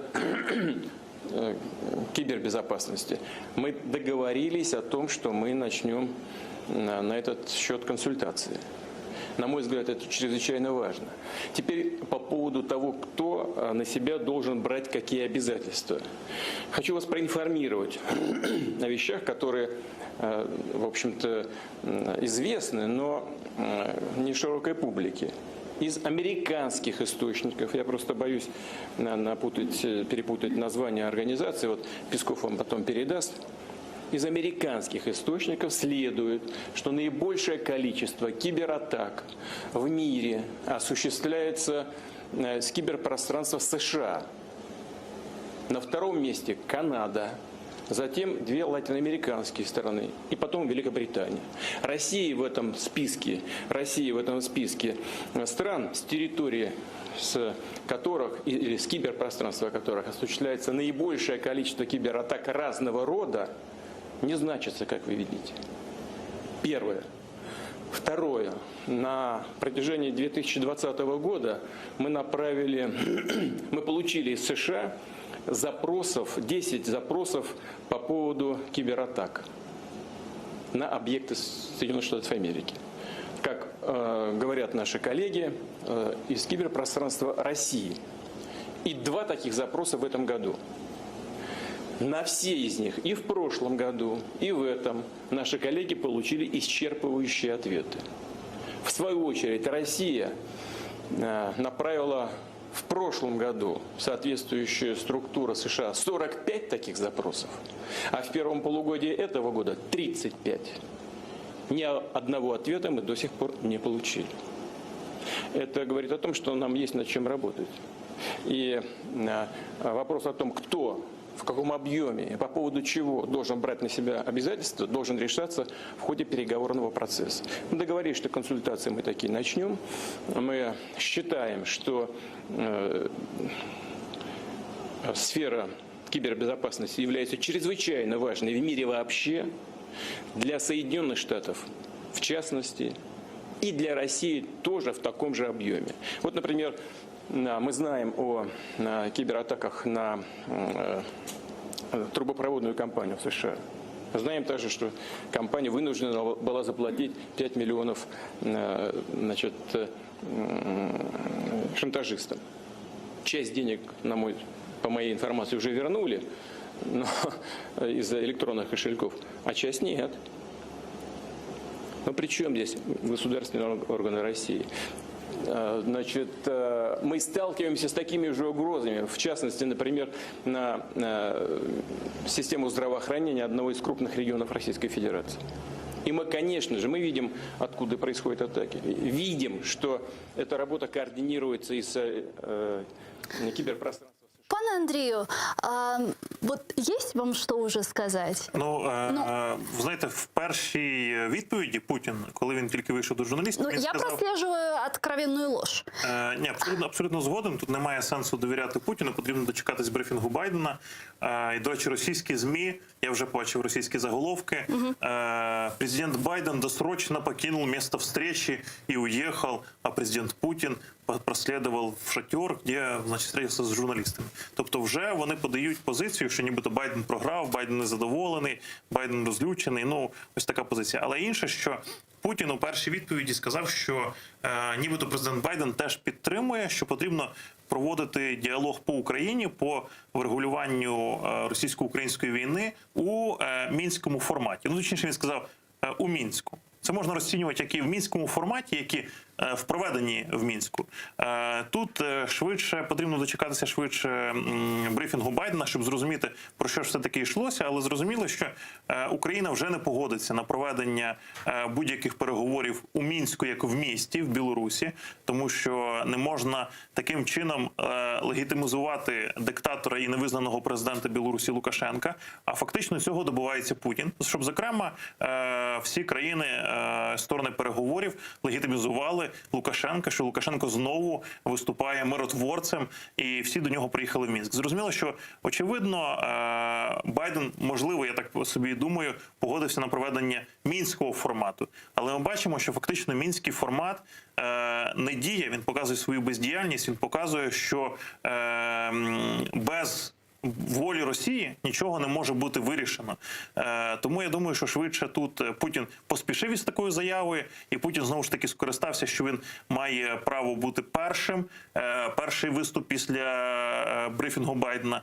Зрозуміло, що Байдена, очевидно, на своєму брифінгу доведеться багато міфів, сказаних Путіном, спростовувати, але це, в принципі, те, про що я говорив на початку ефіру, що, по-перше, ця зустріч нічого не дасть. Ця зустріч швидше, щоб звірити годинники, щоб Байден і Путін познайомилися, зустрілися. Зрозуміло, що вони знайомі, тому що Байден був держсекретарем і не раз перебував на переговорах із Путіним, але тут суть в тому, щоб поновити контакт, і жодна сторона нічого не отримує. Дякую. Тобто ці перемоги, вони будуть мікроперемогами, але не буде якихось важливих рішень. Дякую вам дуже, пане Андрію. Чухсал, у нас Андрій Ковальов, політолог, кандидат політичних наук, був з нами. Я с вами не прощаюсь, я говорю вам корушкенджис. Сейчас смотрите на украинском языке информационную программу «Замана», а далее мы вернемся в эту студию.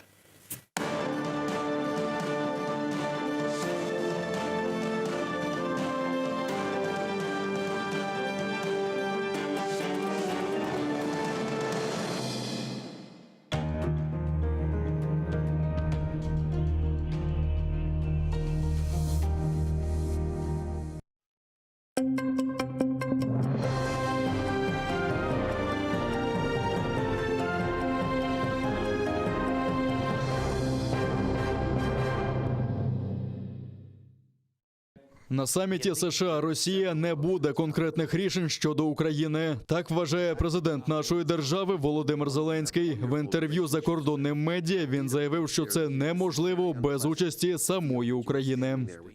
Гостре питання Донбасу, і вони будуть про це говорити. Вважаю, що страшного в цьому нічого немає, але вирішувати за Україну – це неможливо. Впевнений, що це нереально. А те, що будуть говорити без нас, то це зрозуміло. Ми не запрошені на цю зустріч, тому я вважаю, і не буде саме того конкретного результату. Якщо казати відверто, то краще за українців ніхто не знає росіян. Краще за росіян ніхто не знає Україну. Тому ми чітко розуміємо, що домовленості про Україну без України між Росією та США не буде.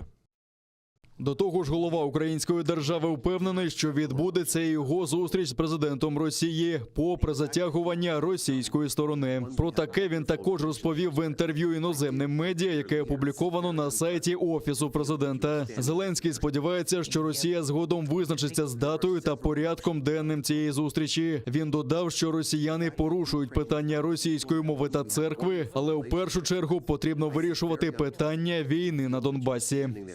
Ми з Росією вже дорослі. Ми розуміємо, що за чим повинні робити. Тому, коли говорять про церкву чи про мову, я думаю, у нас війна. Давайте вирішимо питання, що спочатку. Є конкретика. Закінчимо війну, хочемо налагодити відносини. Скільки можна? Це ж покоління будуть страждати.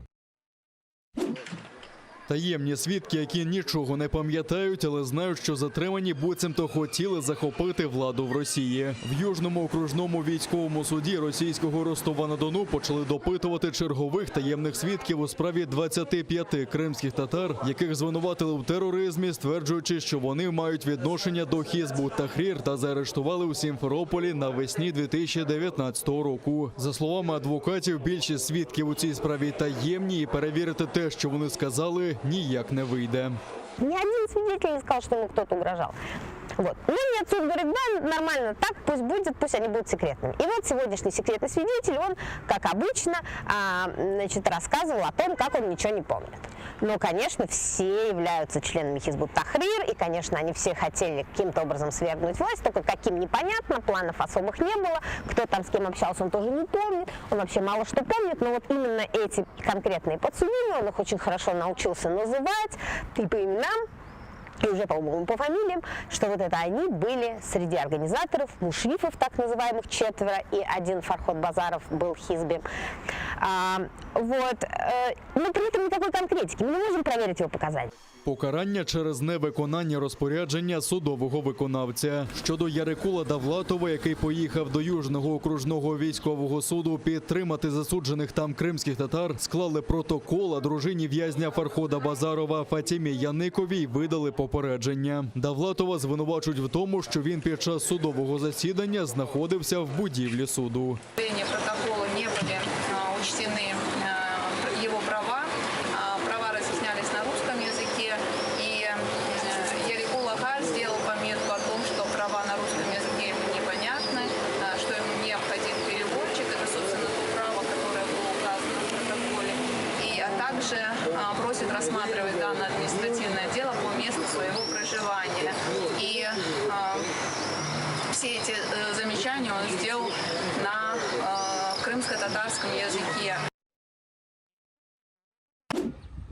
Боротьба зі слухачами суду. Біля окупаційного Київського райсуду Сімферополя, де мали розглянути скаргу Сохіба Бурханової на протиправні дії слідчого комітету Росії, зранку комунальники почали поливати місця, де традиційно збираються слухачі. За кілька годин вилили кілька тонн безцінної для Криму води. На питання людей, для чого це потрібно, комунальники відповіли, що отримали такий наказ. Сегодня почему-то пригнали людей с оросительной системой, то есть и они вот в течение 2 часов уже, да, с утра начинают поливать около суда, и при этом не дают всем тем слушающим, всем желающим и неравнодушным, да, приблизиться к суду. На вопрос о том, зачем оно надо, хотя вроде бы вчера целый день поливал дождь, они говорят, нас, оказывается, попросили об этом. Но стоит только догадываться, зачем это надо было, когда и так, в принципе, в Крыму и воды не хватает. Адвокати Сохіба Бурханової намагаються оскаржити дії окупаційного слідчого комітету, який відмовляється видати для поховання тіло її чоловіка Набіра Хімова, якого 11 травня застрелили співробітники ФСБ. Минулого засідання адвокати вимагали забезпечити участь Сохіба Бурханової, яка утримується в таборі для іноземців у Краснодарському краї Росії. Засідання мало продовжитися сьогодні, втім через неможливість участі адвокатів його перенесли на 25 червня. Американський філософ Френсіс Фукуяма долучився до кампанії на захист кримсько-татарських бранців і стане голосом Османа Аріфмеметова. У Міністерстві закордонних справ України повідомили, що американський філософ, професор Стенфордського університету, погодився приєднатися до кампанії МЗС з публічного менторства на захист ув'язнених окупантами громадянських журналістів. Йдеться, зокрема, про Сервєра Мустафаєва, Тимура Ібрагімова, Марлена Асанова, Сейрана Салієва, Римзі Бекірова, Руслана Сулейманова, Османа Аріфмеметова, Рустема Шейхалієва та Амета Сулейманова. Передбачається, що кожен з 9 бранців отримає публічну підтримку особистого представника з-поміж впливових іноземних політиків, урядовців, журналістів чи письменників.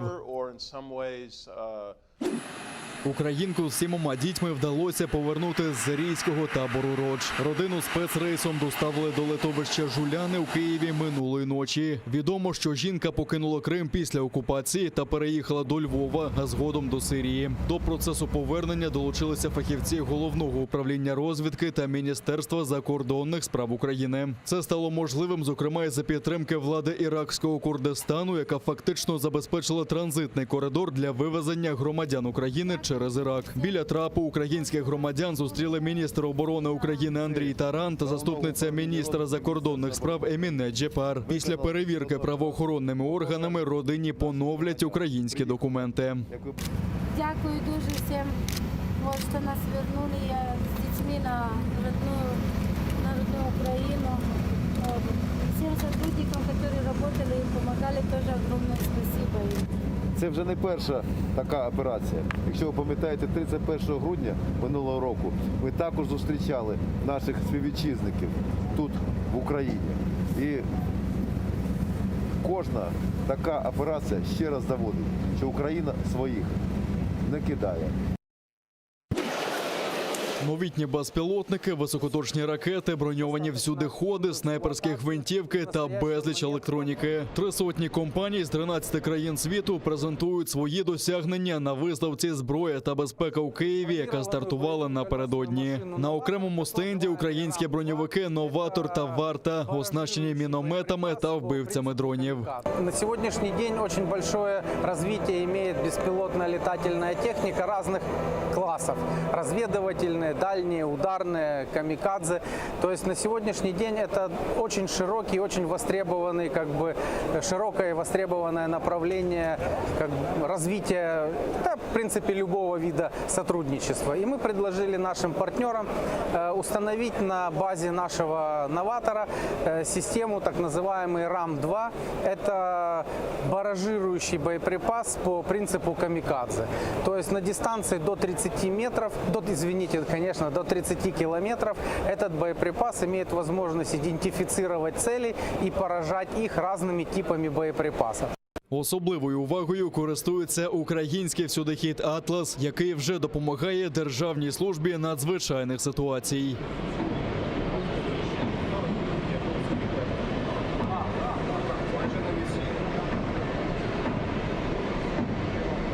Ще одна новинка – безпілотний ударний гелікоптер, також українського виробництва. Інженерна група півтонного апарату складається всього з 70 людей. Гвинтокрил може виконувати завдання в радіусі 80 кілометрів. Ця система працює по наземним рухомим цілям, по легким надводним цілям, скажімо. Він працює по стандартним, скажімо так, штатним системам керування, ПВО і так далі. Він дозволяє на себе, на борт брати озброєння по стандартам НАТО. Тобто, як наша розробка в українських розробках, і також і зброя по стандартам НАТО. Новий учасник щорічної виставки – американська авіакомпанія Lockheed Martin. В українській столиці вони представили свій багатоцільовий літак F-16. Раніше командування повітряних сил України оголосило про намір замінити в наступні 4 роки всі винищувачі на західні аналоги. В першу чергу це означає, що західний виробник зацікавлений у виході на наш ринок.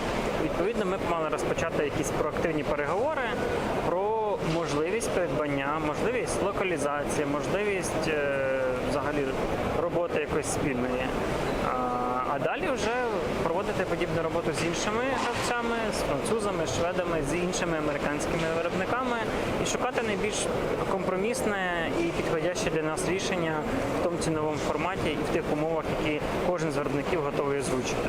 Втім, чи не найпопулярніший на авіаційному стенді ударний безпілотник Ace-1. Ця перспективна розробка української компанії Ace має 11 метрів завдовжки, 8,5 завширшки та важить 7,5 тонн. Апарат здатен підійматися майже на 14 кілометрів та працювати в радіусі 1500 кілометрів. Розробники заявляють, що багато компонентів для безпілотного апарату вже виготовляються серійно для інших літальних апаратів.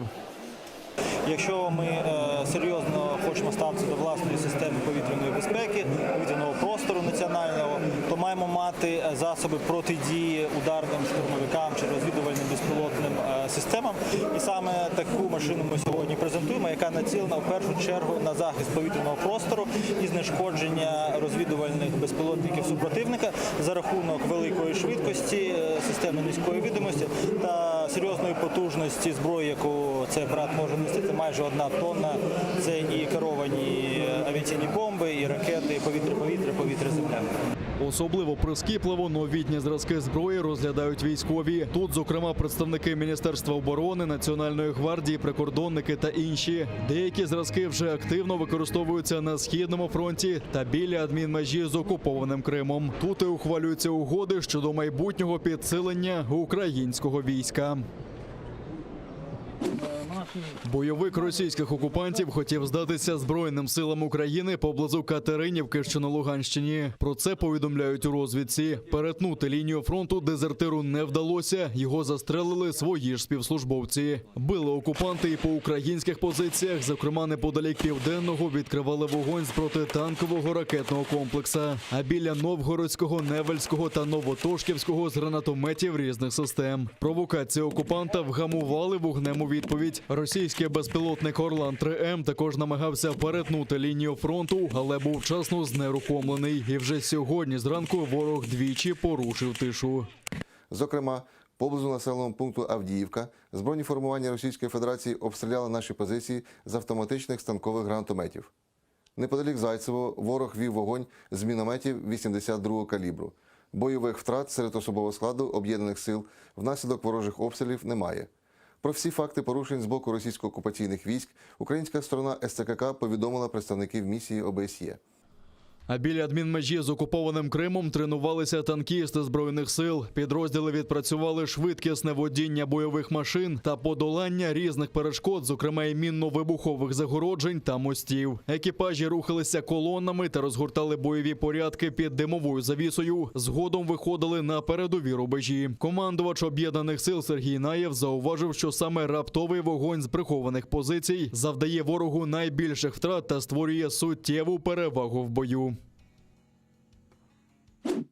Мінреінтеграції запустило онлайн-марафон по наповненню Вікіпедії статтями кримсько-татарською мовою. Він розпочався 15 червня і триватиме до 15 липня цього року. Проєкт відбуватиметься в рамках концепції розвитку кримсько-татарської мови у співпраці з громадською організацією Вікімедіа Україна. Організатори запрошують до участі в ньому представників кримсько-татарського народу і знавців мови, особливо тих, хто проживає в окупованому Криму. Марафон відбуватиметься за двома категоріями. 1000 статей, які повинні бути у всіх мовних розділах, 100 статей, пов'язаних з Україною, Кримом, кримсько-татарською культурою, традиціями та історичними персоналіями. У Мінреінтеграції поставили за мету створити нові і поліпшити вже існуючі статті Вікіпедії кримсько-татарською мовою. За 13 років вона перетнула позначку понад 10 тисяч статей, але в мовному розділі є ще багато ключових тем, які не висвітлені. Багато статей про базові поняття відсутні або дуже короткі. Усі учасники марафону можуть поборотися за призи та пам'ятні сувеніри.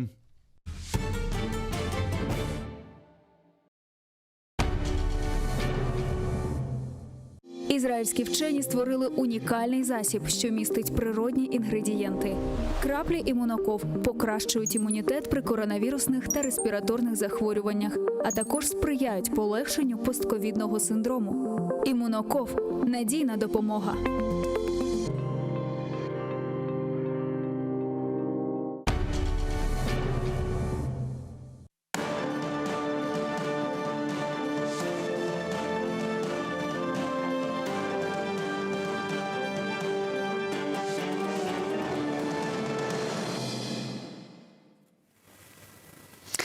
Салям алейкум, хайрлах шамлар. Добрый вечер. В эфире телеканала АТР вы смотрите информационно-аналитическую программу «Бугунь». В студии для вас работаю я, Гульсум Халилова. Следующие 40 минут в этой студии с гостями обсудим основные новости и события сегодняшнего дня. Вы также можете присоединяться к нашему эфиру. На экран ваших телевизоров режиссера периодически выводят номер телефона +3 8073 419 41 58. Звоните к нам абсолютно бесплатно. По Вайберу, присоединяйтесь по скайпу atr.tv. Это наш адрес. Ну и подписывайтесь на YouTube-канал телеканала АТР. Там мы вещаем как в онлайн-режиме, так и выкладываем самые интересные фрагменты из наших эфиров в записи. Выкладываем в записи нашей программы. Я рада представить гостя нашей студии. Ігор Рейтерович, доцент кафедри аналітики і прогнозування Держакадемії управління при президентові. Вітаю вас, пане Ігорю. Салям алейкум. Ну, начнем мы нашу беседу с топ-новости. Только что, буквально вот полчаса назад, и может быть даже меньше, закончились переговоры между лидерами Соединенных Штатов Америки и России, Байдена и Путина. И сейчас с пресс-конференцией выступает президент России Байден, Путин. И буквально через час-полтора, если не ошибаюсь, должен выступить президент США Байден. Если говорить об основных тезисах, которые были озвучены озвучены Путиным. Можно сказать следующее. Затрагивали тему Украины. Путин сказал следующее, цитирую. Что касается Украины, то эта тема затрагивалась. В основе урегулирования ситуации на востоке Украины должны лежать Минские соглашения. Тема вступления Украины в НАТО затрагивалась Москвом. Тут нечего обсуждать. Конец цитаты. Также Путин заявил, что Россия и США договорились вернуть послов. Кроме того, основными темами переговоров Путин назвал стратегическую стабильность, торговые отношения, региональную безопасность и кибербезопасность. Сам же разговор с Байденом Путин назвал конструктивным. Далее Путин сказал следующее, цитирую, что касается обязательств по поводу Украины, оно только одно – способствовать реализации Минских соглашений. Что касается учений, мы проводим их на своей территории, но мы не проводим учения, подтаскивая технику и вооружение границы США. Тут, я так понимаю, Путин упрекнул Соединенные Штаты. Далее Путин прокомментировал ситуацию с Навальным, заявив, что он сознательно шел на то, чтобы быть задержанным. Также Путина спросили об интервью Байдена, в котором он назвал Путина убийцей, на что президент России ответил, цитирую, «После этого Байден мне позвонил, мы объяснились, меня это устроило». Пане Игорю, что вы можете уже предварительно сказать по итогам этой пресс-конференции, по крайней мере, по словам Путина? Ну, судя по словам Путина, никакого прорыва на конференции, на встрече не произошло. И по большому счету это такие протокольные заявления в рамках абсолютно того нарратива и той политики, которую делает и совершает постоянно Российская Федерация. Ничего нового мы здесь не слышим. Мы в своем праве делаем, что хотим. На Украине нас нет. То есть мы ничего не оккупировали, не аннексировали. И вообще давайте садиться за стол переговоров и обсуждать какие-то другие вопросы. Вот обратите внимание, он постоянно употреблял такое понятие, что Москвами где-то там тема Украины не была центральной, да, мы там ее особо не вспоминали. То есть это не предмет основных договоренностей, у нас есть более глобальные проблемы там и так далее. Поэтому я, честно говоря, не удивлен, поскольку чего-то подобного и следовало ожидать, по крайней мере, со стороны Российской Федерации. Какой будет позиция Соединенных Штатов, мы это в 8:30 узнаем, да, когда Байден выйдет на пресс-конференцию. Я более чем уверен, что риторика президента Соединенных Штатов будет существенно отличаться от риторики Путина. И понятно, что Штаты говорили там и о территориальной целостности, и там суверенитете Украины, и о том, что Россия является стороной конфликта, а не просто каким-то там посредником, который помогает решить, как любят говорить в России, там внутриукраинский конфликт. Поэтому, как видим, прорыва какого-то нету. Заявлений... А вы ожидали какого-то? Я, честно говоря, нет. Я вот удивлялся очень, с некоторыми коллегами своими мы там на эфирах спорили, да, говорили, что это очень важная для Украины встреча, там этапная, чуть ли там не будут решены какие-то глобальные вопросы, связанные с Украиной. Наивно было на это надеяться. Почему? Потому что, во-первых, на таких встречах никогда никакие кардинальные или радикальные решения не принимаются. Да? Как правило, стороны на таких встречах договариваются дальше. Вот если, например, там Путин или Байден потом скажут, что по результатам сегодняшней встречи мы поручили подготовить или там создать какую-то рабочую группу, да, которая будет заниматься решением какого-то вопроса, например, вопроса, связанного там с ситуацией на Донбассе, да, или с Крымом, понятно, Россия категорически, наверное, не поднимала этот вопрос, да, тогда можно будет говорить, что хотя бы какие-то там более-менее важные моменты более детально на этой встрече проговаривали. Если никакие рабочие группы созданы не будут, если не появится в ближайшее время должность спецпредставителя Соединенных Штатов там, по вопросам Украины или по вопросам там, оккупированного Донбасса, да, про что говорили в офисе президента Украины, например, то встретились, поговорили. Я думаю, что для Соединенных Штатов она для чего была нужна? Чтобы просто посмотреть на Путина вживую, как говорится, да, и понять, чего от него можно ожидать, да, и что вообще Россия будет делать, или чего она не будет делать, по большому счету. Не то, чтобы Штаты про это не знали, я думаю, они прекрасно это понимают, но надо было вот такое подтверждение в формате такого диалога. А для России встреча нужна была для того, чтобы в очередной раз попытаться напомнить всему миру, что будет безрезультатно, но в первую очередь напомнить самим россиянам, что Россия, великая страна, страна, да, там вообще один из центров биполярного там мира и так далее и тому подобное. Я даже обратил внимание сегодня на фотографии, как Путин сидел, да, то есть это поза человека, который приехал, извините, тупо пофотографироваться. Вот чтобы вот была вот съемочка, да, причем когда они там здоровались с Байденом, он, например, себя очень неуверенно вел. Когда уже там сели, у него более какая-то уверенность появилась, потому что, ну, слышь, фотографы нащелкают, как бы. Потом будут везде подавать, что вот видите, он как сказал Путин, Байден попросил, я приехал на встречу. Хотя Байден ни о чем не просил, Байден предложил.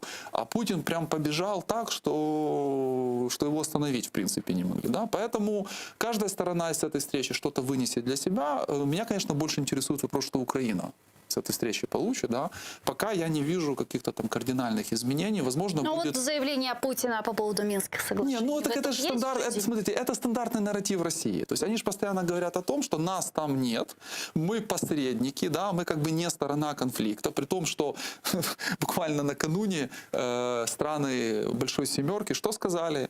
Прямая цитата. Россия является непосредственной стороной конфликта. И этот конфликт между Украиной и Россией, да, спровоцирован Россией. Все, точка. То есть, в принципе, можно ничего уже не комментировать. Ну, для внутреннего какого-то своего там потребителя Путин это заявление сделал, но по большому счету это же не изменит отношение к России там, в цивилизованном мире. Ну, давайте все-таки дождемся пресс-конференции Байдена. Да? Мне кажется, что какие-то, возможно, более интересные вещи там прозвучат. А потом, что еще более важно, пойдет уже расшифровка со стороны там, Блинкина, Виктория Нуланд, она присутствовала на встрече. Я думаю, что так или иначе в ближайшее время будет либо какое-то интервью с ее стороны, либо какие-то комментарии. Козак комментарий уже там нараздавал. Да, он говорил о том, что мы готовы принять США в Минский формат, как бы вообще нет вопросов, он открытый, как бы, да, ну, тоже в качестве посредника, как и Россия. Ну, мы же понимаем, что как бы этого не будет, и такой формат абсолютно не устраивает Украину. Поэтому сейчас вот еще услышим вторую сторону, да, и тогда Украина уже должна будет принимать какие-то решения, как нам на это реагировать, так, а и чего могут ли ожидать. быть какие-то негласные соглашения, заключенные между лидерами? Ну, они, конечно, могут быть. С которыми мы уже столкнемся чуть позже. Смотрите, они, конечно, могут быть, но мы же все равно их реализацию или подготовку к их реализации увидим по каким-то там прямым или косвенным каким-то действиям, да, которые будут совершать правительство двух стран, например, да, власти двух стран. Я не думаю, что там, ну вот, я не сторонник там какой-то теории зрады, да, которые там разгоняют и говорят, что там Байден с Путиным без нас встретятся и обо всем договорятся, по одной простой причине. Байдену чисто с внутриполитических причин такого, извините, прогиба там перед Путиным просто свои же не простят. Да? Для республиканцев это вообще будет джекпот, они сразу начнут вспоминать Трампа, неоднозначного, да, но по некоторым моментам говорит, что вот смотрите, он там санкции вводил, Украине оружием помогал и так далее. Поэтому Байден тут просто даже объективно, если бы у него были какие-то такие мысли, хотя у него их нету, да, он неоднократно говорил про Украину, ну, и про Россию, да, как он относится ко всей этой ситуации. Этого просто не будет, поэтому я не исключаю, что наоборот Байден будет даже более жестче там, пытаться казаться, чем это было на самом, скажем так, деле, да, но каких-то там кулуарных договоренностей касательно вот по поводу Украины. жесткости, был ли вообще смысл, есть ли смысл для Байдена разговаривать с Путиным языком какого-то там доцента или профессора и пытаться каким-то образом там договориться, найти точки соприкосновения и так далее? Или же Байден все же говорит, вот что можно, а что нельзя, вот определяет красные линии для Путина? Смотрите, он, конечно, хотел бы понять Путина, как-то, да, потому что в чем проблема России глобальная, да, для всего мира, там, для Штатов и для нас в том числе.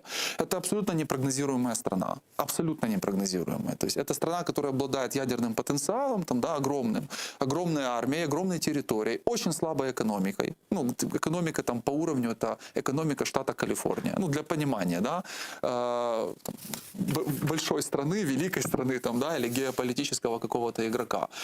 Но при этом она слабо прогнозируема. И вот для Штатов, для Байдена важно как бы через этот разговор понять, вообще как-то спрогнозировать. Будет дело, будет толк, не будет толк. Есть смысл дальше договариваться, нет смысла договариваться. Штаты это для России сделали один намек. Они указали одну вещь, на основе которой можно было договариваться, и в том числе потом через призму этого решать вопрос, например, в Украине. Да? Что именно? Это не касается Украины, кстати. Да? Тут нам не надо думать, что они прям про Украину там говорили. Циничная политика. Они намекнули, что совместное противостояние Китаю это то, в чем заинтересованы Штаты, союзники Соединенных Штатов. И это та основа, на которой можно договариваться. Что сказал Путин в интервью, которое он давал до этой встречи? Никаких никакой дружбы вместе против Китая не будет. Не будет просто, да, потому что это не в интересах России. Потому что Китай Россию уже давным-давно держит, я не буду говорить за какое место, да, но держит очень серьезно. Конечно, то есть экономически там, геополитически, то есть они же махнули рукой вообще на все те территории, которые граничат с Китаем, и они за последние там лет 15 отдали, подарили или продали через разные договора Китаю территорий в 3 раза больше, чем оккупированный Крым. Но сближение России с Китаем, разве это для Путина не повышение ставок? В определенной мере, да, но он это так не рассматривает. Он считает, что он нигде с Китаем не сближается в плане, понимаете, с Китаем можно сближаться только на условиях, вот ты младший партнер, а Китай это старший партнер. Китай никогда про это прямо не говорит на официальном уровне. Он просто делает. Россия, есть люди в России, которые это понимают. Понимает ли это Путин? Возможно, но он считает, что противостояние со Штатами, с Украиной, для него это более выигрышная история, чем противостояние с Китаем. Да они уже и экономически этого не смогут сделать. Хотя, могли бы попытаться. Им намекнули прямо, про это сказали. Россия ответила прямо, что мы не будем этого делать. Поэтому я думаю, что ценность России как гипотетического союзника и возможность потом решать какие-то вопросы, в том числе связанные с Украиной, для Соединенных Штатов там сразу уменьшилась. Да? И они будут действовать там более жестко, понимая, что нет смысла идти на какие-то уступки, даже по украинскому вопросу, потому что они ничего не получат от Российской Федерации взамен. Вот это очень важный момент. Если бы Путин приехал и сказал, что вот смотрите, вот то-то, то-то, то-то, да, там в обмен на то-то, то-то, то-то. Можно было бы говорить, но они этого даже этого не делают. Они просто хотят все и сразу, на их условиях, такого же не будет, потому что, это смешно, да. И я думаю, что Байден это понял прекрасно во время этой личной встречи. Она, с другой стороны, она важна была нам чем? Тем, что по большому счету Путин настолько хотел этой встречи, что та эскалация, которая была на границах Украины, в определенной мере с этим и было связано. Он сигнал такой подавал. Я не говорю, что это была первая причина, нет, там были и другие причины, непосредственно с нами связанные. Но то, как войска сразу стали отводить, когда появилась информация, и Байден сказал, окей, давай встретимся, да? Это не было слабостью Байдена? Абсолютно нет. Смотрите, Путин и СМИ в России это подавали как, что Байден хотел с нами пообщаться и так далее. Но все же остальные страны это прекрасно понимают. Это не уступка даже, это разумный компромисс в тех условиях, чтобы не вмешиваться в возможную гипотетическую войну, да, но тем не менее эту эскалацию каким-то образом снять. Оно пошло на пользу Украины? Да, пошло. Они встретились, пообщались, замечательно. А через какое-то время Байден будет встречаться с Зеленским, общаться, допустим, да. О чем они там будут говорить, я думаю, мы скоро узнаем. Возможно, более детально рассказывать, что было на этой встрече за закрытыми дверями, о чем там говорили, в каком контексте вспоминали Украину и так далее. Самым плохим сигналом для нас сейчас будет, если в 20:30 Байден выйдет на пресс-конференцию, и с всей пресс-конференции про Украину он будет говорить минуту или полминуты мазками. Да, очень-очень мало. Путин уже достаточно много наговорил. Да? Если Байден будет говорить очень-очень мало, вот это будет очень плохой сигнал. Не потому что о чем-то договорились, а о том, что реально про это говорили мало. И это не является приоритетом, например, для Соединенных Штатов Америки. Пане Ігорю, я предлагаю підключити к нашому ефіру зараз Олександра Морозова, наукового співробітника Центру Бориса Немцова з вивчення Росії. Він зараз з нами на прямому зв'язку з Праги. Пане Олександре, вітаю вас, здравствуйте. Добрый день, здравствуйте. Закончились двухсторонние переговоры Путина и Байдена. И вот сейчас прошла пресс-конференция Путина. Что вы можете сказать по итогам пресс-конференции Путина, по крайней мере? У меня сложилось впечатление, во-первых, что Путин был взволнован на пресс-конференции. Он даже несколько подробнее, чем обычно, говорил, отвечал на вопросы там, где можно было это сделать короче, и повторялся. Понятно, что для него это важное событие. Но в сухом остатке хорошо видно, что ни одного такого существенного продвижения, которое, скажем, кремлевские медиа или Москва могла бы по итогам этих переговоров обозначить, там не было. Кроме одного пункта, который касается того, что российские МИД и Госдеп получат команду по организации обмена заключенными. Вот такое у меня впечатление в самом общем виде. Ну а вообще вы ожидали какого-то прорыва в ключевых вопросах от этого саммита? Нет, совершенно. Мне кажется, что да и большинство, собственно, аналитиков и так об этом прямо в начале встречи написала BBC в своем новостном сообщении, что ни США, ни Россия, ни европейские страны не ждут ничего революционного как бы от этой встречи. И что это, ну, как мы все предполагали, так оно, видимо, и происходит. Встреча носит такой важный характер, потому что она является итогом, да, вот очень хорошо подготовленной и продуманной администрацией Байдена такой программы в Европе. Собственно говоря, Байден, так сказать, как бы выступил здесь тем человеком, который от лица большой очень группы стран и стран НАТО, стран Евросоюза, как бы сообщает Путину консолидированную позицию. Ну вот это состоялось, несомненно. Видно, что, наверное, Путину это не понравилось, поэтому встреча закончилась и на час раньше, поскольку все эти вопросы, которые предъявлялись, мы уже видели все эти вопросы и по результатам встречи Байдена с руководством ЕС, и по саммиту НАТО, да, и по встрече его с Джонсоном в Лондоне 3 дня назад. Иначе говоря, вот результат такой, мне кажется, и ожидать большего, конечно, никто не мог. Пане Олександре, вот на ваш взгляд, по итогам прошедшего саммита Североатлантического альянса, по итогам переговоров Байдена и Путина, можно ли сказать, что для Запада, для НАТО и для Америки уже окончательно понятно, что Москва для них является врагом? Или же вот пока что делать такие выводы преждевременно, и Запад все же будет стараться, пытаться каким-то образом договариваться с Путиным, находить точки соприкосновения и даже находить какие-то точки соприкосновения именно в вопросе противостояния тому же Пекину?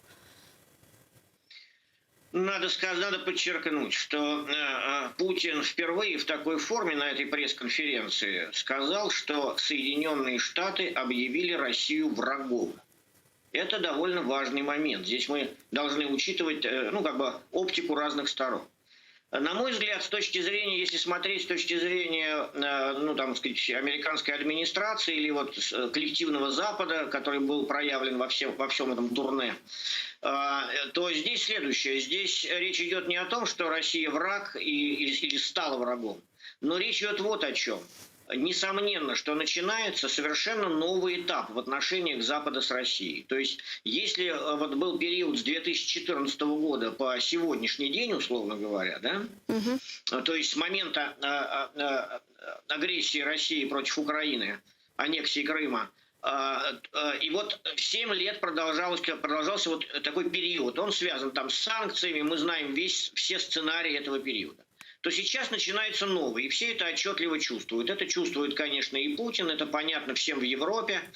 И это, конечно, выражено в коммюнике НАТО, потому что в коммюнике НАТО, и на это обратил внимание сразу и Москва, Песков об этом сказал прямо, он сказал, что там мы хорошо видим, что, во-первых, хорошо видим тезис о вступлении Украины в НАТО в этом коммюнике, и он звучит, как сказал Песков, впервые с такой определенностью. Да, безусловно, этот тезис был в 2008 году, но надо сказать, что в этом коммюнике, почему этот тезис так звучит сильно? Потому что в этом коммюнике Россия как угроза поднята на верхнюю строчку.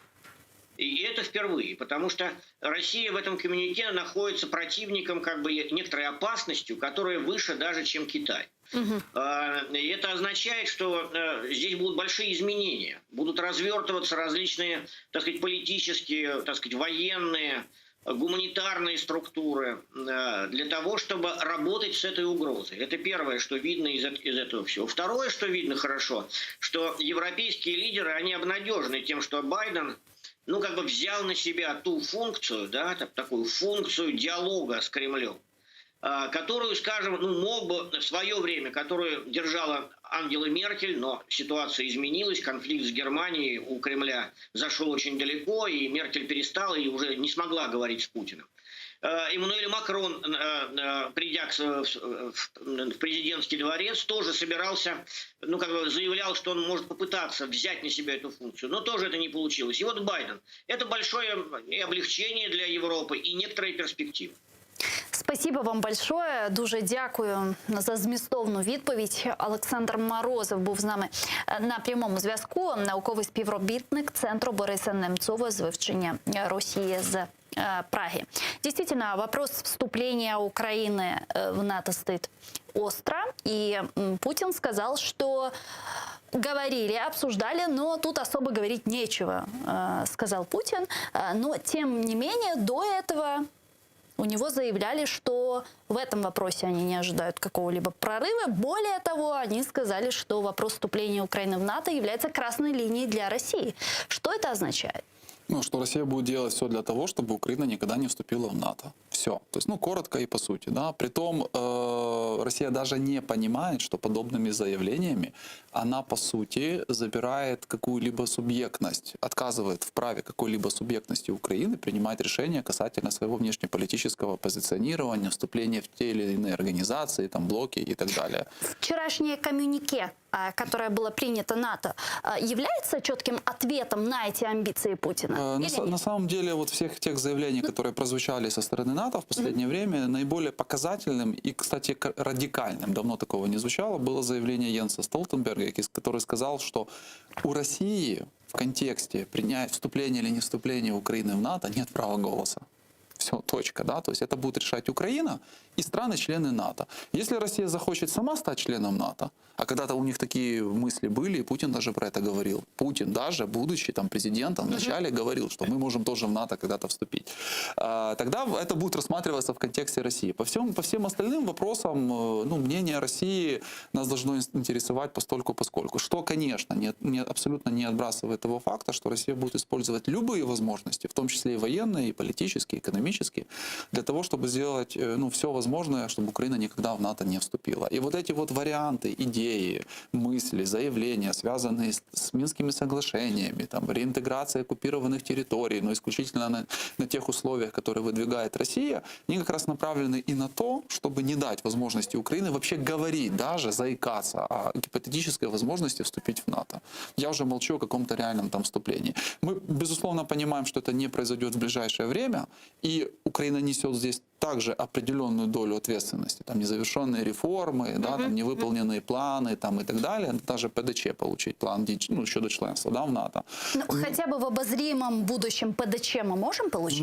Смотрите, предыдущая власть говорила, для начала, извините, давайте поймем, для того, чтобы получить ПДЧ, нам нужно выполнять какие-то обязательства? Или для этого безусловно, нет? Они очень простые. И когда президент Украины Зеленский задал свой риторический вопрос, почему мы не в НАТО, видимо, ему советники забыли сказать, что у нас есть годовые планы, в соответствии с этими годовые планы, и в соответствии с этими планами мы должны выполнять определенные, реализовывать определенные реформы. К огромному сожалению, с 2019 года все эти реформы были либо остановлены, либо существенно замедлены. Например, реформа СБУ.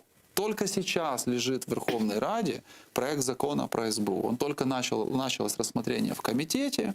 То есть пока он еще будет принят, в каком формате, соответствует ли этот формат тем обязательствам, которые брала на себя Украина, это пока все вопрос открытый. Например, закон про оборонные закупки и так далее. То есть это абсолютно конкретные вещи, значительная часть из которых была выполнена до 2019 года, но не выполнена вторая часть. Если мы сейчас ускоримся, и, например, в 2021 году примем, эти все моменты, тогда уже в 22-м мы можем говорить конкретно, что, смотрите, мы предварительные условия выполнили. Кстати, там в коммюнике было сказано, что Украине следует сосредоточиться на выполнении этих годовых планов, потому что если они выполнены, тогда у НАТО не будет причин нам отказать в плане действий касательно членства, поскольку мы все предварительные условия выполним по большому счету. Ряд экспертов говорят о том, что вопрос вступления и сближения Украины с НАТО, предоставления ПДЧ – это вопрос вопрос политический. Ведь есть очень много стран, которые вступили в Североатлантический альянс, и при этом при вступлении уровень стандартизации у них был очень низкий. Какой? Стандартизации какой? Военной, как правило. Да, Да, вот тут как правило, военной. Вот. Но понимаете, НАТО — это военно-политический блок, а сейчас даже, наверное, политика военная в первую очередь. И, соответственно, стандарты армии, да, это уже как бы не основные стандарты. Поскольку в данном конкретном случае Украина как раз может научить страны НАТО, да, очень многому, поскольку мы армия, армия, которая воюет, и воюет с противником, который был гораздо, и является гораздо нас сильнее там, в материальном плане, там, да, скажем, и так далее, и мы успешно ему противостоим, и у нас есть успешные примеры.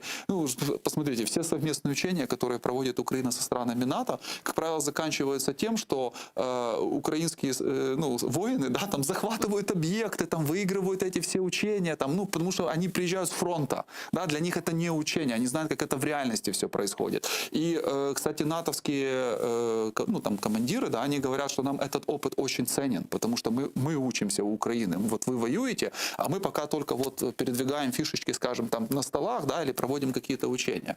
Но вот по политическо-экономическим вопросам страны, которые вступали, имея очень низкий уровень стандартизации военной, они были далеко впереди Украины. Они очень быстро завершали все эти реформы.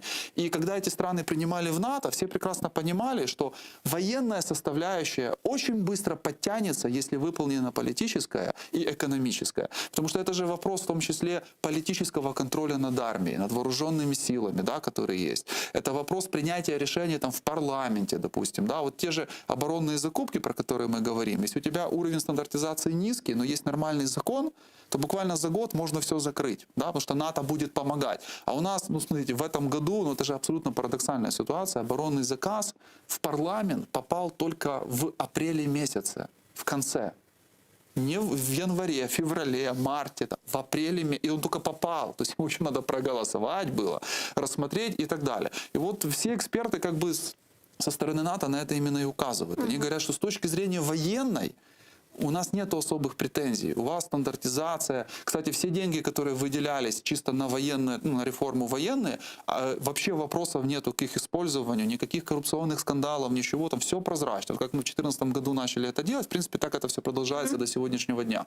Но вопросы чисто экономического, политического плана, вот тут они выходят на первый план. И, к сожалению, тут к нам огромное количество просто вопросов. И это, смотрите, мне не очень хочется там критиковать, но это объективная реальность. Мы сами этого не сделали. Почему с 2019 года масса реформ просто были остановлены? Потому что не считали вопрос вступления в НАТО, наверное, приоритетом. Сейчас поняли, что это должен быть приоритет, но ждем тогда конкретных действий. У президента есть все полномочия. Контроль над Верховной Радой, Кабинетом министров, да, там свой министр обороны, которого он назначал, глава СБУ и так далее. То есть он может очень быстро включить вот опять этот режим, как там говорили, там, шаленого принтера, да, они могут, турборежим, конкретно по обороне и вопросам, которые связаны с выполнением этих годовых планов. Выполнить их, закрыть, и поверьте, тогда то, что многие страны, там, члены НАТО, говорят, что мы не очень пока хотим видеть там Украину, у них аргументов будет гораздо меньше, потому что они увидят прогресс, и останется, грубо говоря, одна Венгрия, да, которая будет там цепляться к языку, но и другие страны скажут, камон, ребята, это явно не тот вопрос стратегии, который должен блокировать там, попытки Украины вступить в НАТО. Да? Давайте двигаться дальше. Некоторые представители Альянса спекулировали на теме войны и говорили о том, что нельзя принять страну, на территории которой идет война, в Североатлантический альянс. Вчера президент США Байден сказал, что наличие территориального спора и проблемы никаким образом не препятствует этому. Тогда какая может быть найдена формула в этом вопросе? Да, обычная формула, такая же формула, которая действует по отношению, например, к Турции, которая является членом НАТО, да, абсолютно региональный игрок, вторая армия в НАТО, кстати, да, по численности, там это вторая после Соединенных Штатов. И что, у них есть, по сути, конфликт. Да, он замороженный на Кипре. но он есть, он был, да, то есть там вообще была парадоксальная ситуация, когда Греция с Турцией, две страны НАТО, да, схлестнулись между собой, но это же не привело к тому, что их исключили, там, куда-то, да, мы понимаем, что были другие условия, холодная война, там, блок НАТО, блок Организация Варшавского договора, там, и так далее. Но сейчас Байден дал четкий ответ, что да, конфликт есть, но почему нет? Там же нигде не написано, что прямо, да, что наличие конфликта или там обязательные условия проведения референдума. Этого также нету. Нет, да. Этого нету, да, в уставе. Поэтому это, знаете, такое же крючкотворство и попытка как бы найти какую-то дополнительную причину. Поверьте, если бы мы сейчас показали успехи в реформах, в экономическом развитии, в реформировании армии, то вот этот вопрос бы с этим конфликтом, он бы отпал сам по себе, да, потому что многие бы страны, кстати, бы поняли, что Украина даже была бы выгодна с точки зрения боеспособной армии, с точки зрения денег, которые мы бы платили в соответствии с уставом, да, поскольку мы тратим на оборону достаточно много. Ну, хотелось бы еще больше, но это как бы всегда хочется больше, да, потому что лучше кормить свою армию, чем кормить там чужую, да. Но в этом плане мы в гораздо более выигрышном положении находимся, чем многие страны, которые являются членами НАТО. Потому что для них это членство, оно декларативное по большому счету, а мы можем принести какую-то конкретику. Но для этого надо просто закончить реформы, не больше и не меньше. Причем это нам будет бонусом и вообще всем тем процессам, которые у нас есть, да, и укрепление там государственности и так далее. Поэтому если не вышло пока конкретно получить там ПДЧ, можно сосредоточиться на реформах политических, экономических, антикоррупционных, да, их реализовывать, и тогда просто меньше будет аргументов, которые не позволят Украину принять в альянс. Еще одна тема, которую я хочу успеть с вами обсудить, которую мы уже несколько раз с вами упоминали, это вопрос Северного потока-2. Президент Зеленский заявил, что проект Северный поток-2 является вызовом для Украины в сфере безопасности и отметил, что введение этого газопровода в эксплуатацию недопустимо. Вот его цитата. Володимир Зеленський порушив питання протидії реалізації проекту «Північний потік-2», який є безпековим викликом для України, і наголосив, що його введення в дію є неприпустимим. Кандидата в канцлера Германии, отправящего стране Христианско-демократического союза Армин Лашет, поддерживает достройку газопровода «Северный поток-2», но заявляет, что он не должен быть использован для шантажа Украины. Моя позиція завжди була дуже чіткою. Нам потрібен цей газопровід. Це економічний проєкт, він потрібен для енергопостачання. І завжди існувала умова, не повинно бути геополітичних втрат для України. Цей трубопровід не повинен бути використаний для того, щоб шантажувати Україну або країни Балтії, або Польщу. А как они это обеспечат?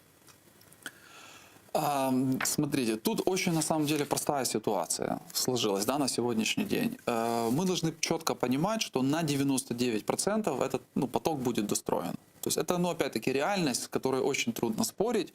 Да, остается небольшой шанс на то, что в сентябре месяце победят зеленые, они сформируют коалицию, будет их канцлер, а поскольку это единственная партия Германии, которая выступает против строительства Северного потока, как с экологических, так и с политических причин, тут совпало у них, да, какой-то малюсенький шанс остается, что они его как бы заблокируют. Но тут надо четко понимать, что у них не будет монобольшинства, им придется формировать коалицию, и, скорее всего, Северный поток будет предметом компромисса для формирования этой коалиции. Поэтому Украине сейчас надо просто представить на рассмотрение нашим союзникам план Б, не знаю, С, там, Д, его по-разному можно называть, что будет, если поток будет достроен, какие гарантии получит Украина, да, насколько эти гарантии будут соответствовать нашим национальным интересам, и самое важное, на какой период времени они будут минимально распространяться. Вот заявление о том, что до 2024 года Россия нам обязана платить за транзит, так Россия от этого не отказывается. Да? Поверьте, они нам даже будут платить за транзит, если ничего даже не будут перегонять по территории Украины. А вот после 2024 года это будет уже глобальной проблемой. Поэтому те заявления, которые мы слышим со стороны Германии, Соединенных Штатов, что мы готовы как-то компенсировать, за них надо хвататься, но предлагать свое, не подачку, которую нам предложат, в виде там 40, не знаю, миллионов кубометров газа, которые там гарантированно будут проходить, а именно добиваться подписания тогда какого-то соглашения трехстороннего, как минимум, между Украиной, Россией и, например, Европейским Союзом, в соответствии с которым нам это будет гарантировано на 10, там, 15, я не знаю, на сколько лет. А вообще зачем Германии газ с точки А с точки Б без опции хранения? Наших природных. Смотрите, это вопрос, очень правильный вопрос, но поскольку Германия сейчас очень активно развивает зеленую энергетику, отказывается от атомной энергетики, а газ для них является там дополнительным, альтернативным, в принципе, источником, то есть они его используют моментально, практически без хранения. Да? То есть у них все так четко расписано, и в других странах, кстати, Европы, они понимают, что им можно будет регулярно его, там, Россия будет поставлять, они его моментально будут, значит, использовать для своих, скажем так, нужд. Хотя вот опять-таки здесь Украина же может предложить, что у нас есть газохранилища, да, вы можете их использовать. Давайте тоже это заложим в будущие какие-то соглашения, в будущие контракты. Пускай это будет, не знаю, какой-то так неприкосновенный запас. Да? Мы же не знаем, какие будут зимы. Зимы сейчас странные. Иногда они холодные, иногда они, наоборот, теплые. То есть коронавирус, опять-таки, многие другие какие-то вещи, они показывают, что тяжело спрогнозировать, как будет развиваться ситуация. Но для этого не Германия нам должна предлагать, не Соединенные Штаты. Мы должны выходить и говорить: окей, есть проблема, как бы поток будет достроен, это политическая чистая история. Значит, давайте делать вот таким вот образом. То есть, знаете, меня удивило, честно говоря, заявление Кулебы, который сказал, что пускай нам предложат, а мы подумаем, принимать или нет. Мы должны выйти, вот положить там 3 варианта, причем требовать максимума.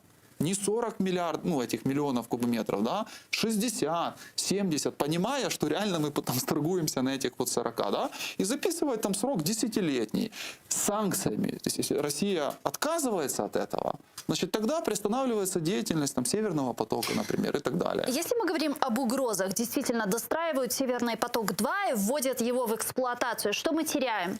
Мы теряем от 1,5 до 6 миллиардов долларов, которые мы на этом зарабатывали, но мы теряем самое главное. Вот про это мало кто говорит, а про это нельзя забывать. Если Россия перестает транзитировать газ по нашей территории в Европу, да, и Европа получает его альтернативными путями, я лично я не вижу никаких препятствий для Российской Федерации начать широкомасштабную войну против Украины.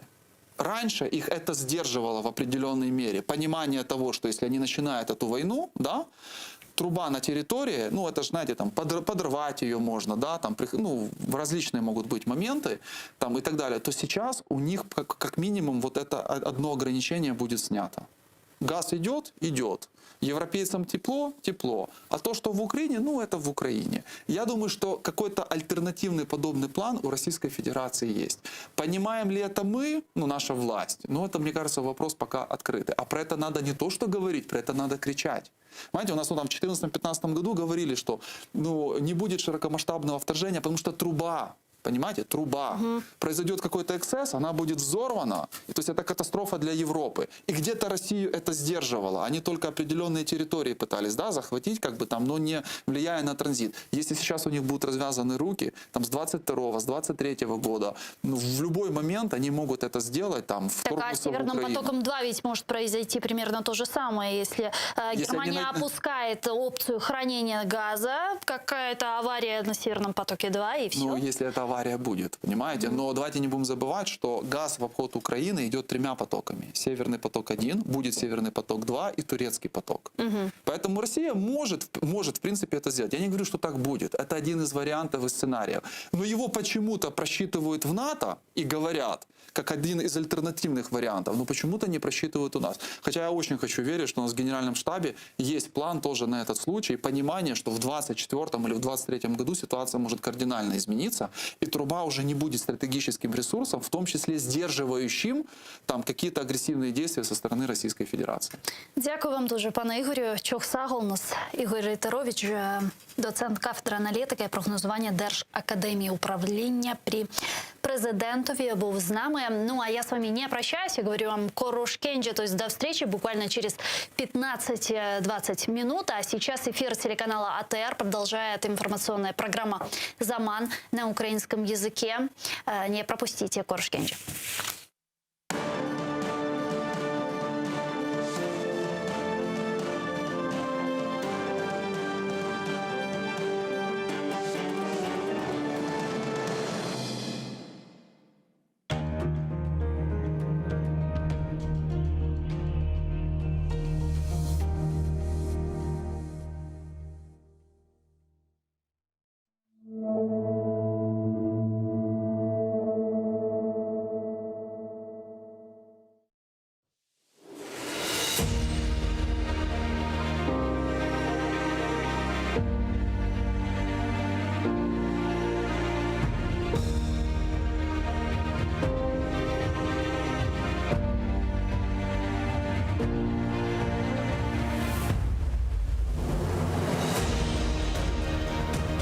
изумруд саарлер, далгалар еліне, жошар ақ йырлаған инсанлар көрдім. Эфсане сайыллер, орманлар илінде, гүрделі давышлы лиманлар көрдім.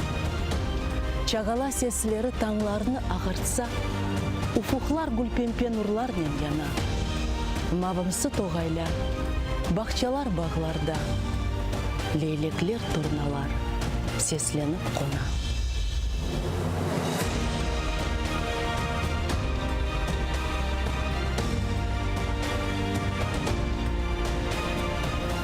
Бұ ернің судай, су yok бір өзенде. Топрағы мұжезе, не сачса инсан. Қыблада küçük bir evçikte ossemdi. Yerim menimdir, ey Kırım betan.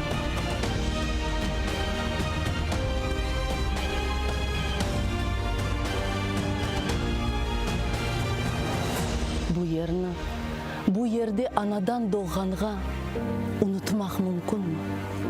Bu yerde ayn babamın kabrine yağmurlar yağganda, beşigim başında ağlayan anam.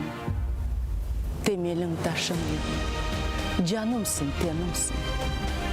Katramda yaşaysın, istikbal vetan. Ebedi yerimsin, ebedi menimsin. Mukaddes diyar, ey Kırım vetan.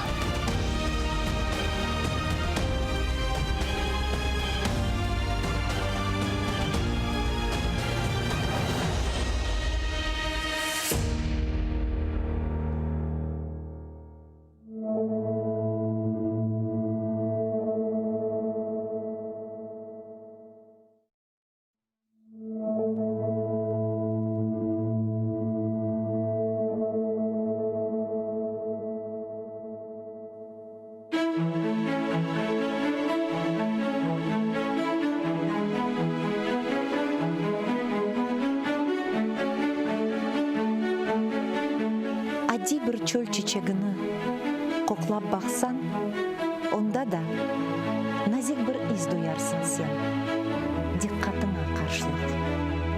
Жүрегіңні аңлап олсан, ен яман деп белеген кішімде де, илле бардыр, аз олса да, яқшылық.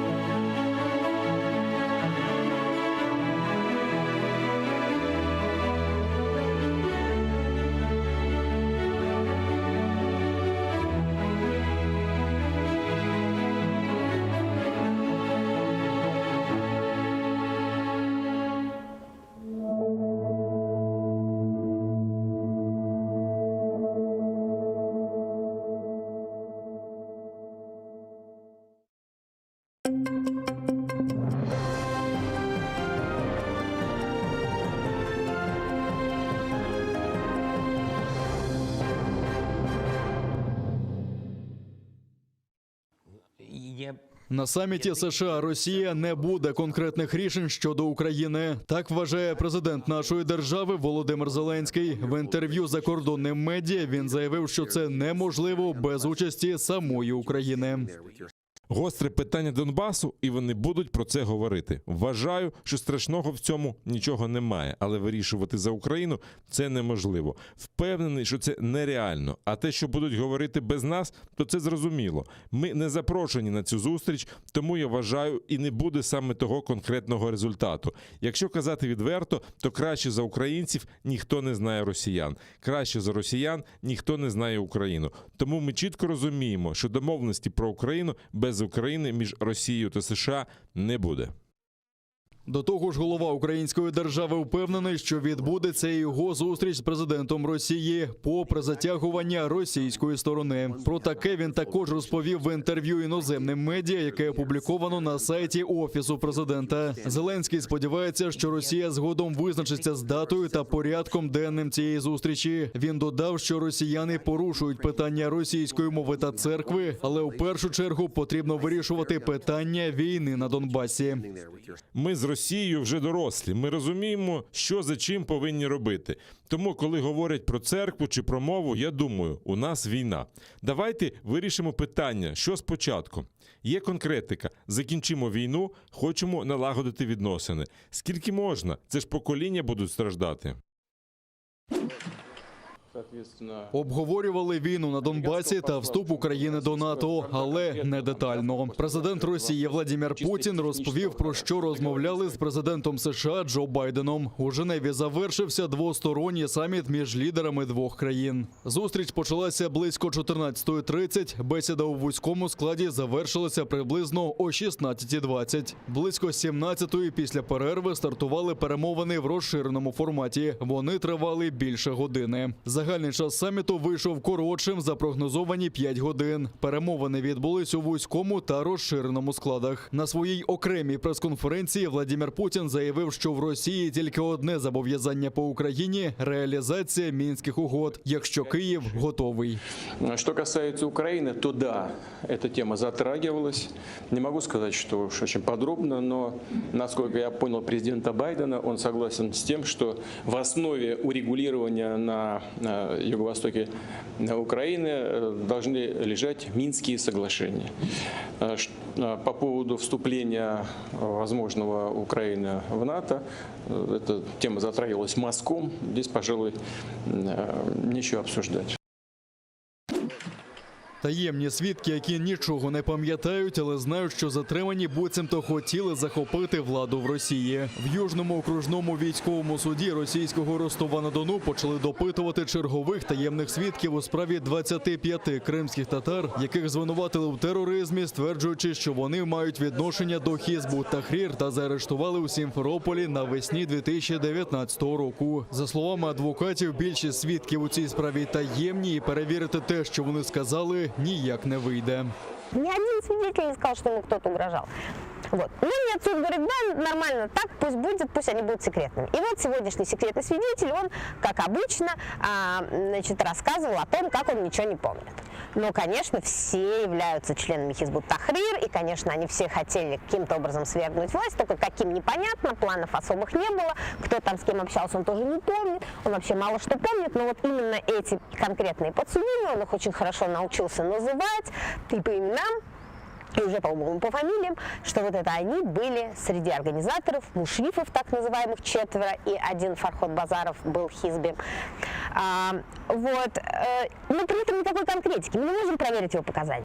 Покарання через невиконання розпорядження судового виконавця. Щодо Ярикула Давлатова, який поїхав до Южного окружного військового суду підтримати засуджених там кримських татар, склали протокол, а дружині в'язня Фархода Базарова Фатімі Яниковій видали попередження. Давлатова звинувачують в тому, що він під час судового засідання знаходився в будівлі суду. Протоколу не були учтені його права. Права разъяснялись на русском языке, и Ярикул Ага сделал пометку о том, что права на русском языке ему непонятны, что ему необходим переводчик, это, собственно, то право, которое было указано в протоколе, а также просит рассматривать данное административное дело по месту своего проживания. И все эти замечания он сделал на крымско-татарском языке. Боротьба зі слухачами суду. Біля окупаційного Київського райсуду Сімферополя, де мали розглянути скаргу Сохіби Бурханової на протиправні дії слідчого комітету Росії, зранку комунальники почали поливати місця, де традиційно збираються слухачі. За кілька годин вилили кілька тонн безцінної для Криму води. На питання людей, для чого це потрібно, комунальники відповіли, що отримали такий наказ. Сегодня почему-то пригнали людей с оросительной системой, то есть и они вот в течение 2 часов уже, да, с утра начинают поливать около суда и при этом не дают всем тем слушающим, всем желающим и неравнодушным, да, приблизиться к суду. На вопрос о том, зачем оно надо, хотя вроде бы вчера целый день поливал дождь, они говорят, нас, оказывается, попросили об этом. Но стоит только догадываться, зачем это надо было, когда и так, в принципе, в Крыму и воды не хватает. Адвокати Сохіба Бурханової намагаються оскаржити дії окупаційного слідчого комітету, який відмовляється видати для поховання тіло її чоловіка Набіра Хімова, якого 11 травня застрелили співробітники ФСБ. Минулого засідання адвокати вимагали забезпечити участь Сохіба Бурханової, яка утримується в таборі для іноземців у Краснодарському краї Росії. Засідання мало продовжитися сьогодні, втім через неможливість участі адвокатів його перенесли на 25 червня.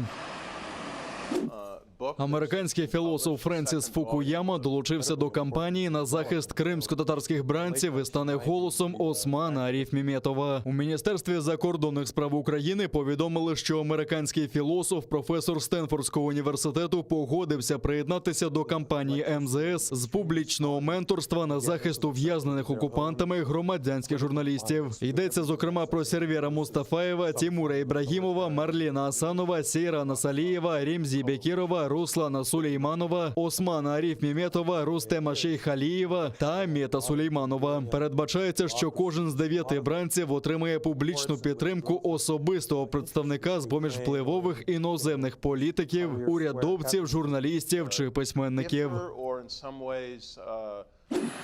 Українку з 7 дітьми вдалося повернути з сирійського табору Родж. Родину спецрейсом доставили до литовища Жуляни у Києві минулої ночі. Відомо, що жінка покинула Крим після окупації та переїхала до Львова, а згодом до Сирії. До процесу повернення долучилися фахівці Головного управління розвідки та Міністерства закордонних справ України. Це стало можливим, зокрема, із-за підтримки влади іракського Курдистану, яка фактично забезпечила транзитний коридор для вивезення громадян України через Ірак. Біля трапу українських громадян зустріли міністр оборони України Андрій Таран та заступниця міністра закордонних справ Еміне Джепар. Після перевірки правоохоронними органами родині поновлять українські документи. Дякую дуже всім, що нас повернули. Я з дітьми на родную Україну. Всім сотрудникам, які працювали і допомагали, теж огромне спасибо їм. Це вже не перша така операція. Якщо ви пам'ятаєте, 31 грудня минулого року ми також зустрічали наших співвітчизників тут, в Україні. І кожна така операція ще раз доводить, що Україна своїх не кидає.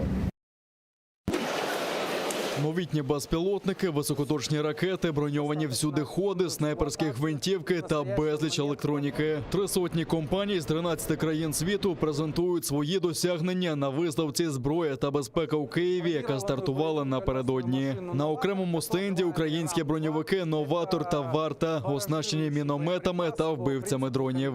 На сегодняшний день очень большое развитие имеет беспилотная летательная техника разных классов. Разведывательные, дальние, ударные, камикадзе. То есть на сегодняшний день это очень широкий, очень востребованный, широкое и востребованное направление развития, в принципе, любого вида сотрудничества. И мы предложили нашим партнерам установить на базе нашего новатора систему, так называемый РАМ-2. Это баражирующий боеприпас по принципу камикадзе. То есть на дистанции до 30 метров, до 30 километров этот боеприпас имеет возможность идентифицировать цели и поражать их разными типами боеприпасов. Особливою увагою користується український всюдихід «Атлас», який вже допомагає Державній службі надзвичайних ситуацій.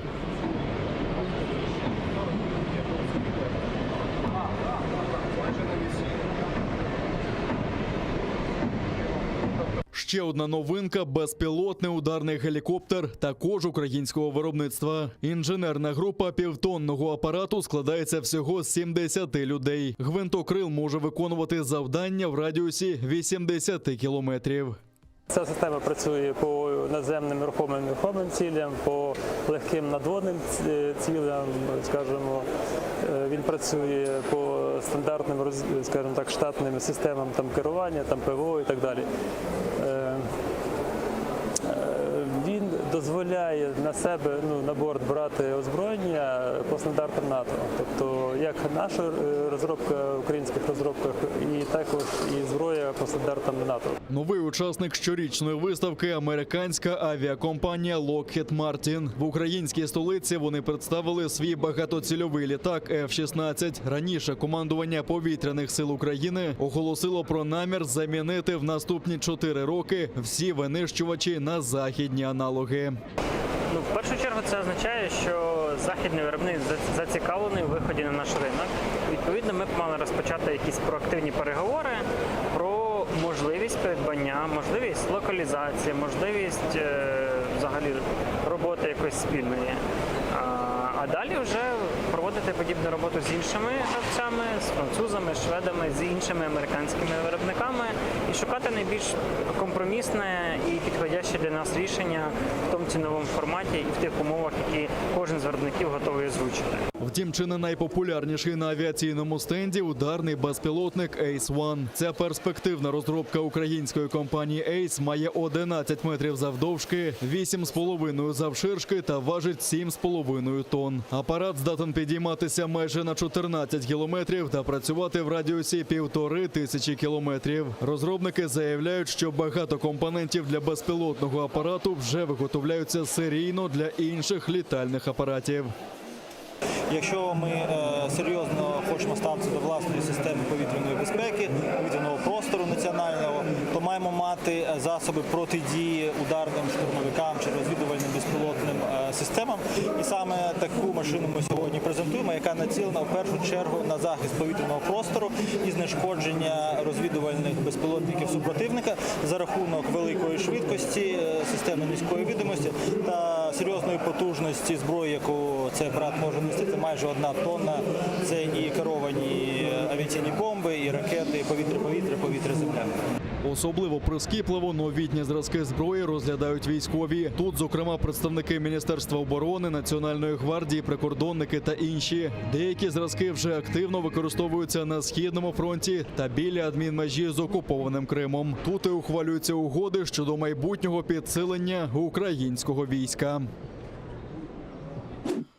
Уряд скасував контроль самоізоляції через додаток вдома. Відтепер не потрібно встановлювати застосунок при поверненні з-за кордону або при перетині адмінмежі з окупованої території на материкову частину України. Крім того, скасовано обов'язкове тестування на коронавірус. Таке рішення Кабінет міністрів ухвалив на тлі зменшення кількості інфікувань. А прем'єр-міністр Денис Шмигаль заявив, що поки вся Україна перебуває в зеленій карантинній зоні, самоізоляцію не контролюватимуть. І тести не обов'язкові. Керівника це, перш за все, можливість ще раз провести ревізію системи, проаналізувати, де є слабкі місця та забезпечити максимальну готовність до потенційної нової хвилі коронавірусу.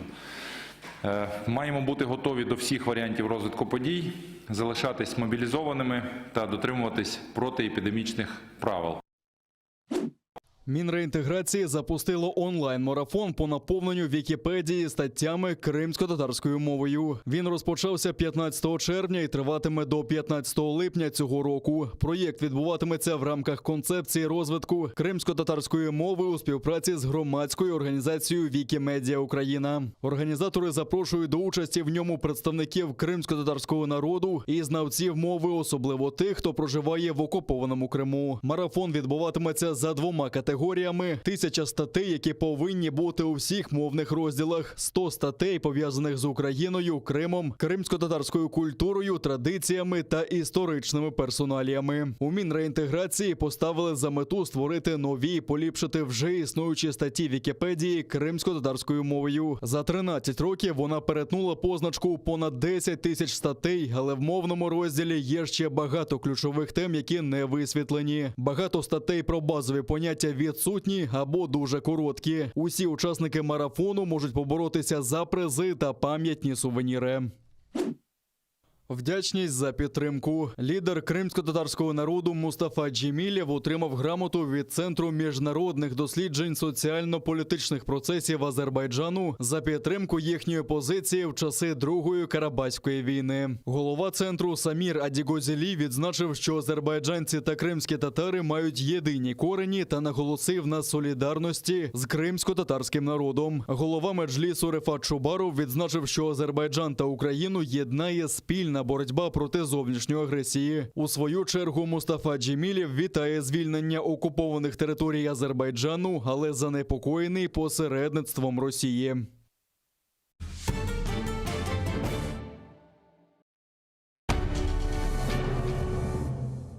Ізраїльські вчені створили унікальний засіб, що містить природні інгредієнти.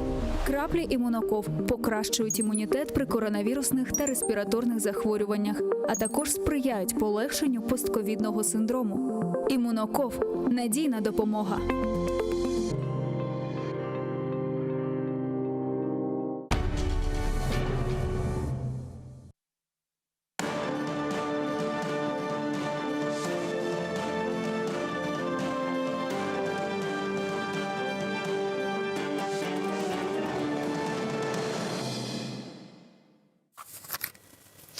Assalamu alaikum, хайрлы акшамлар. Сайглы АТР телеканалының телесерджилері. Бүгін информацион программасына серетесіңіз. Студияда сіздер үшін мен Гульсум Халилова чалшам ве невбетеке 40-45 даққа деп амында хырым ве хырым етрафында өзберген сонки ве ең актуаль хаберлерні музакире етежекміз ве бұл бөлікні хырым татар тілінде кечірмеге планлаштырдық ки сіз де бізім яйынымызға қошылма имканына сайып болыңыз.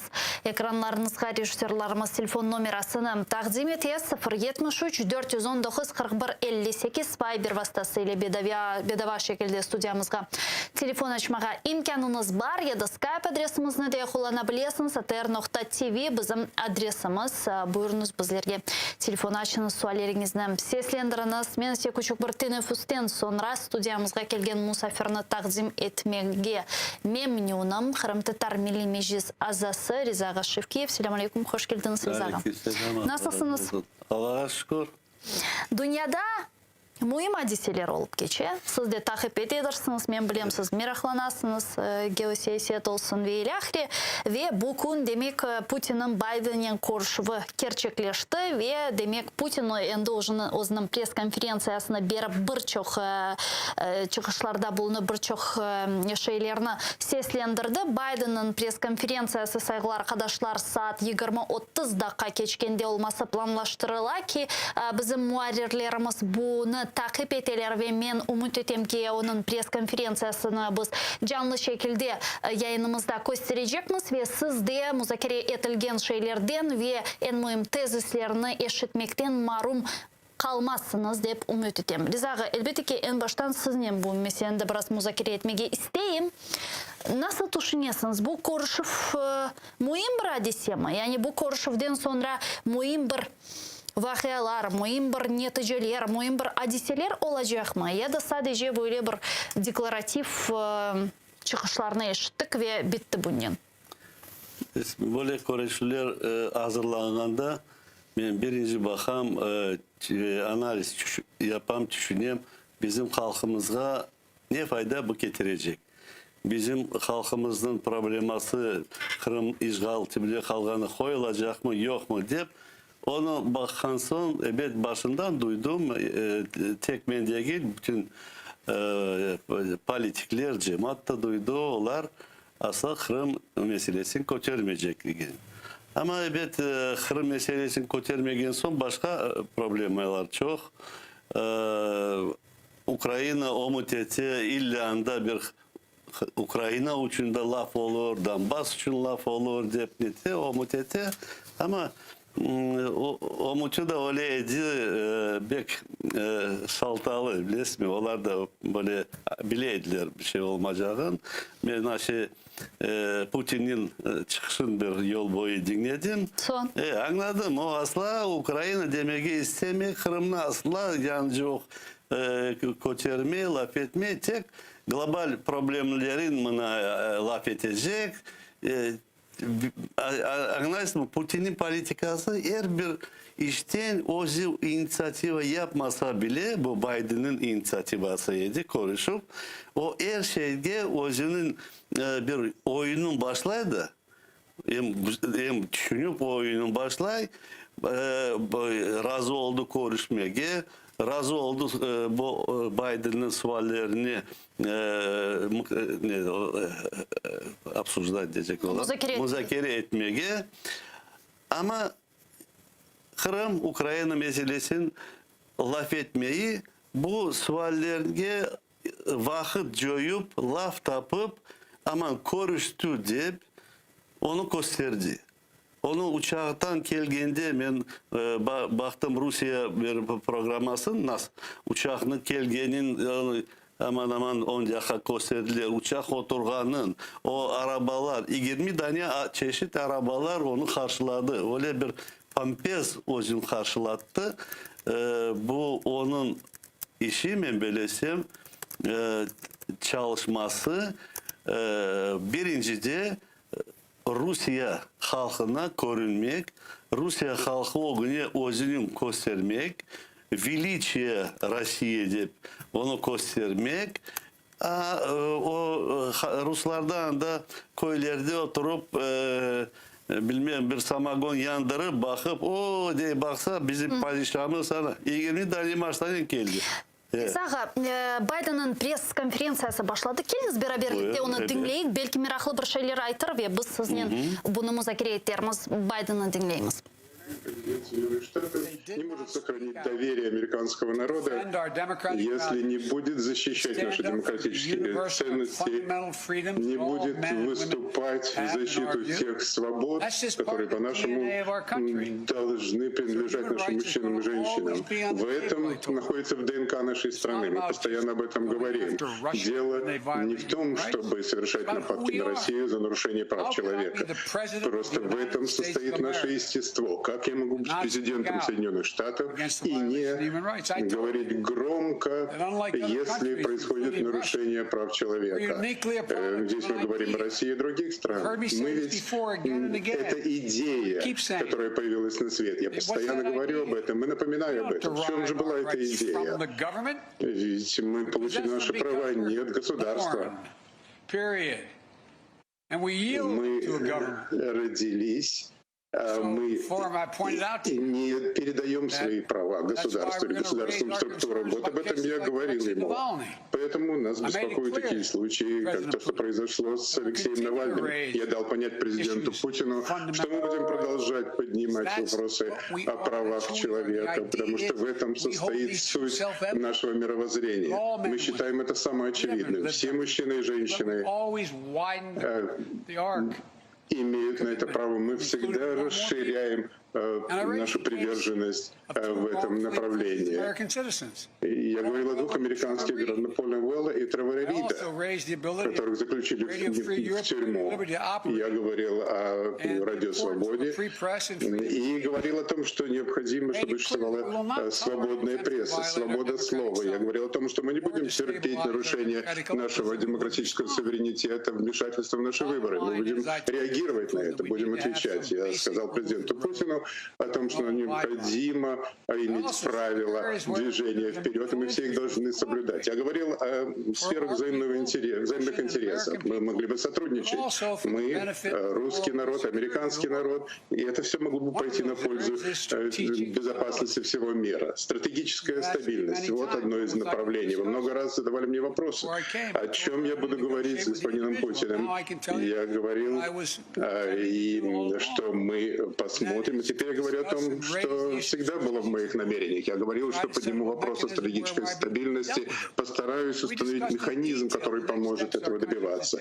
Мы подробно говорили о следующих шагах по контролю вооружений. Те шаги, которые необходимо быть предприняты, чтобы снизить возможность конфликта между странами. Мы согласились, что мы запустим стратегический диалог о стратегической стабильности, чтобы наши военные, наши дипломаты вместе могли работать над механизмом, который приведет к контролю вооружений, которые постоянно появляются в мире, чтобы снизить вероятность возникновения военного конфликта. Мы говорили о некоторых деталях таких систем вооружения. Значительную долю времени посвятили вопросам кибербезопасности. Я говорил о том, что существуют критические элементы инфраструктуры, которые должны быть вне возможности совершения атаки или нападения. Я дал ему перечень. Сейчас его нет передо мной. Мы говорили о 16 конкретных структурах, которые мы определяем как критически важную инфраструктуру. Это энергетический сектор и наши системы водного хозяйства.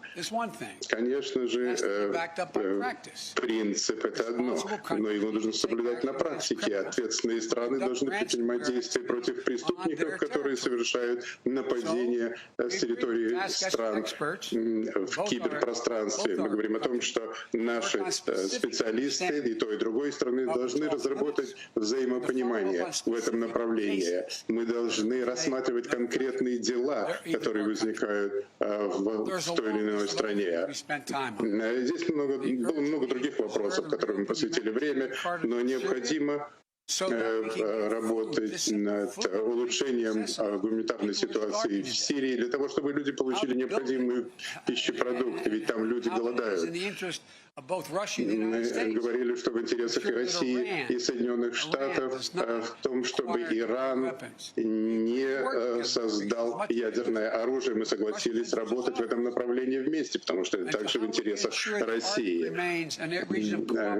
Мы говорили о том, что Арктика должна быть территории мирного существования, а не конфликта.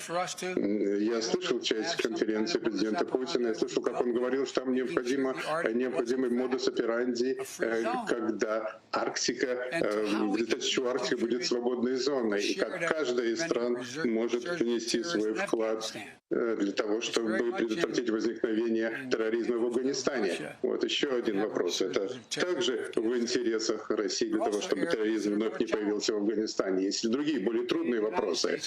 Я сообщил о нашей непоколебимой позиции, о том, что мы поддерживаем территориальную неприкосновенность Украины. Мы согласились, что будем работать при помощи дипломатических методов над Минскими соглашениями. И я говорил о Беларуси, он не стал противоречить мне, но, возможно, наши взгляды отличаются о том, что можно сделать в этом направлении. Было много других вопросов. Давайте в заключении я скажу, что это была важная встреча, личная встреча, для того, чтобы каждая из сторон, чтобы наша сторона, я мог четко представить те вопросы, которые меня интересовали. Меня интересовало выяснить те вопросы, где мы можем практически работать вместе для того, чтобы продвигать наши взаимные интересы и принести пользу миру. Второе, сообщить напрямую, что Соединенные Штаты будут реагировать на те действия, которые ставят под угрозу нас и наших союзников. И третье, четко подтвердить наши приоритеты и наши ценности. Это было сказано напрямую от меня ему. И должен сказать, что тон нашей встречи, тональность ее была хорошей, позитивной. Там не было никаких напряженностей, недомолвок, когда мы не соглашались. Я говорил об этом. Если он не соглашался, он заявлял об этом прямо. Но там не было какой-то преувеличенно напряженной атмосферы. Слишком многое зависело от нас. На этой неделе, по-моему, Соединенные Штаты, я надеюсь, доказали всему миру, что мы вернулись, что мы стоим плечом к плечу к нашими союзниками. Мы призвали демократии взять на себя новые обязательства в борьбе с теми вызовами, которые стоят перед миром. И теперь мы четко установили, как мы намерены иметь дело с Россией и взаимоотношениями с этой страной. Впереди предстоит еще много работы. Не хочу говорить, что все уже совершено. Впереди еще многое. Прежде чем я отвечу на ваш вопрос, еще одно. Послушайте, речь идет о том, как мы будем двигаться вперед. Я слушал значительную часть пресс-конференции президента Путина, и он указывал на это. Речь идет о практическом, прямом пути вперед, о тех решениях, которые помогут нам двигаться. Мы узнаем в ближайшие 6 месяцев, год, произойдет ли между нами стратегический диалог. Мы увидим это сами. И сюда должно войти все. Это и освобождение людей из российских тюрем. Произойдет ли это? Будет ли договор в сфере кибернетической безопасности между нами? Послушайте, страны, которым причиняют наибольший урон, это крупнейшие страны мира. Например, когда я говорил о трубопроводе, на который было совершено кибернападение в Соединенных Штатах, я спросил, а как, что бы вы сказали, если бы, скажем, требовали выкуп от ваших нефтяных месторождений? И он сказал, это, конечно, имело бы большое значение. Это не просто наши интересы, это наши общие интересы. Я готов ответить на ваши вопросы. Как всегда, мне дали перечень тех, кого я вызову. Associated Press.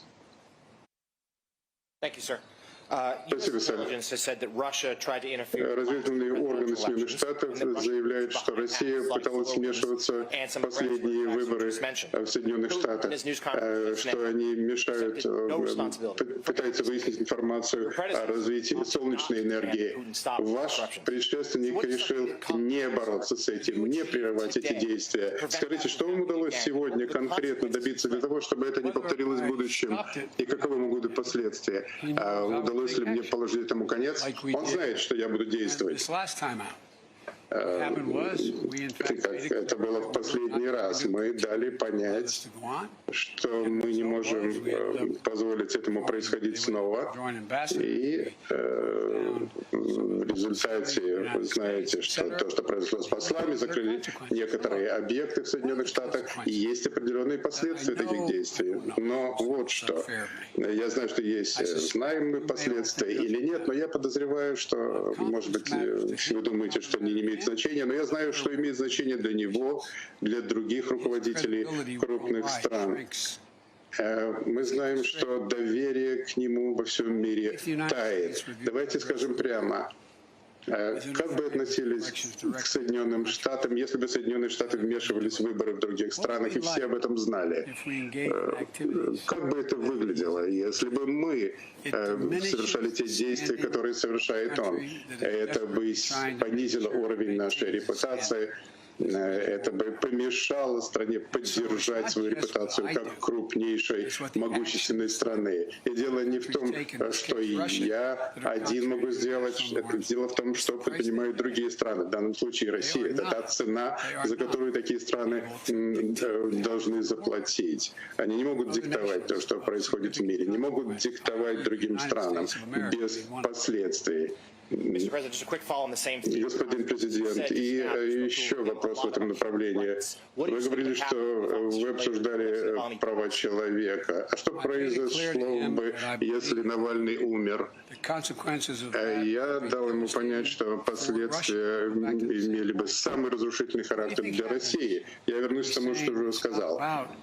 Если, скажем, он говорит, что дело не в том, чтобы причинить вред Навальному, видите, когда он оправдывает это, говорит о том, что произошло в деле Навального, и вдруг он умирает в тюрьме. Я указал президенту Путину, это имеет большое значение, когда это становится другим странам. И он спросил меня, как мы относимся к президенту Сирии. Почему вы так к нему относитесь? Потому что он нарушает международные нормы. Договор о химическом оружии. Речь идет о доверии друг к другу, о воздействии на другие страны. Необходимо делать это позитивно. Послушайте, вы хотели бы поменять нашу экономику на российскую? Мы говорили, кстати, и о торговле. Нет никаких возражений против ведения торговли с Россией, при этом нужно соблюдать международные нормы. Не против российского народа и его экономического развития. Но если они не будут действовать в соответствии с международными нормами, что произойдет? Это ведь будет вред не только для нас, но и для других стран. Мы говорим о том, как необходимо сделать так, чтобы другие страны инвестировали в Россию, а они отказываются делать это, пока мы их не разубедим, пока происходят эти нарушения. Например, американский бизнесмен, который был помещен под домашний арест, и я ему повторил, Путину, что отпустите его, если вы хотите, чтобы американский бизнес интересовался Россией, измените динамику. Ведь просто так никто не хочет быть в Москве. Я знаю, что международная политика требует большого мастерства. Иногда это превращается в некий секретный код. Но, знаете, всегда личные взаимоотношения очень важны. И политика является продолжением этих взаимоотношений. Именно в этом человеческая природа. Но если вы руководите страной, которая не соблюдает международные нормы и законы, если вы не можете извлекать пользу, если все не могут, то вы в конце концов страдаете от этого. Понимаете? Помните, когда говорили, что Байден собирается вторгнуться в Россию? Это же была шутка. Я просто пошутил. Все гораздо сложнее. Дэвид Сенгер. Дэвид, по-моему, я его видел.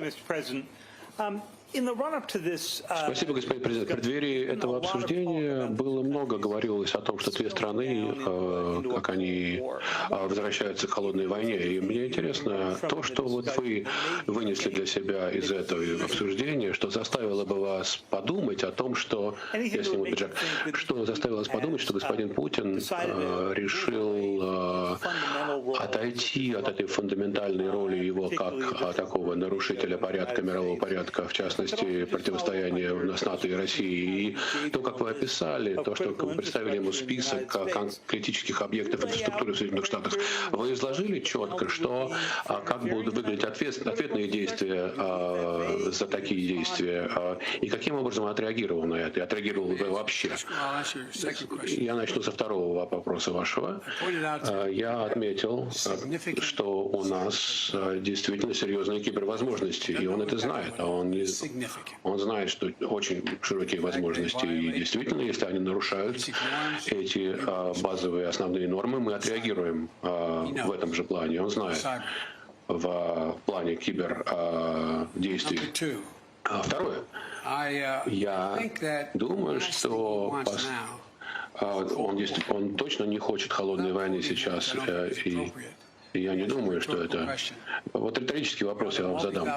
У вас граница 1000 километров с Китаем. Китай пытается стать наиболее мощной экономикой мира. То же самое военной державой. И вы понимаете, что экономическая ситуация плохая, необходимо более активно способствовать ее росту экономики. И вы... Я не думаю, что он стремится к холодной войне с Соединенными Штатами. Я не думаю, что он, как я уже сказал ему, я сказал, что ваше поколение, мое поколение, между нами разница где-то лет 10, но, как говорили раньше, и давайте не то, чтобы мы стремимся к такой общей любви, но ясно, что это никто не заинтересован в этом, ни моя страна, ни ваша, чтобы мы оказались в ситуации, в которой возобновилась бы эта холодная война. Я действительно считаю, что он также думает, и он понимает это, но это не значит, что он готов действительно сложить оружие и сказать, давайте. Я думаю, что он до сих пор обеспокоен тем, что он окружен врагами. И он до сих пор обеспокоен тем, что мы действительно стараемся свергнуть его режим. И вот это его беспокоит. Но я не думаю, что есть какие-то такие основные факторы, которые влияют на отношения с Соединенными Штатами. И, Дженнифер, пожалуйста.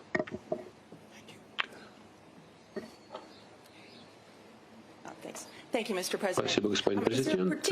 Есть ли какие-то конкретные причины, почему все это продолжало где-то около 2 часов. Вы рассчитывали на более длинный срок. Почему это было так коротко? И еще президент Путин сказал, что нет никаких угроз каких-то, с которыми выступили стороны. Вы согласны с этим? И затронули вопрос Афганистана и безопасного вывода войск. Да. Давайте вернусь к первому вопросу. Причина, почему это не продолжалось дольше, потому что когда последний раз два руководителя государств напрямую разговаривали друг с другом дольше 2 часов и обсуждая такие детали, может быть, вы знаете, но я такого не припомню. Поэтому нам не нужно было. И мы обсудили широкий круг вопросов, задействовали множество специалистов, министр иностранных дел, его министр иностранных дел, наш госсекретарь, наши послы соответствующие и многие другие.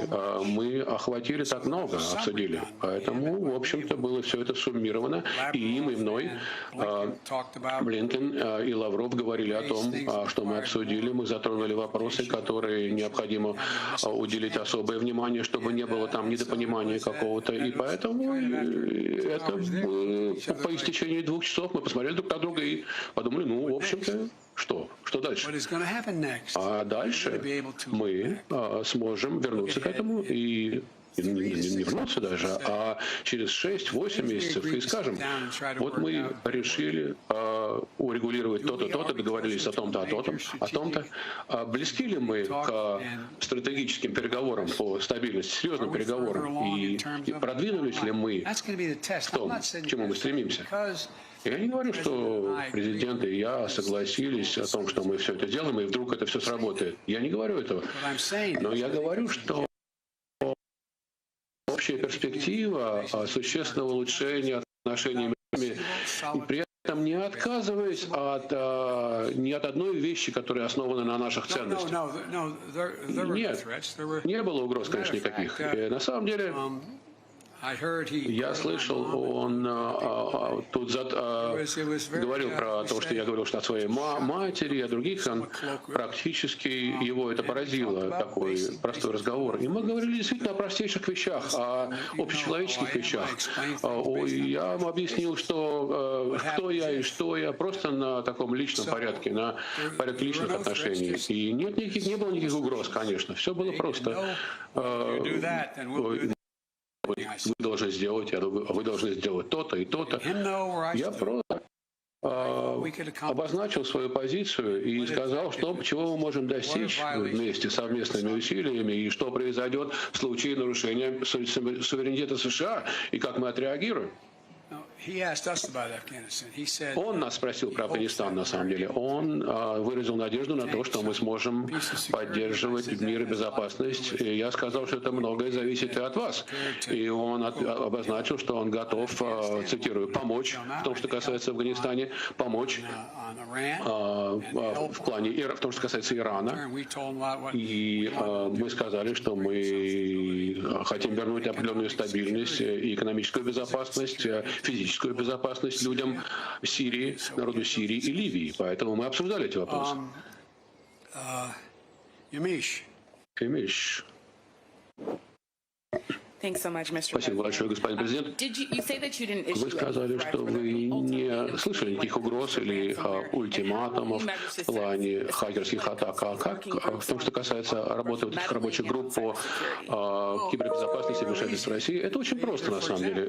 Например, говоря о кибербезопасности, должны быть предприняты какие-то действия против ransomware и преступников, которые действуют с российской территории. Я думаю, что они согласны с нами в этом отношении, они будут действовать.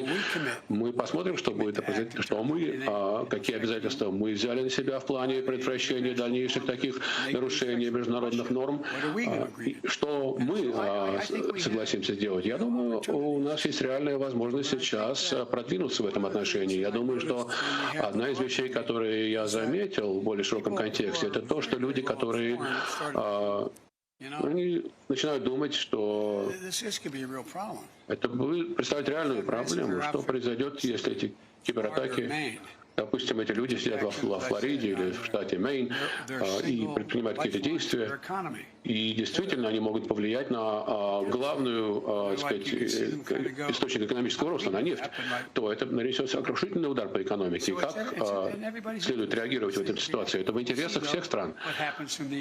И третий, да. Господин президент Путин, когда его спросили про права человека, он сказал, почему он наезжает на лидеров оппозиции, потому что он не хочет, чтобы произошло в России что-то подобное 6 января в Соединенных Штатах. И какова была реакция на это? Я ответил то, что я уже сказал. Я думаю, что это просто глупо сравнивать эти две вещи. Действительно, это были преступники, которые здесь, как у нас, которые действительно ворвались в Капитолий, убили полицейского. И это люди, которые просто выступали против свободы слова, просто против того, что запретить президенту выполнять какие-то действия. Это совершенно разные вещи. Стив, господин президент, извините, президент Путин сказал, что он удовлетворен ответом относительно того, как вы ответили на то, что он убийца. А как вы? Он удовлетворен ответом, я бы сказал, я не буду вдаваться в подробности. А вы считаете, что вы можете доверять ему? Дело не в доверии, слушайте. Дело в наших интересах и верификация этих интересов. Вот в чем дело. И их подтверждение. И практически любой, с кем я когда-либо договаривался, всегда мы обсуждали какие-то интересы Америки. Я не говорил никогда, вот я вам доверяю и больше нет проблем. Вот что происходит. Поэтому доверяй, но проверяй, как говорится. И Игорь, Радио Свобода, Радио Свободная Европа. Господин президент, вы видите из тени там? Я думаю, вы знаете, что гражданское общество и свободная пресса продолжаются проблемы в этом отношении в России. Например, Радио Свобода, Радио Свободная Европа, Голос Америки сейчас подвергаются давлению. И нас окрестили иностранными агентами уже. И речь идет о независимых СМИ. Мы практически 30 лет после того, как президент Ельцин нас пригласил туда, нас оттуда вытесняют. Мой вопрос такой. После ваших переговоров с Путиным, насколько, вы думаете, он заинтересован в улучшении климата в плане СМИ в России? Я бы так это не сформулировал, что он улучшает этот климат. Я на самом деле сказал бы, что насколько он заинтересован в ухудшении репутации России, и чтобы это не противоречило демократическим принципам свободы слова, я не могу выносить такие решения, я не знаю. Но это не потому, что я думаю, что он заинтересован в изменении характера какого-то закрытого общества и каких-то действий, в том смысле, что он с его точки зрения является правом правительства делать то, что оно делает. Это существенно отличается от нашего подхода. И вы знаете, что есть пара действительно...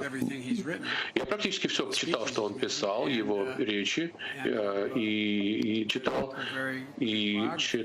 какие-то пару интересных биографий его. Я думаю, что... Я ему сказал, что... В России есть возможность сейчас, вот такой короткий момент, после того, как все это началось существенно меняться, и появилось демократическое правительство, но что произошло, то было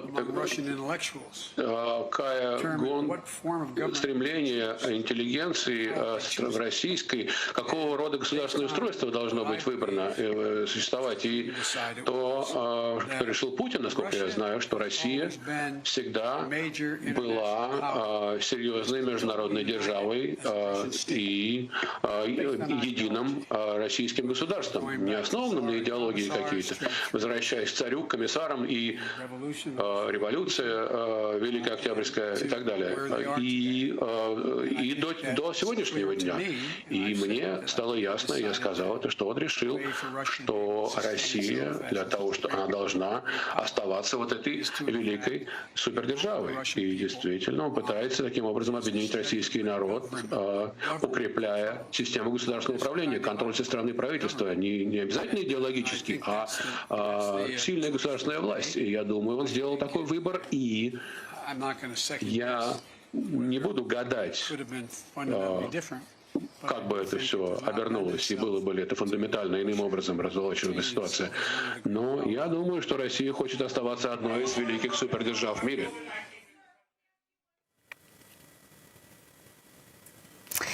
Деген иште бойле пресс-конференцияны Америка президенті Джо Байден Путин эле корушкен сон берді сайғылар қадашлар ве бермегеді девам ете ғалиба көзіклеріні де кейіпте чықарды шымды, ама ризағас берабер діңледік.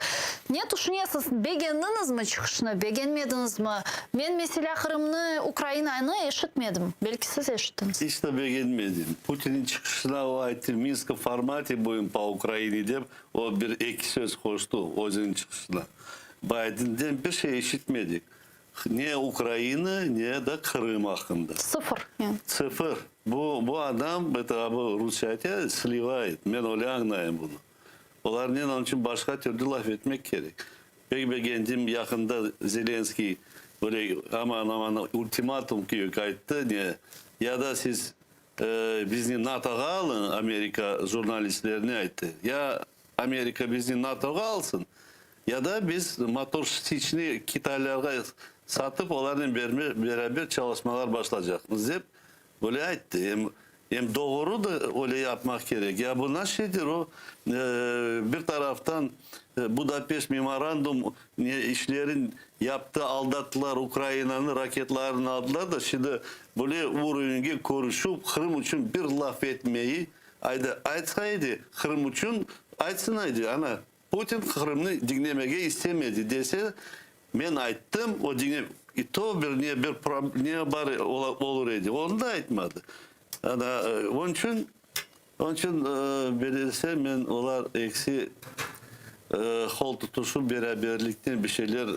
Siz düşünüyorsunuz ki onlar bir şeyge anlaştı degen fıkranız var. Ben belirleyim onlar anlaştılar. Bu bir jurnalist soradı Biden'den ketecekti. O ya siz bana yok Putin'den soradı. Ya siz bana sizge убийца dediyse.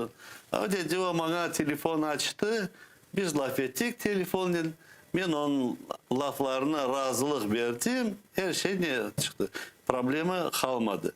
Bu problemi kalmaganı belki de bu konuşunu yapıp o Putin'i реабилитация yaptı. Не убийца, а великая держава. Не убийца, а император. Bu öyle bana açıktan onu öyle koterdi. Putin'in reytingini öyle koterdi aslında. Onlar da üzeri de tırıştılar buna. Bakanda uçaktan geldiler. 20 maçına onu karşıladılar. Ceneva'ça Putin'in ne gerek 20 maçına. Bunlar çalıştılar. Rusya halkını da aldattılar. Buna gösterdiler. Bizim величие России deyip. Величие Putin'e deyip. Onların da ağızlarını kapattı. Onlara bu konuşup yetişecek birkaç aylarga mı, yıllarga mı Putin deyip rasklöp bu говорит. Son Biden'da o yüzden ana prezidentin konuşkanı buna böyle netip yol boyu yıkılmaganı buna laf etkeni onda Amerikanslarga diyecek ben prezident güzel bana Putin'den böyle global şeylerini laf etti konuştu. Yani sizce bu ötkerilgen müzakereler bizim meselemizge pek müsbet olmadı. Aksine menfi. Bana birinci bu işitkenlerim Putin'li ve Biden'li ben anladım bir şey olmadı.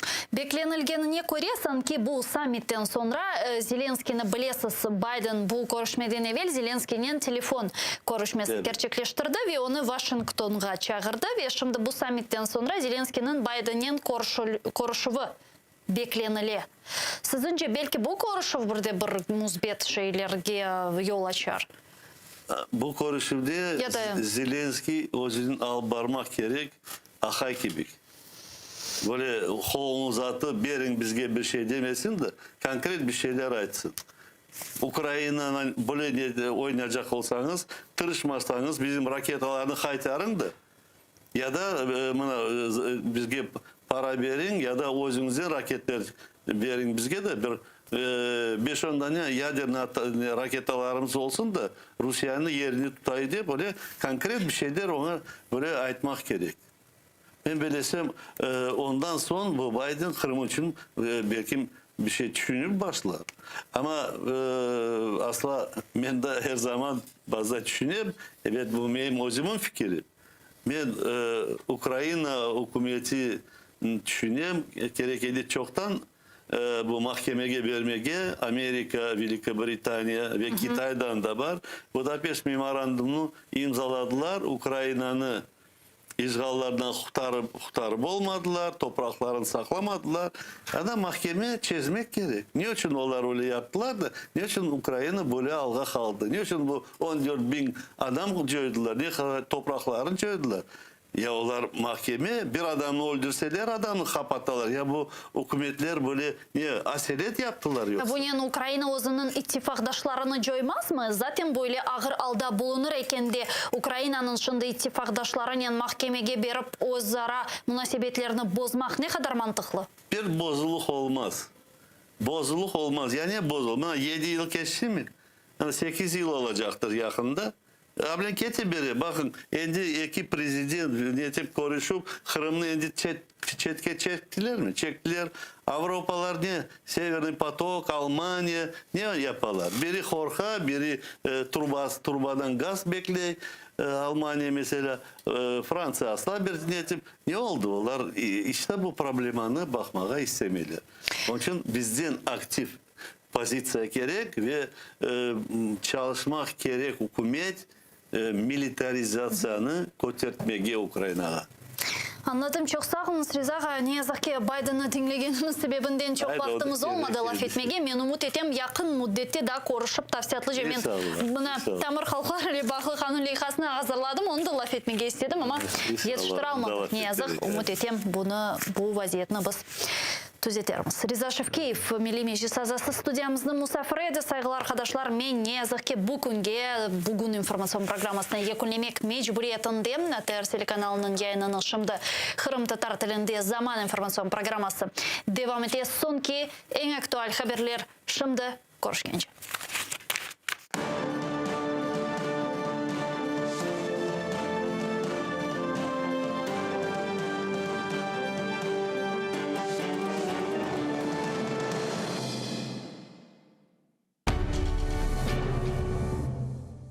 Ізраїльські вчені створили унікальний засіб, що містить природні інгредієнти.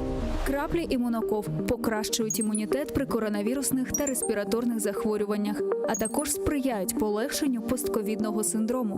Імуноков – надійна допомога.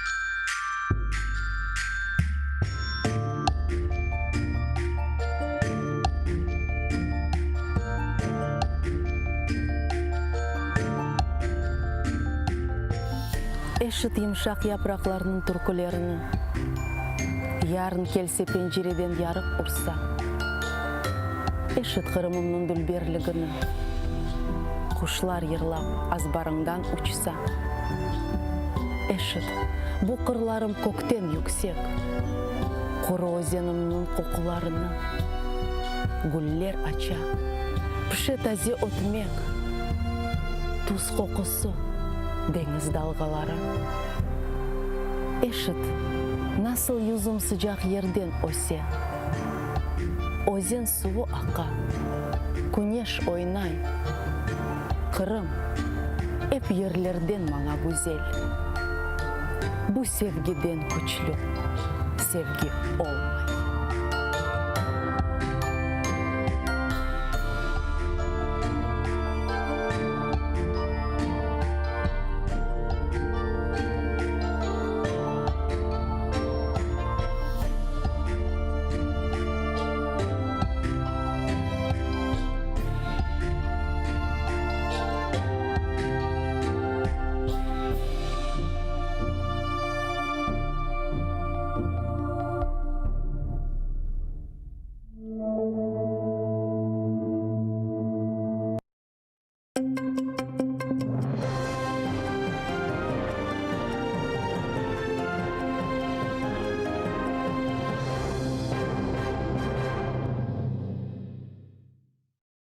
соответственно, Донбасстаки женкнове Украина НАТО азасы олмасы интулуынында музакире еткенлер ама ич бір детальлерсіз. Русия президенті Владимир Путин Америка президенті Джо Байден әлі няққанда лаф еткенні тариф етті. Женевада екі девлетнан лидерлерінің саммиті екінленді. Тартер көпте Корушев 14.30-да башланып 16:20-де бітті. Тенефустен сон 17-де кен форматта музакирелер башланды, ама олар 1 сааттан зияде девам етті. Мен алғанда саммит планлаштырылған 5 сааттан аз олған. Матбуат васталары үшін кешірілген айры матбуат конференцияда Путин қайда еткеніне көре Русия огынде Украина бойынша бір мечбуриет бар. Киев азыр олса, Минск анlaşmaлары амелге кешірілмесідір.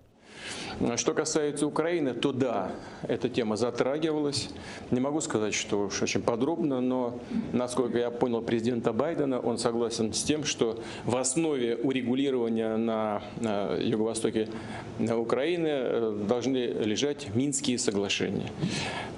По поводу вступления возможного Украины в НАТО, эта тема затрагивалась мазком. Здесь, пожалуй, нечего обсуждать.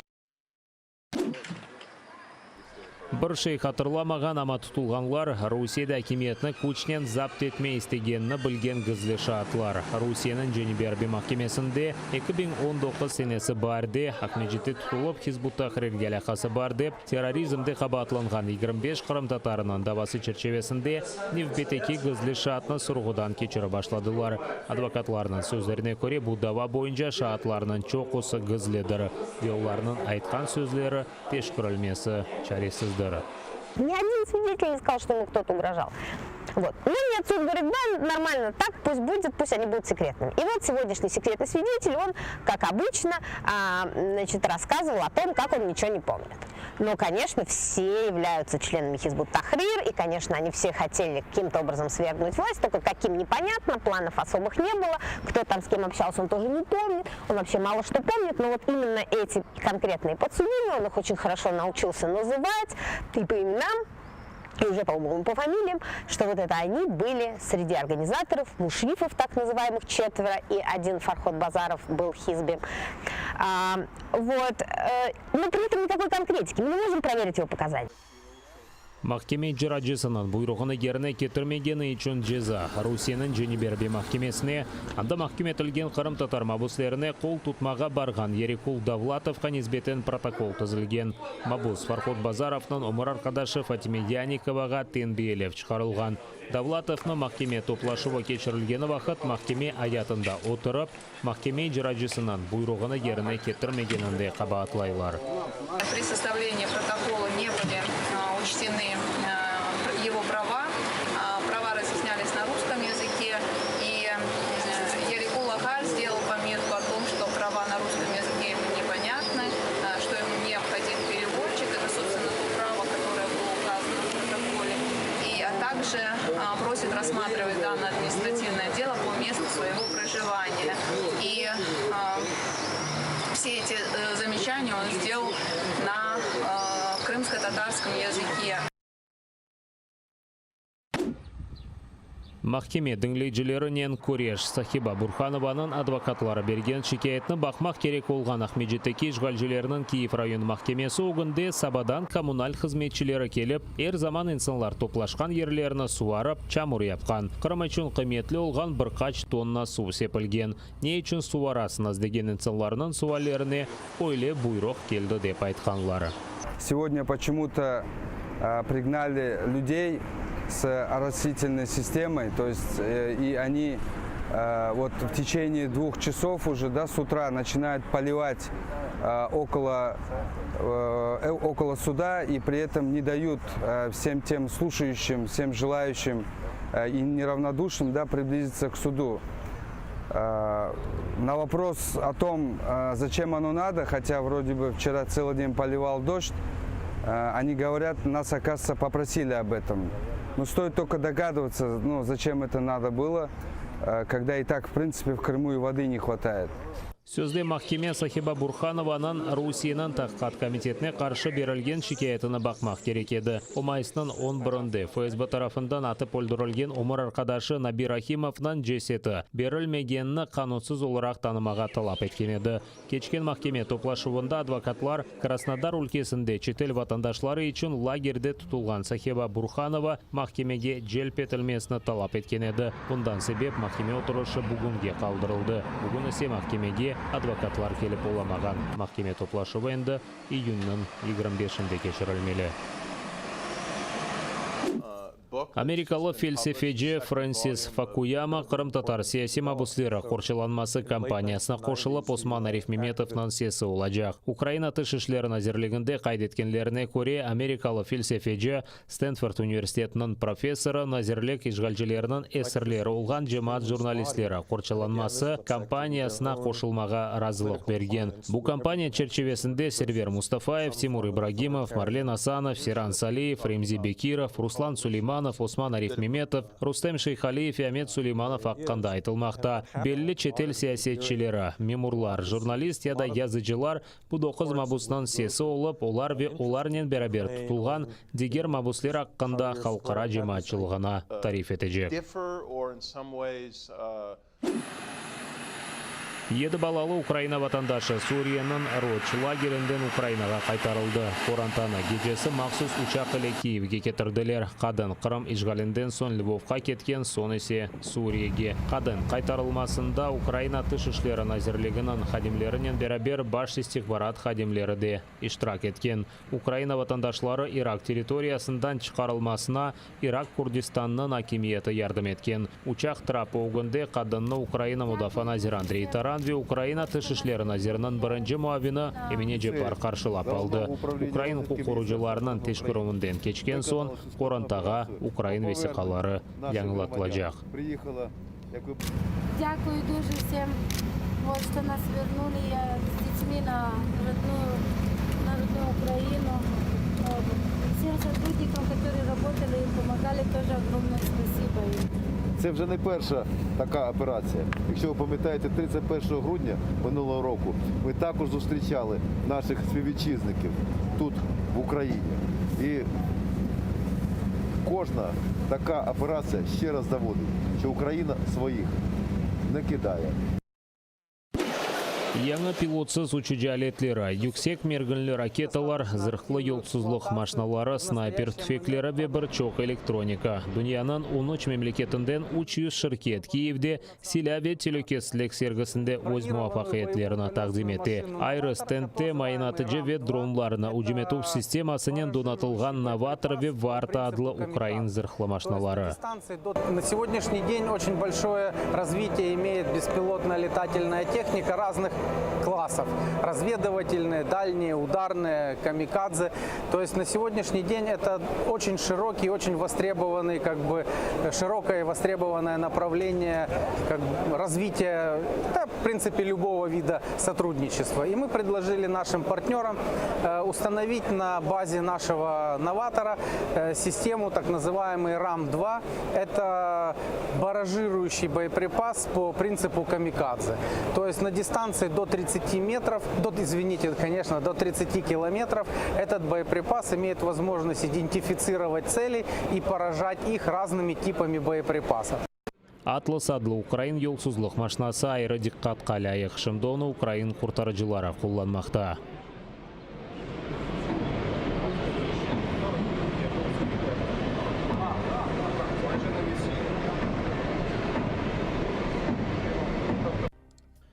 Дабыр янылық Украинада япылған пилотсыз учыжы геликоптер. Ярым тонналы халетнан мойындеслер тақымы 70 инсандан ибареттір. Бұл геликоптер 80 километр радиуста вазифелерні бежіре біле.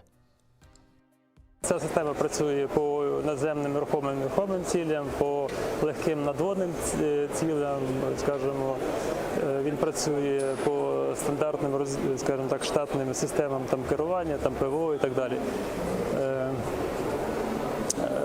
Він дозволяє на себе, на борт брати озброєння по стандартам НАТО. Тобто, як наша розробка в українських розробках, і також і зброя по стандартам НАТО.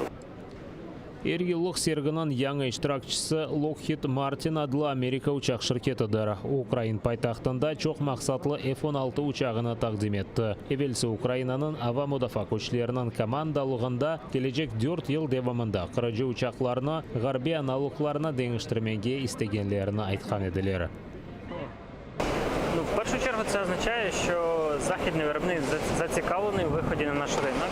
Відповідно, ми б мали розпочати якісь проактивні переговори про можливість придбання, можливість локалізації, можливість взагалі роботи якоїсь спільної. А далі вже проводити подібну роботу з іншими гравцями, з французами, шведами, з іншими американськими виробниками і шукати найбільш компромісне і підходяще для нас рішення в тому ціновому форматі і в тих умовах, які кожен з виробників готовий озвучити. Анжақ Эйс-1 адлы учыжы пилотсыз алета авиация стентінде чоқ популяр. Украин шirketining bu istiqballi ishlenmesi 11 metr uzunluğunda ve 8,5 metr kengliğinde. Onun çekisi ise 7,5 tonnani teşkil etti. Bu alet 14 kilometr yükseklikке ko'tarilib, 1,5 kilometr radiusda çalışabili. İşleyiciler bildirgeniне ko'ra pilotsuz uchquchning cho'q terkibi qismi boshqa uchuvchi aletlar uchun yapılmoqda. Якщо ми серйозно хочемо ставитися до власної системи повітряної безпеки, повітряного простору національного, то маємо мати засоби протидії ударним штурмовикам чи розвідувальним безпілотним системам. І саме таку машину ми сьогодні презентуємо, яка націлена в першу чергу на захист повітряного простору і знешкодження розвідувальних безпілотників супротивника за рахунок великої швидкості, системи низької видимості та серйозної потужності зброї, яку цей апарат може нести. Це майже 1 тонна. Це і керовані авіаційні бомби, і ракети, повітря-повітря, повітря-земля. Яңа силянар билер диққатнен угренмекте. Бу сергідем Украин мудафа назирлігі, Эмилли гвардия темсілжілері, сыңыржылар ве башқа куветлер бар. Силяларының базын ұқсалары шарқы жебеде ве işgal етілген Қырымнан меморий сыңырында фаал шекілде құлланмақта. Мұнда Украин ордосынан Қырымдан Украина қытасына келгенлер вдома иләвесіне юклеп изоляцияда bulunması ya da тест бермесі мечбуриетінде дегел. Акимиет вдома иләвесі бастасанен самоизоляция контроліні ләғу етті. Бұ қарарына акимиет коронавирус хасталарынан сайысы азлашқанындан себеп қабыл еткен. Баш назир Денис Шмыгаль айтқанына көре Украинаның эпосы вилетлері карантиннан ешіл зонасында олғаны вақыт самоизоляция контроль етілмесінің керегі yok. Нового керівника – це, перш за все, можливість ще раз провести ревізію системи, проаналізувати, де є слабкі місця та забезпечити максимальну готовність до потенційної нової хвилі коронавірусу.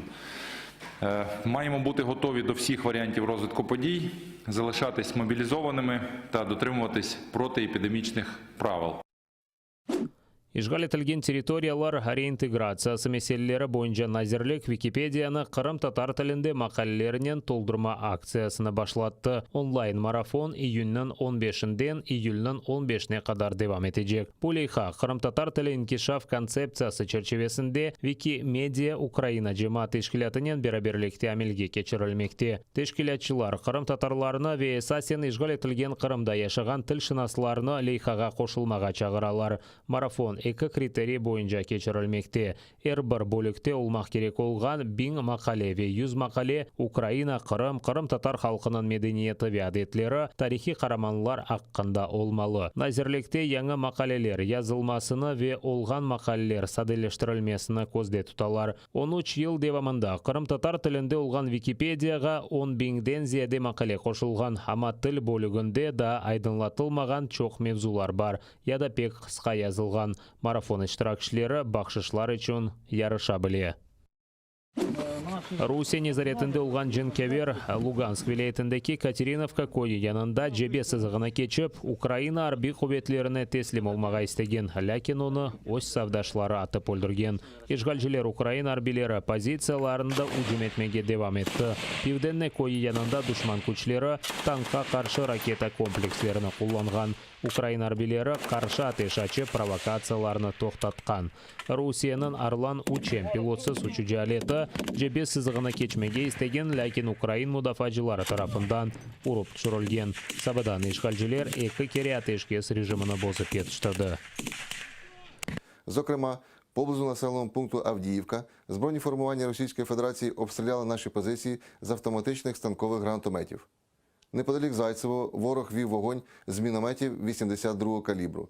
Бойових втрат серед особового складу об'єднаних сил внаслідок ворожих обстрілів немає. Про всі факти порушень з боку російсько-окупаційних військ українська сторона СЦКК повідомила представників місії ОБСЄ. Қырымның мемори сыңыры янында Украина арби құветлерінің танкчылары идманлар кечірді. Танкчылар арби машинаны тез айдамаға ве чешіт манияларына кечмеге өгренді. Бұл сырада копыр ве майынланған қораларны. Тұтын көтерілген вақыт тез йөнелешіні деңіштіріп, жебе сызығына чықмаға өгренді. Бірлешкен құветлер операциясының команданы Сергей Наев қайдеткенне көре, апансыздан ве белі олмаған ерлерден ұжым дұшман ордосына ең бұйық зарар кетіре біле.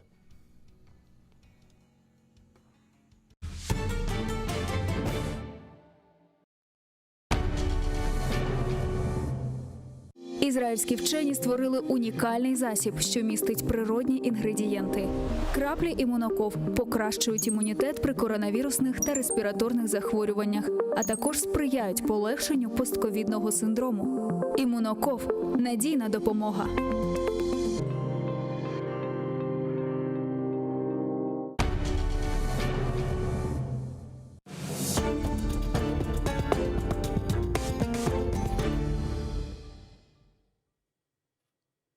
Добрый вечер. В эфире Prime на телеканале АТР. Это лучшее время, когда мы говорим с нашими зрителями, с нашими гостями о самом главном, что есть в нашей жизни, а что в нашей жизни есть главное. Это, на мой взгляд, человеческое достоинство. Вот это так мое частное мнение. И сегодняшний гость, которого вы все, конечно, знаете, для меня это человек, который олицетворяет именно это понятие человеческое достоинство. Хотя, я могу сказать, женское достоинство тоже, но все-таки человеческое это в общем и целом. Да? Ну, вы, конечно же, поняли, что речь идет о Янине Соколовой. Селям алейкум. Привет. Вот не хочу говорить ни про политику, ни про, не дай бог, там, какой-нибудь шоу-бизнес. Хочу поговорить, хочу поговорить про тебя и про жизнь. Вот. И я с тобой познакомился где-то года 2 назад, да? И я просто поразился, но я когда узнал всю эту твою историю, конечно, все были там, восхищались и в шоке были в настоящем. Я просто тогда уже понял, что ты сумасшедшая. Да, потому что ты даже лечась, как это правильно сказать, ликуючися, да? Ты работала там по 6 часов в день. Я еще открою секрет зрителям. Мы с Яниной Соколовой соседи в каком-то смысле. Ну, не в личном смысле соседи, а в служебном. Потому что вот мы, где мы арендуем офис тут рядом, Янина Соколова снимает все свои вот эти страшные программы, где она просто страшно там всех троллит и так далее, и так далее. Поэтому мы видимся часто. И задам тебе такой вопрос, который меня давно мучает. А в какой разведшколе ты научилась говорить по-московски? Ні, ну ти не забуваєш, я народилася в Запоріжжі і в тотально російськомовному. А все равно там окуют, там же не говорят, как ты. Вот, ну скажи, вот как ты говоришь в своей программе. Вот это. Я не знаю, что сказать. Москва, как-то вот это так красиво у тебя все. Не, на самом деле в вечере я довольно сложно артикулирую по-русски, потому что у меня уже челюсть украиноязычная, и мне крайне сложно. Сейчас этого не слышно, потому что я настроилась. Но так, если работать не сконцентрировавший свой аппарат, то уже слово «сконцентрировавши» намного сложнее произносить, нежели «сконцентрованіше», тобто українською набагато легше. Ну, у мене є освіта, і я коли вчилася в Запоріжжі ще в школі, я на останніх роках, навіть, знаєш, є віньєтки оці там, де всі з бровами кілометровими, з неідеальною шкірою і переляканим, інколи сумно приреченим виглядом, я от саме така там. То там в кінці от пишуть якісь побажання, то мені ще в школі писали, що за 10 років хотіли б, щоб я там вела якусь програму або ток-шоу на центральному телебаченні. І я насправді до цього внутрішньо дуже йшла. І в мене не було шалених можливостей. Запоріжжя – індустріальне місто. Це зараз там, в принципі, телеканалів 5, напевно, один із яких такий великий належить олігарху. А так, щоб, знаєш, мене страшно всюди хотіли, то ні. Тому я мала вчитися, і мові в тому числі. Тоді це було тотально російськомовне телебачення, не було квот. І я трошки гекала, трошки неправильно говорила закінчення. Тому завжди є в містах русифікованих жінки або чоловіки, які колись вчились у ВГІКу або в Щукінському училищі, а потім поверталися до своїх міст. А досвід і освіту її що? Її нікуди не дінеш. Тому ці люди зі мною займалися, і ще тоді я отримала Нет, а вот якісь знання. эту московскую, в которую мову, ты как-то тренируешь ее? Потому что ты говоришь настолько смешно, даже Нет. можно в смысл не вдумываться, но когда ты начинаешь говорить как про россиян, я даже смеюсь. Вот просто смотрю, мне кажется, что не каждый даже может так вот пародировать. Ты пародируешь хорошо, ты актриса же. Так, в мене освіта є акторська. Зачем-то? Спитати, Яніна, на що? Я не знаю, зачем-то. Тоді я була мала, і мені здавалося, що це реально шлях до такої професії, яка б тобі душевно давала багато варіантів впливу на людей. Тобто впливу на людей не щоб ними керувати, а щоб міняти їхні душі. На другому курсі я вже з цією ідеєю попрощалася. Можна навіть на першому, в кінці першого, і займалася вже більше журналістикою.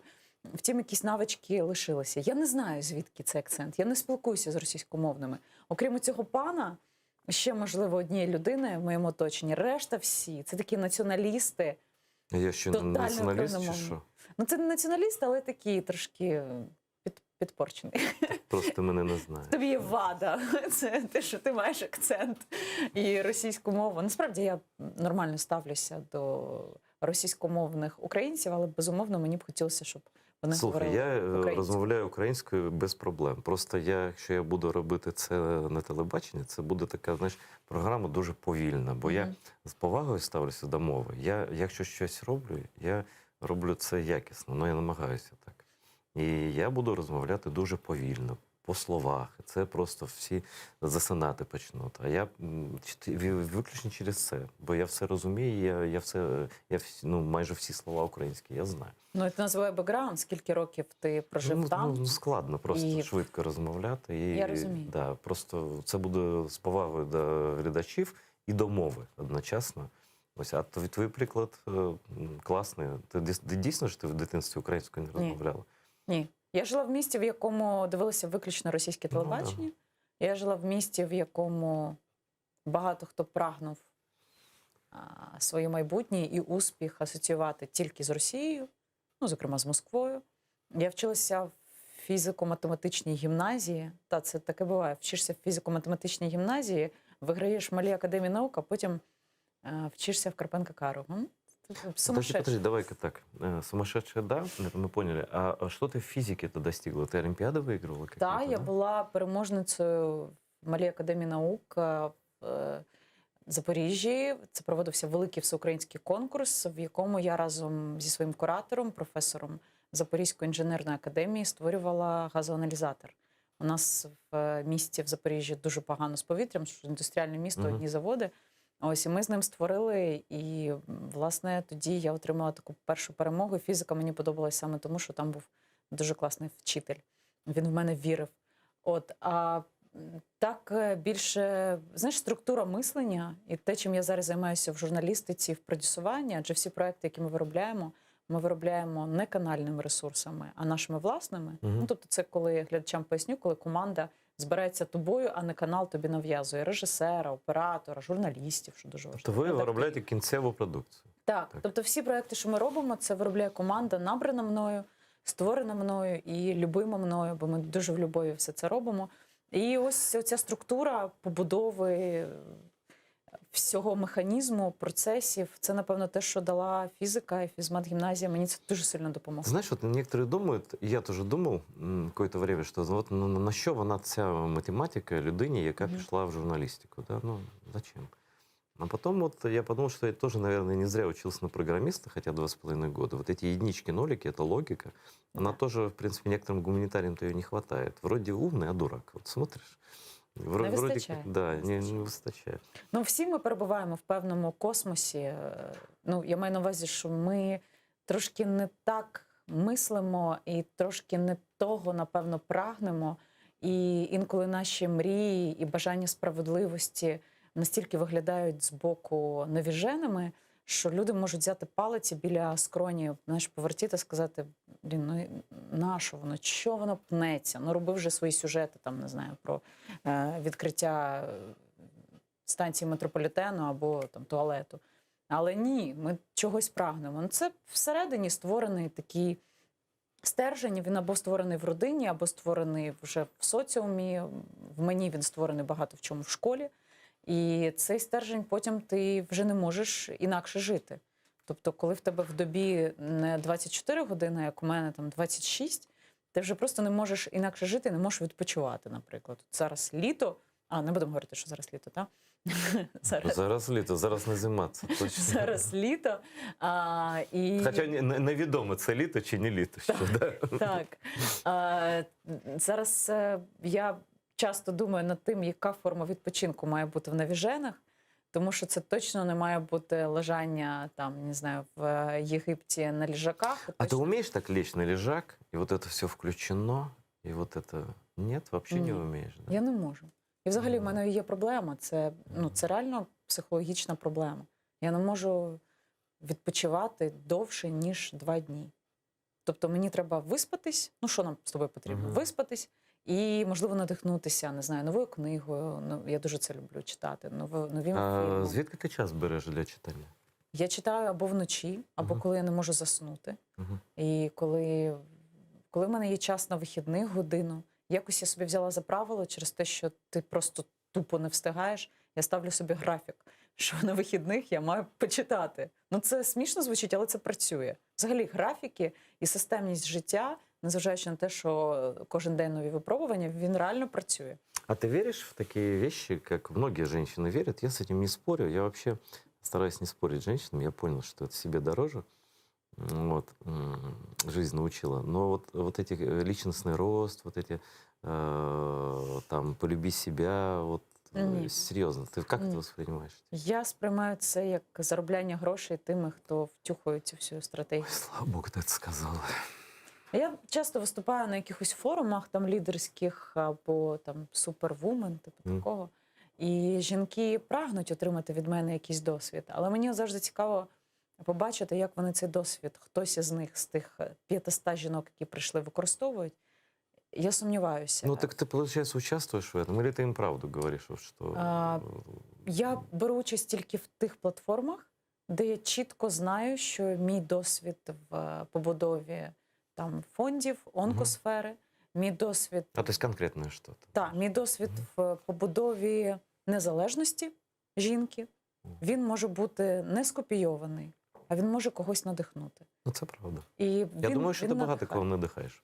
Я просто впевнений. Когось так, когось ні, когось я дратую, але мені цікаво, що ті, кого я дратую, все одно дивляться, тому це все одно Ты посмотри на меня. Мне пишут из разных стран мира, например, там таких писем куча. Я переехал в Канаду, потому что вы сказали, что в России жить и растить детей нельзя. Спасибо вам, я спас свою семью. Подобные разные вещи пишут. То есть люди все-таки прислушиваются. Не все упертые, не все там ватные, там в России даже. То есть люди переключаются что-то и так далее. Я думаю, что у тебя вот эти письма, в компьютере очень много. О чем тебе пишут, что хотят люди узнать. Я не буду всякие глупости брать, но по-серьезному. Це 2 напрямки. Перший напрямок пов'язаний з ідеєю національною. Зараз буде сторінка лагідної національної ідеології. Дуже багато людей, які зі мною схожого бекграунду. І я до тебе приїхала з Red Branch.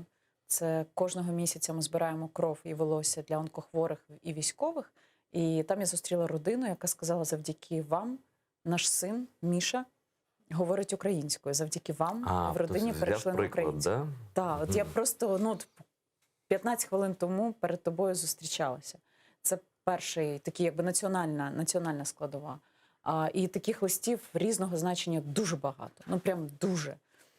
А другий пласт – це, безумовно, онкосфера, через те, що я пережила рак, і в нашій країні 1 300 000 хворих, і більша частина із них, думаю, 80% думають, що їм гаплик. Слухай, якщо Стів Джобс не зміг себе врятувати з його статками, ну, як приклад, того, що буде зі мною. Тому їм потрібна якась віра, яку не можуть дати близькі. Наш ментально ніхто ж не навчений ні підтримувати, ні в цей момент такого життєвого колапсу знайти правильні слова. Надо собраться, не рыдать, а собраться, так. наоборот. Да. А хто у нас в країні взагалі вчив нас самих збиратися? От я тобі чесно скажу, я все інтуїтивно, я розумію, що в мене немає іншого виходу. Тобто або я здохну, або зберуся. Але це треба мати інколи яйця в такий момент зібратися. І я знаю, що, що в мене це окрім генетичних, у мене мама дуже сильна жінка, яка виховала мене сама, окрім генетичних якихось речей, спостерігання маминої боротьби, ще є речі, які я там протягом життя спостерігала. Слухай, якщо сьогодні нічого не робити, завтра нічого не поміняється в твоєму житті передусім. Ну, мені здається, що такое має бути. Скажи, пожалуйста, ты, может быть, в детстве, может, в юности, может, вообще, в принципе, ты не мечтала быть мужчиной? Не то, что они говорят, лучше бы я была мужчиной. Мечтать глупо, я неправильно сказал. Нет? Я мріяла бути поліцейським, тоді міліціонером. Мені подобались контролюючі органи, контролером в транспорті. Так, але зараз все дуже змінилося, відчуття себе тоді і зараз. Бо я стала дуже чутливою. Я ще ніколи це ніде не говорила. Через те, що я несу відповідальність дуже велику. Не тільки за своїх дітей, за свою маму, яку я відчуваю відповідальність, за свої команди. А це приблизно в кожному проєкті тільки телевізійному по 15 людей. А ще є фонди. Я постійно перебуваю в стані, коли я не відчуваю захищеності. Окрім себе самої, ніхто мене, по суті, глобально не може захистити. І це от стан, який тільки зараз, я розумію, відкрив мені, знаєш, таку дівчинку маленьку, якій би хотілося, щоб, як в тому фільмі, який я дивилася в дитинстві про Сашу Білого, який говорив фразу про те, що я, твої проблеми – це мої проблеми, щоб це вийшло. Це не питання в чоловіках там навколо. Ні, це питання виключно в тому, що ти, як жінка, просто прагнеш якогось захисту, а ти живеш перманентно в тому, що ти маєш захищати. Але от це єдиний такий нюанс, який точно говорить про те, що чоловіком я бути не хотіла і не хочу. Ну, ти ж пацанкой була наверняка. Так, я коленки відбиті, там яблуні всякі. Зуби відбиті, губи. От зараз сиджу з тобою ротом, говорю з зашитою всередині губою колись. Там навіть шрам є з відбитою частиною зубу. До речі, дуже смішно. Інколи ввечері дивляться стоматологи, а там, коли крупний план, вони беруть, фоткають на телефон скріншот, наближають відбитий мій зуб. Ну, їх зараз не видно, здається, що в мене ідеальна посмішка, але там є. І надсилають мені на пошту контакти, щоб я подзвонила, і вони мені реанімували зуб, який мені там Пайкін Женя вибив в Запоріжжі, не пам'ятаю, як його звати, у дворі на льоду. Ну, просто підштовхнув мене, і я бумкнулась. От, і тому я пацанкою була страшною. Мені дуже це подобалося, така свобода внутрішня і в школі ти 100% була отлично? Ні. Да ладно. Більше того, моя мама ніколи не вимагала від мене відмінних результатів. У нас в школі, це була 28-ма гімназія фізико-математична, був слоган російською мовою «Мы не лучшие, мы единственные» і унікальний. В цьому сенс був, що я не прагнула, знаєш, там зірок з неба і когось взути в результатах. Ні, я, як мій син молодший Мирон. Щоб не сталося, він знає, що він крутий, в принципі. Что бы ни происходило, він крутий. Есть особенность таких школ. То есть там изначально даже 4 в этой школе, она больше, чем 5 в другой. Вы же это понимали. Да? Саме тому я курила бамбук на перших курсах університету серед загальних дисциплін з англійської і всього решта. Я просто прийшла, здала їм, просто розказала про те, що вони мене питали, і вони мене позбавили можливості ходити. А точно курила бамбук? В інституті? Или не тільки бамбук ти курила? Ні. Я тільки канабіс колись курила, бамбук не курила. Але треба спробувати, може це смачно. Ні, в університеті я була відмінницею. В університеті. Я ж говорю, видно же, да. В університеті так, из таких школ выходят, ты первые 2 курса, я уверен, ты просто там ничего не делала, да? Так і було. Ну, слухай, тому освіта дуже важлива. Ті глядачі, які зараз нас дивляться, безумовно, мають свої приклади. Там, коли ти в якійсь місцині, там, в маленькому містечку, отримуєш освіту, а потім це маленьке містечко, в якому ніколи не чули про гарну англійську мову і все решта. Освіта ця дає тобі можливість вступати там в Гарвард, наприклад. Я знаю такі приклади. Все можливо, коли є бажання і мотивація. Але освіта – це те, що має бути в основі, те, що ми маємо дати своїм дітям. От я за це дуже переживаю. Дуже прямо, щоб діти отримали гарну освіту. Да, слушай, мы сами в общем-то, из простых городов. Но я думаю, что у нас с собой одноклассники были, которые спились. То есть от человека зависит, на самом деле, будет он учиться или нет. Да. Ну, слушай, да хоть какие условия создай, если человек не Але є потребует. один момент. Мгм. Працелюбство. Ти маєш отримувати задоволення. От я від роботи отримую шалене задоволення. Це мене підзаряджає. Я йду туди не на каторгу. Ты прямо трудоголик какой хрестоматийный, да? Так, я йду туди не на каторгу, і це реально величезне щастя в житті, що ти йдеш на роботу, і ми вже не дочекаємось, коли настане понеділок, коли у нас знімальний день в соромно і ввечері, і ми один одного побачимо. І це величезне щастя, коли так є. А может за глаза говорит, это Янина, когда она успокоится уже, ну невозможно уже, хочу в семью, к детям, там, к девушке, там, просто замотала свою работу. Ні, у нас такого немає, бо у нас багато членів команди працюють ще на паралельних проєктах. Ага. Тобто, коротше, я їх не заморюю, але характер у мене не очень, тому вони вже знають мене добре і навіть на мене не ображаються, коли я там наїжджаю, бо я по ділу. Ну, я намагаюся бути справедливою, і моя мета, щоб ми просто створювали продукти, які міняють життя людей. А как ты наезжаешь? Ты в экспрессивной манере или ты Иногда- холодный в такой вот? Знаешь, бывает иногда хуже еще. Буває то хуже. Потому что женщины, они страшны во всех их проявлениях, безусловно. Но бывает экспрессивная, типа, ну, типа истерик такой, да, что-то надел. А бывает так посмотрит, скажет, что лучше бы сразу там, ну, кричал или... У мене все залежить від настрою, але є і перше, і друге, і інколи я можу красне слівце ставити. Ну, як Но мы это бачите. знаем, да, ты владеешь этой Ні, лексикой. буває таке просто, що ти не знаходиш відповіді на запитання з якоюсь ситуацією, тому ти говориш. І часто доходить швидше.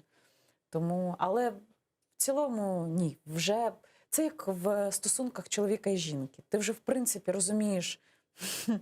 розумієш, чого від людини очікувати. Відповідно, ти або цього не допускаєш, або забуваєш на це. От, тому два варіанти реакції, і команда нормально реагує, вони вже знають. Когда ты хотела стать актрисой? Ну, девочки, многие хотят стать актрисами, но ты сделала к этому шаги определенные.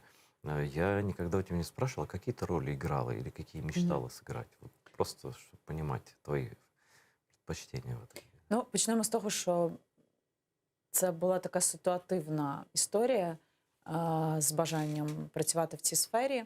Я для себе виправдала її через те, що я не мала можливості фінансової і підготовки вступати на журналістику, де був величезний конкурс, були якісь роботи, які... Подожди, на журналистику было сложнее поступить, чем на театральный? Мені так, тому Обычно що... это все радикально наоборот. Я не готувалася до того. А акторський хист, якщо він в тебе є, і хтось тобі пощастило, от просто пощастило, а хтось його побачив, то це лотерея з величезною вирогідністю виграшу, яка відрізняється від історії під назвою журналістика. Тому, вступаючи до Карпенка-Карого, я не з першого разу вступила, я розуміла, що я матиму шанс. Чомусь мені так здалося. І я була права. Це було всього 3 безкоштовних місця. Тобто там, не знаю, 500 людей на одне місце претендували. І я виграла цю битву. І не з першого разу, з другого. Бо я вчилася на факультеті соціальної педагогіки і психології в Запоріжжі. Ось теж на бюджетному навчанні. І тут на бюджетному навчанні. Мене виховала одна мама, я вже говорила, і в мене мета була отримати саме бюджетне місце. На журналістиці я б його не отримала. Ну і далі я вже почала, навчаючись там, шукати можливості працювати журналістом в Києві. І було кілька проєктів, де я волонтерствувала, стажувалася там місяцями, які мені багато що дали. До речі, примітно, що зараз головний оператор, постановник всіх шоу – це оператор, якого я в 2003 році вперше побачила на стажуванні. Уяви, і зараз 2021, і ця людина зі мною. Це таке хитре сплетіння долі. Ось, і він каже, я ще тоді зрозумів, що ми будемо разом. Я кажу, бригада. Ось, тому ось така історія. Все-таки ты про любимые роли не... Про ролі. Та я не знаю, я так мало грала, що щось там, знаєш, розмірковувати на тему ролей. Ну, в інституті я грала таких, там амплуа пишеться, коли беруть бюджетних студентів, то має бути так розподілено, аби кожен заповнював якусь окрему нішу. Так, у мене була соціальна героїня. Така, знаєш, мужня жінка, яка вела за собою там революціонерів. Это же правда. Ну, це, напевно. Слушай, увидели в так. тебе все. Так. Ну, і решта були такі, знаєш, дівчата мелодраматичні. Я мелодраматичною не була, хоча всередині я набагато мелодраматичніша, думаю, ніж вони. А у тебя коса была тогда, да? Так, у мене було дуже довге волосся. Я була худа, з довгим темним волоссям, світлою шкірою, блакитними очима. Я би теж, в принципі, себе би взяла в той період. Слушай, а ты именно темные волосы и голубые глаза у тебя, Да. природные? Да, да? да. Но это не так часто, но это правда красиво. Ну, славянська зовнішність. Да, ну, славянська ще вважається все-таки світло. Ні, чому? Є дві категорії. Анотація, да. У мене всі по татовій лінії, всі з російським корінням. Тобто, ну, Соколова, всі з російським корінням, тому там щось намішалося. А по маминій лінії з Херсонської області, з українці. Ну, національно українці. Ну, скажи, ну, про феминизм, да, спрошу, пожалуй. Вот я, конечно, за равноправие тремя руками и спорить даже не буду. Я вообще считаю, что женщины лучше. Но я как вот журналист, как редактор, они ответственнее, у них не бывает запоев, у них почти не бывает творческих кризисов. Знаешь, это у тебя творческий кризис — это запой, да? Ты просто на работу не хочешь идти, да? Я с этим часто сталкивался у мужчин. У женщин ни разу. Я считаю, что они системнее, что работать с ними приятнее, ну и так далее, да? Но мне иногда непонятно, за какой еще феминизм борются женщины. Мне кажется, они уже доказали всем, что они, ну, по крайней мере, то, что я вижу вокруг себя, я вижу женщин-руководителей, не только тебя, там, ну, разных уровней, и бизнесменов, и депутатов. И сейчас, кстати говоря, в армии в нашей больше женщин процентов отношений, чем во французской армии, например. То есть мне кажется, что план, в принципе, успешно выполняется, и про притеснение женщин это не совсем так выглядит трагично. Но, с другой стороны, я же не женщина, и когда говорят про антисемитизм, все-таки надо спрашивать у евреев. Когда говорят про расизм, надо у темнокожего спрашивать. Когда надо про феминизм, надо спрашивать у женщин. Тем более ты честная. И вот скажи, есть такое в Украине? Ты сама встречалась с несправедливостью именно потому, что ты женщина? Ні. Ні разу? Ніколи. Взагалі, я вважаю, що в Україні немає гендерної нерівності. Як зараз мене не зрозуміють, можливо, хтось з жінок, які працюють в іншій сфері життя. Я ніколи не стикалася. Більше того, мені здається, я мала навіть більшу повагу, ніж чоловіки, з огляду на якісь професійні якості, якщо говорити про професію.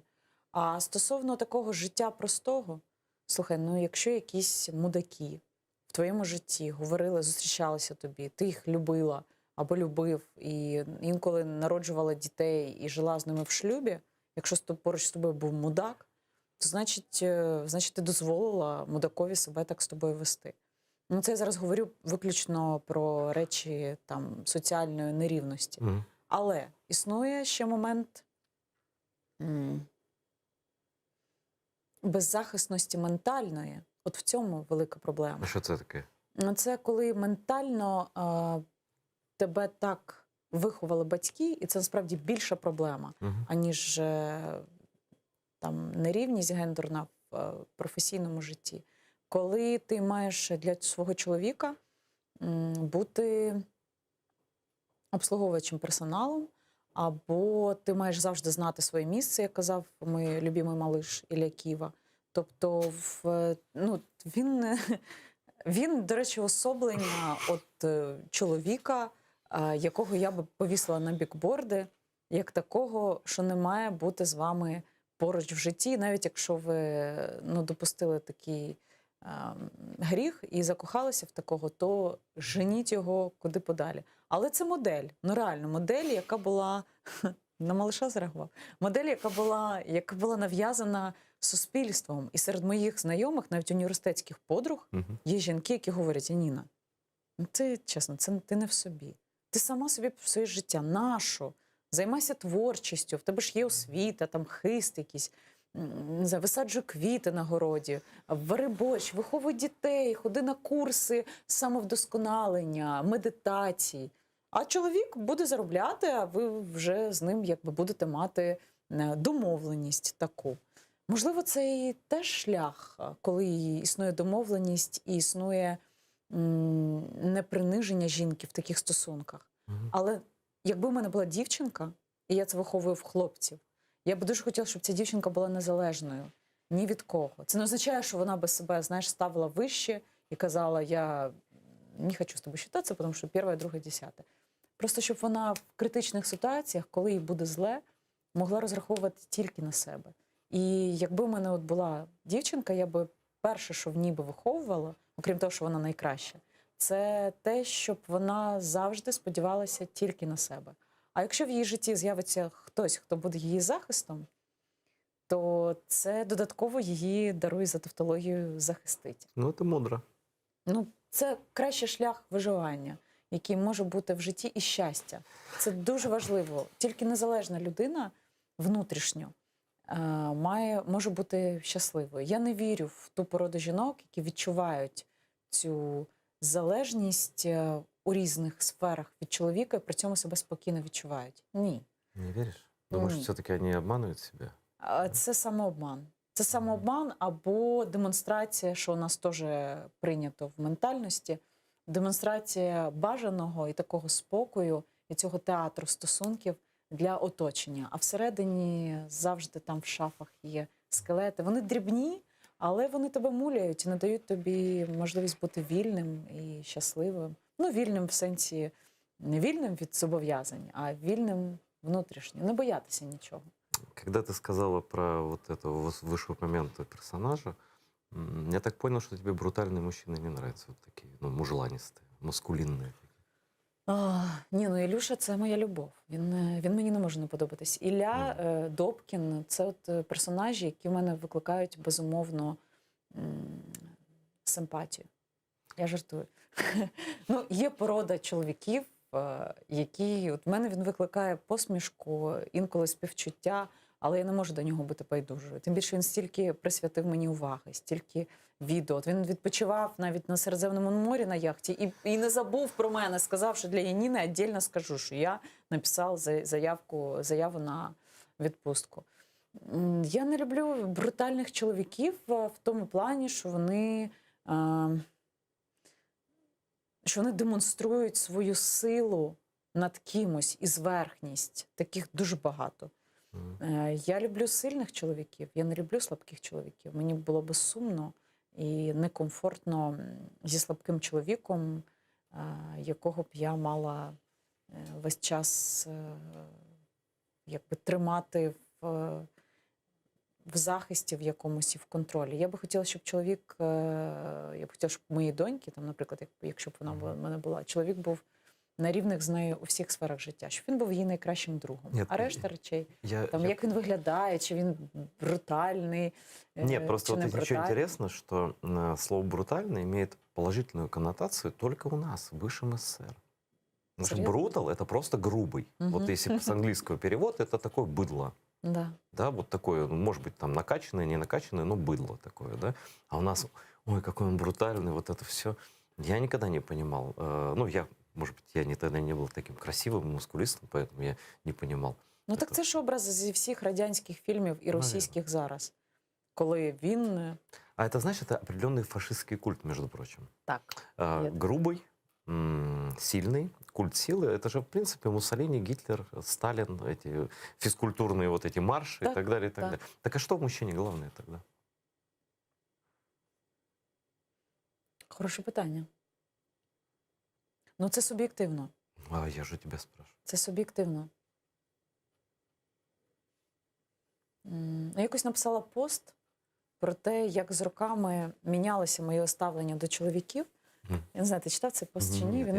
Він набрав стільки емпатії, він був присвячений фотографії, де королева Єлизавета II стояла поруч з принцем Філіпом, вже покійним, і він перевдягнувся в цього, як це називається, чергового там цієї британської армії, і вона проходила повз і хіхікала. Так от я прийшла до висновку, що чоловік, який поруч зі мною має бути, це чоловік, з яким можна поржати і який може захистити. Мені чоловік з роками, я зрозуміла, що це апріорі. Чоловік не має поруч бути для нужди. Він має бути для задоволення вашого спільного життя. Я зараз кажу про всі аспекти. От, напевно, цей висновок. Тобто для нужди, щоб тобі, не знаю, там, щоб ти безбідно жила, якщо вийшла вигідно заміж всі роки, це утопічний сценарій, тому що на цьому неможливо побудувати стосунки. Тому, якщо є людина, з якою мені весело і з якою мені не нудно, як на тій фотографії принца Філіпа і Єлизавети, і який мене захистить тоді, коли в мені прокинеться дівчинка, яка прагне цього захисту, то це ідеальна комбинация. Ты знаешь, что ты сейчас фактически процитировал пророка Мухаммада? Есть такая история из его жизни. О его жизни она прям по дням записана. И к нему пришли люди за советом. Вот. Часто к нему приходили спрашивать, как быть, что делать. Пришли, я дословно не помню, но спросили, типа, какие женщины нам нужны. Там, ну, какие там, повыше, похудее, там, светлее, темнее, ну, какие там, веселые, там, спокойные, послушные, там, ну, короче. Начали спрашивать, пророк их слушал и сказал, ищите женщин, которые вас радуют. Все. И в этом слове «радует», там, пам, я подумал, как величайшая мудрость, там вообще все. Причем в непонятних пропорціях. Да? Точку. Бо це складові, які цю радість гарантують. Вони є основними. А ще у нас є така ментальна риса. Я не можу її зрозуміти з роками. Пісні навіть про це, фільми всі. Ми дуже журбозалежні. Тобто нам здається, що от ті страдання, які приносять почуття, якщо це не фрагментарно, а от постійно, що ти в страданнях за ним, а он за тобою, ви ссоритесь, міритесь, а потім знову настає страждання. Ми ніби прагнемо страждати. Я не знаю, як це пояснити. От ця от журбозалежність у нас, у українців, вона накладає відбиток на багато що. А якби ми вчилися радіти і зрозуміли, з яких компонентів складається ця радість, навіть не тільки в стосунках, а життєва. На що ми тут? Слухай, я хочу реально прокидатися, лягати і почувати себе щасливою. І якщо я розумію, що мені для цього потрібно, то треба і так жити. А ще ж є фактор, а що люди скажуть? Це взагалі... О, це, мабуть, головне постсовєтське. А що люди скажуть, це взагалі, Боже, якби ти б знав, якби я думала, що про мене говорять люди, якби я читала це все і все, якою раком хворіла, що там частина людей були, і цей... У вас можна матюкатися? Ні. Не можна? І ця нехороша людина, там цей Шарі, який присвятив купу роликів, де розбирав мою лисину під лупою. Я ніколи не смотрел, правда? Так, він розбирав і казав, що в мене волосся непевним чином росте, як в онкохворих, бо воно там шматками випадає, а там фотка була з фотосесії. Ясна справа, що там рівне волосся, але воно дійсно випадало шматками. І після цього була хвиля хейту, де люди розповідали, що я придумала собі рак. Не люди. Це як варіант. Але якщо думати, що про тебе скажуть, одразу згортати все і думати, хто думає, що я... Напевно, думає, що я паразитувала на цій темі. Не буду влаштовувати редбранчі, не буду допомагати онкохворим створювати кол-центр, над яким ми зараз завершуємо працювати, психологічної допомоги. Тобто, оглядатись в своєму житті. Скільки разів, там батьки наші навіть, батьки, які говорили і мали на тебе вплив, якою має бути дівчина або чоловік поруч з тобою. Що це за повна маячня? І ми від цього залежні. Навіть якщо ми хочемо це відставити в бік, все одно підсвідомо, ми думаємо, вона ж мама або тато не можуть бути неправі. Вони ж бачать, вони ж добра бажають дитини. І досвід же ж. Дуже багато таких речей, професія теж. Скільки от зараз наших глядачів дивляться, які отримали освіту стоматолога, тому що папа і мама сказали, що це прибильне діло. І не хочуть їм огидно цим займатися. Взагалі ніхто і ніщо не має впливати на ваше життя. Це ваше життя. Якщо ви помилитеся, то ви абсолютно точно знаєте, що ви спробували. Ви спробували те, що вам хотілося. Ну, якась така модель. Навіть якщо ви по пальцях будете вдарені дверима, які хтось вас вишверне під зад і закриє, а ви будете хапатися і по пальцях дадуть, то це ваш досвід, який зробить вас сильним. Ты знаешь, вот последний год, даже больше, ну, это, наверное, и с ковидом связано, с чем-то другим еще, но меня много людей предали. Ну, просто много. Зрадили? Угу. И среди коллег, но не с АТР, и среди коллег, и среди друзей, которых я считал друзьями. Вдруг выяснилось, что в какие-то трудные времена они не хотят быть рядом, они предпочитают кого-то попроще, там, что-то попроще, и так далее, и так далее. А ты с этим сама сталкиваешься? Или все-таки красивые женщины в этом плане перед тобой все равно лицемерят и делают вид, что дружат? Или как? Ну, по-перше, я хочу тебе привітати з тим, що ти здійснив природню селекцію свого оточення. Я тебе з цим вітаю. У мене дуже мало друзів. Дуже мало. Не тому, що я якась агресивна, там, скандальна журналістка, якої тримається. Ні, всі телефонні контакти, багатотисячні в моєму телефоні, і привітання на Великодні свята цими гівками з цим блістящим Ісусом, і на оці решта свят, які мені надсилають, їх груди. В мене сідає телефон. Всі страшно хочуть привітати, якимось чином свою увагу продемонструвати.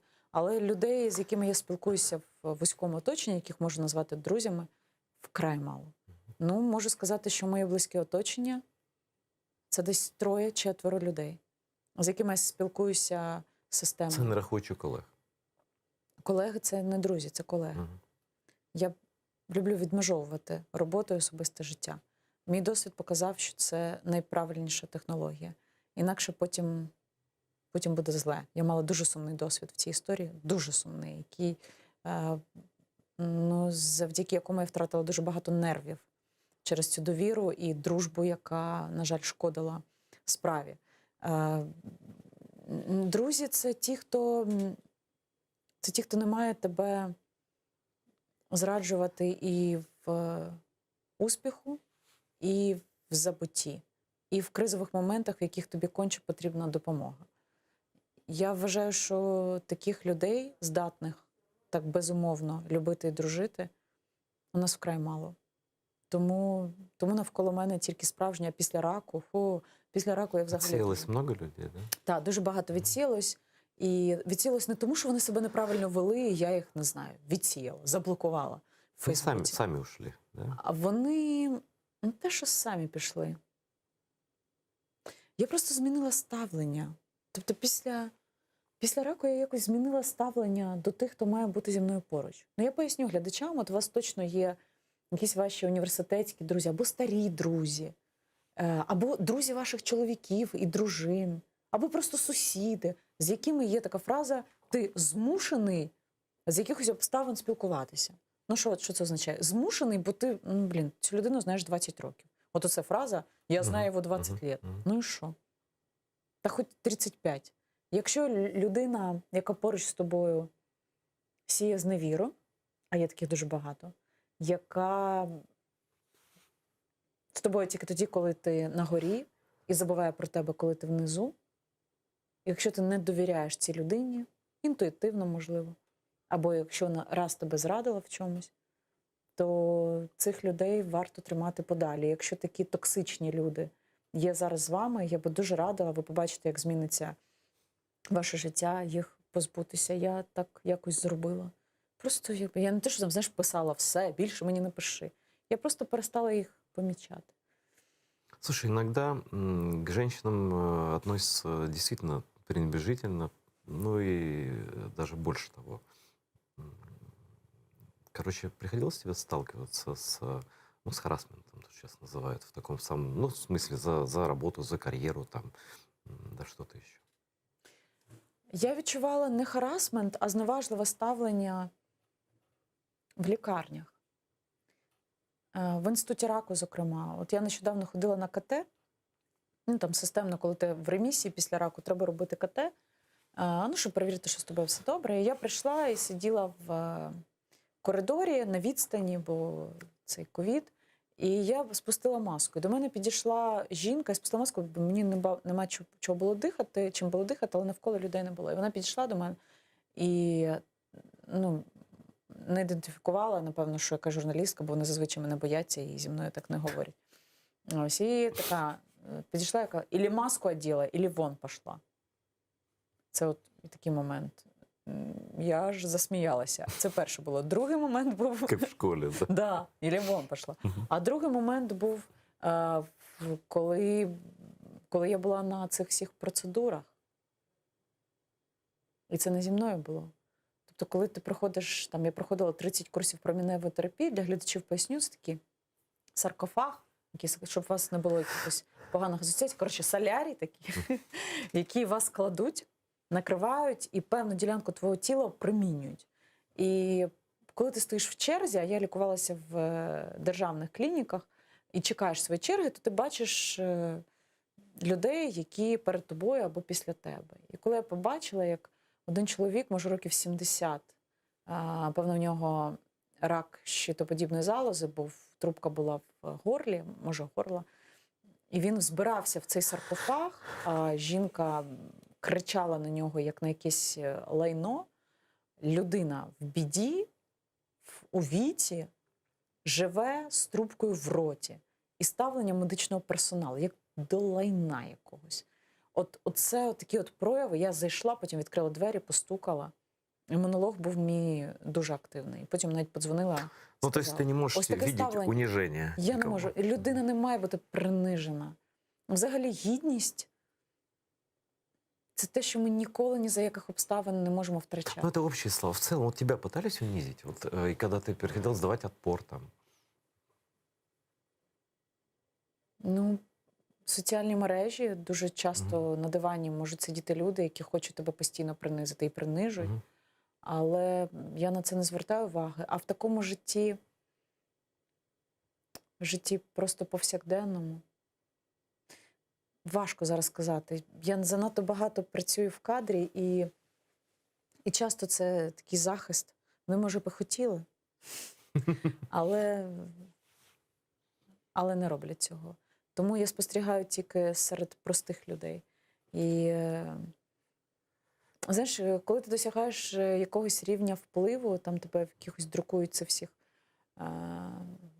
рейтингах, там впливовості жінок і все решта, тут важливо залишатися людиною, собою і знати, що це відповідальність і можливість захистити тих, кого принижують. Це те, що я тобі щойно розповідала про лікарні. І таких людей дуже багато, і жінок дуже багато. Тому я далі продовжую все, що є в моєму житті поза телевізійною сферою, намагатися зробити корисним, ну, зокрема для онкохворих після того, що ми пережили. Люди мають лишатися цінністю. І не тільки для держави, але й для нас самих. У нас цього немає в ментальності. Ми не цінуємо людей. Ми звикли тільки про себе, але те, коли збирають гроші на якийсь укол дороговартісний, багатомільйонний, або те, коли, за нашим прикладом, збирали гроші нам на фільм «Яніна», продемонстрували, що наше суспільство готове до змін. Це мільйони гривень, які абсолютно нібито чужій історії ти віддаєш. Українці неймовірні в цьому плані. І на таких людях, які отак донатують, які так допомагають, тримається все, що є в нашій країні. Революції в тому числі. Без таких людей революції не було. Лишилося таким людям показати приклад для решти, про яких я щойно розповідала.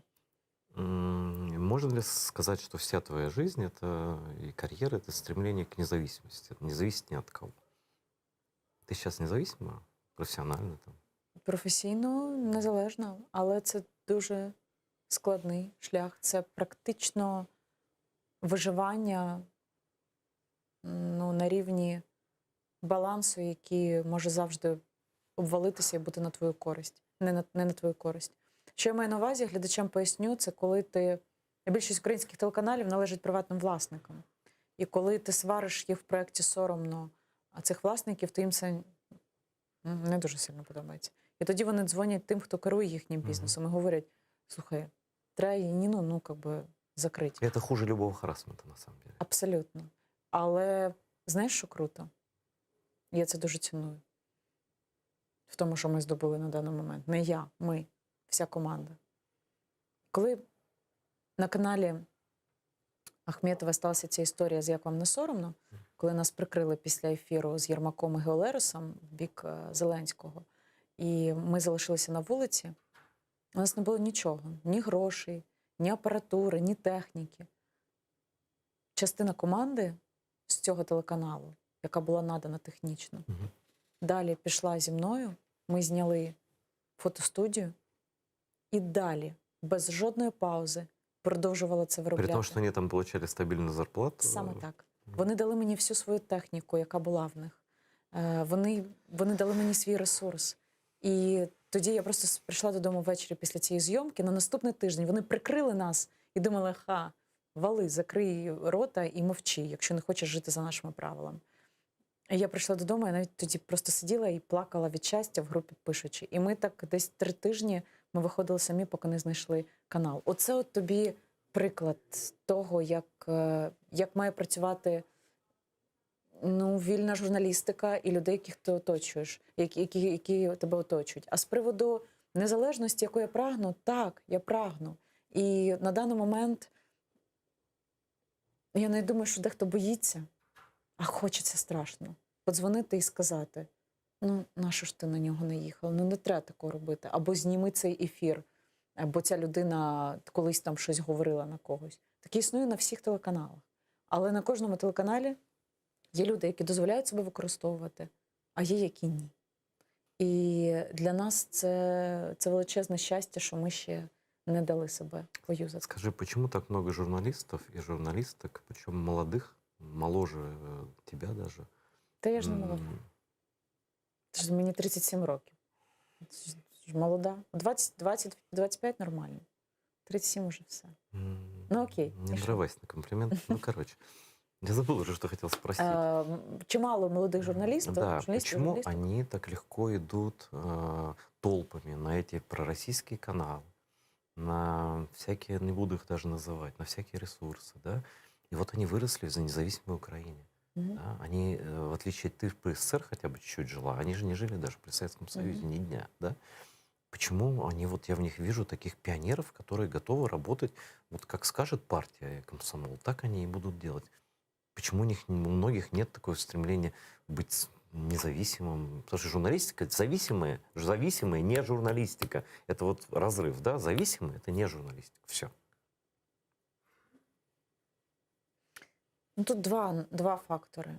Перший фактор – вони не можуть набратися сміливості, у них немає хисту, аби виробляти щось таке самому, щоб дало їм успіх, довіру і в майбутньому можливість бути незалежними від власника. Немає хисту. Немає. Тому вони думають, таких як я мільйон, що ж, доведеться сказати, що Медведчук молодець. І йдуть туди. А другий напрямок – це проблема освітня. Дуже велика проблема. От те, про що я тобі говорила зі школи, що мені передали, те саме в Інституті журналістики, взагалі в наших вузах. Формування особистості і цінностей професійних, це от я на Донбасі була, те саме стосується і війська, ідеології. Це прямий шлях до відродження цієї професії тут, яка б могла сталася. Навіть не до відродження, а до початку розвитку. Адже те, що ми мали до того, це був Радянський Союз, і там, по суті, нема що було ловити. Але десь з десяток журналістів в нашій країні є, які є саме такими. І я щаслива, що це колеги, які і підстрахують, і яких я завжди сама захищу. І ми тримаємося всі купи, по суті.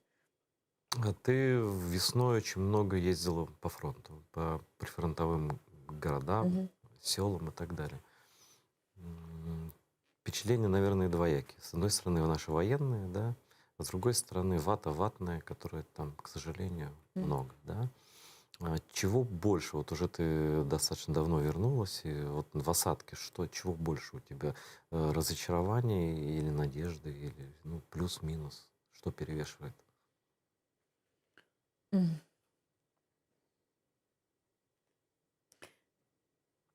Ну, це зараз некомфортно прозвучить, але я мушу це сказати. В якийсь момент у мене була думка, на що нам взагалі цей Донбас? От я приїхала в квартиру зйомну після спілкування з мешканцями прифронтових територій і думаю, це ж скільки поколінь має пройти, щоб вони нарешті зрозуміли, ким вони є. Скільки поколінь. Але потім я подумала, як це навіщо?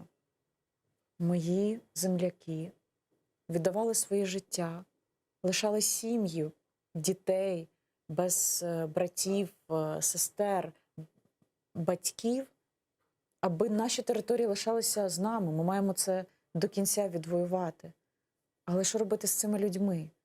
От це величезний такий для мене був стрес спілкування з ними. З цими людьми ніхто ні чорта не робив за останні 7 років. 8 вже скоро буде. Нічого з ними не робив. І вони як були, ота вата радянська, ще сепарські телеканали всі дивляться. Всі, їм треба, щоб наші телеканали... Вот и ответ на вопрос. Звісно, Да? ними ніхто не займався. Ні минула влада, ні теперішня. І вони оце як були там собі, так і є. І я це гарно розумію. А плюс ще не забувай ментальність, яка... Тобто війна, по суті, для всіх людей адекватних, які там нас зараз дивляться, інстинкт самозбереження. Війна, в тебе стріляють сепаратисти. В тебе роздовбана хата або квартира. Ти прекрасно розумієш все. Ти прекрасно розумієш, хто герой, хто антигерой. Тебе хотіли вбити, в тебе пошкодили майно, забрали знайомого або решта. Ну, очевидні ж речі. Ні. Уяви, наскільки глибоко воно там сидить, що ми чули у дворі навіть думки, що це в українському місті Авдіївка виходила жінка, там нападала на нас, яка, словесно, яка вважає, що це, мовляв, українські війська стріляли і роздовбували її житло. Извини, но это русская пропаганда, которая льется там из каждого ящика. Если 7 лет рассказывать вот это, да, то результата другого не будет. Это государственная политика. Это виновато государство, которое не сделало то, что должно было сделать. У нас время почти подошло к концу, точнее, совсем подошло к концу. Но... Так от я резюмую те, що я сказала. Все, що я і мої команди роблять в журналістиці, це спрямовано на 2 речі. Розвинути критичне мислення і розказати українцям, ким вони є, і хто є ті люди, яких вони обирають, якщо говорити про політичний контекст. Це 2 цілі, які ми перманентно використовуємо. Це роблю я, це робиш ти, це робить Рома Цимбалюк, це роблять там програма «Схеми». Але це не робить держава. Вона не розвиває ніякого ні критичного мислення, ні толерантність, яка має бути викорінена щодо корупції. Ми пережили революції, ми багато що здобули. Ми реально маємо демократичні, вільні вибори. Але при цьому лишаємось людьми, які не сформували для себе цінності. Якщо держава їх сформує у мешканців окупованих територій, бо війна ж отут передусім, то ми ніколи не будемо мати те, що маємо на Донбасі. Ну, ти, як для мене, маршал информационных войск просто. Да, який маршал? Это, кстати, военная форма пошла бы. Да, я уже вдягала один раз. Еще хочу сказать, то, с чего ты начала, это вот этим и хочу закончить. Вопрос возвращения Крыма и оккупированного Донбасса – это вопрос достоинства. Так. Как ты думаешь, может ли Украина быть независимым, цельным европейским государством без Крыма и Донбасса? Ні. Ні. І історія з Кримом набагато для мене важливіша, навіть ніж історія з Донбасом. Це принципове питання.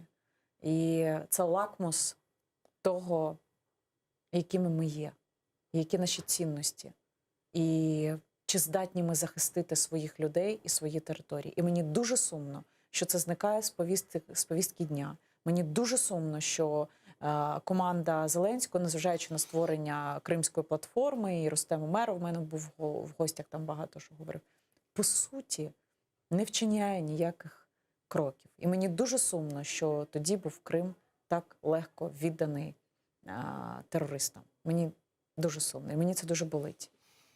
Дякую, що прийшла. Дякую, що запросила. Чоксау, Яніна Ханым.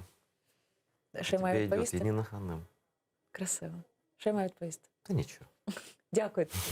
Дякую тобі, нашим глядачам. Дорогие зрители, спасибо, что смотрите АТР, спасибо, что помогаете нам, и в том числе через Patreon. Это очень хорошая платформа, нам она помогает жить и вещать. Я благодарю сегодняшнюю нашу гостью, она совершенно фантастический человек, и для меня является определенным моральным авторитетом, как и для многих. Да? Но я не каждому человеку это скажу. И это не комплимент, потому что умным женщинам комплименты говорить не имеет смысла. Вот. Всего доброго, смотрите АТР и дальше. До новых встреч.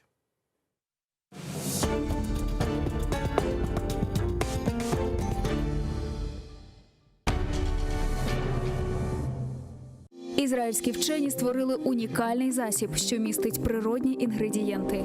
Краплі імуноков покращують імунітет при коронавірусних та респіраторних захворюваннях, а також сприяють полегшенню постковідного синдрому. Імуноков – надійна допомога.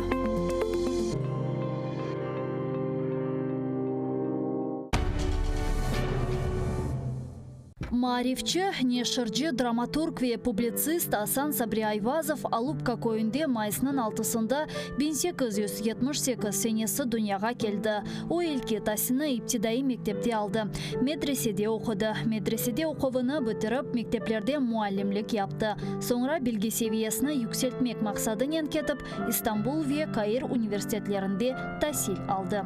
Асан Сабри Айвазов четел мемлекеттерден қайтып келген соң, башта Баку шерінде нешір етілген Хаят адлы газетада муарир олып çalışты. Соңра Қарасу базар шерінде Абдурашид Медиев ile бераберлікте Ветан Хадимы намында газета шығардылар. Асан Сабри Айвазов Ветаны Қырымға авдет олған соң 1913 сенесінден башлап Қадими Бақчасырайда Исмаил Газпралы тарафындан шығарылған Терджиман газетасында çalışы башлады. Исмаил Газпралы 1914 сенесі вефат еткен. Соңра Асан Сабри Айвазов Терджиманның баш муарирі oldu. Соңра о Ахмеджит шерінде Миллет деп адландырылған газета нешір етті ве айны заманда Қырым Милли Құрылтай рейсі вазифесінде болынды. Асан Сабри Айвазов публицист олмақ ile бераберлікте әм yazıcı, әм драматург, әм де ажайып эдеби терджиман еді. Аннечігім нердесін, кел, неден bu алға қалдық, кебі беди есерлер ile бір сырада Иван Тургенев, Антон Чехов, Лев Толстой, Авропа эдебиятындан Кнут Гамсун, Ленгвили, кебі муэлифлерінің ишлеріні Қырым татар тіліне терджиме етті. Асан Сабри Айвазовның ижади өмір фаалиеті ғайет күрлеген вақытта о большевиклер тарафында репрессияға ұғырап 1938 сенесі апрелінің 17-сінде вахшиже өлдірілді.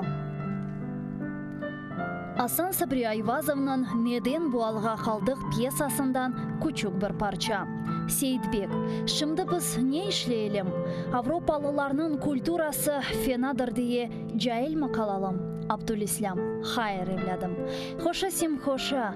Азрети Фахири Каинат Эфендіміз саллаллаху алейхи веселлям бешіктен мезара қадар илім араңыз бұйырдықлары кебі, илім нереде олса да гидіп алыңыз бұйырмыштыр. Авропалыларның илімі ве марифыны, финуни ве санайысыны алыңыз. Ихтират ве кешфиетлеріні де огреніңіз. Милли мектеплерімізе соқыңыз. Ана лисаныңызға терджимейдіңіз. Бинаен алейх Авропая гидежеңізде бір-біріңізе лисаны милли бұлынур ісе, сізе бұйық бір силядыр. Әр ерде сызы селаметі чықарар. Еліңізде исламиет лисан кебі бір құвет олур ісе, Авропаның атешы сызы яхамас. Мамафих не Франкистанның Парижі, не Алманияның Берліні, не де Ингілтерінің Лондрасы, не де Авропа майшеті миллет ве қавмиетіңізі ұныттырамыз. İşte bizim fikrimiz budur, evlatlarım.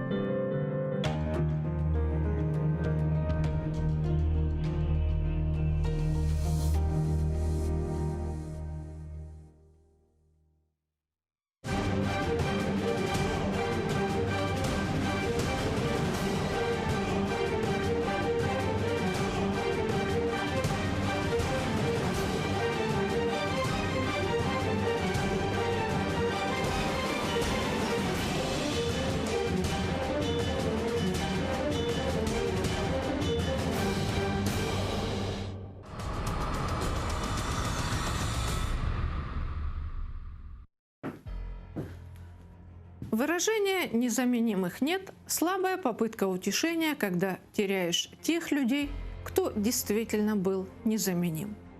Салям алейкум, азиз дустлар.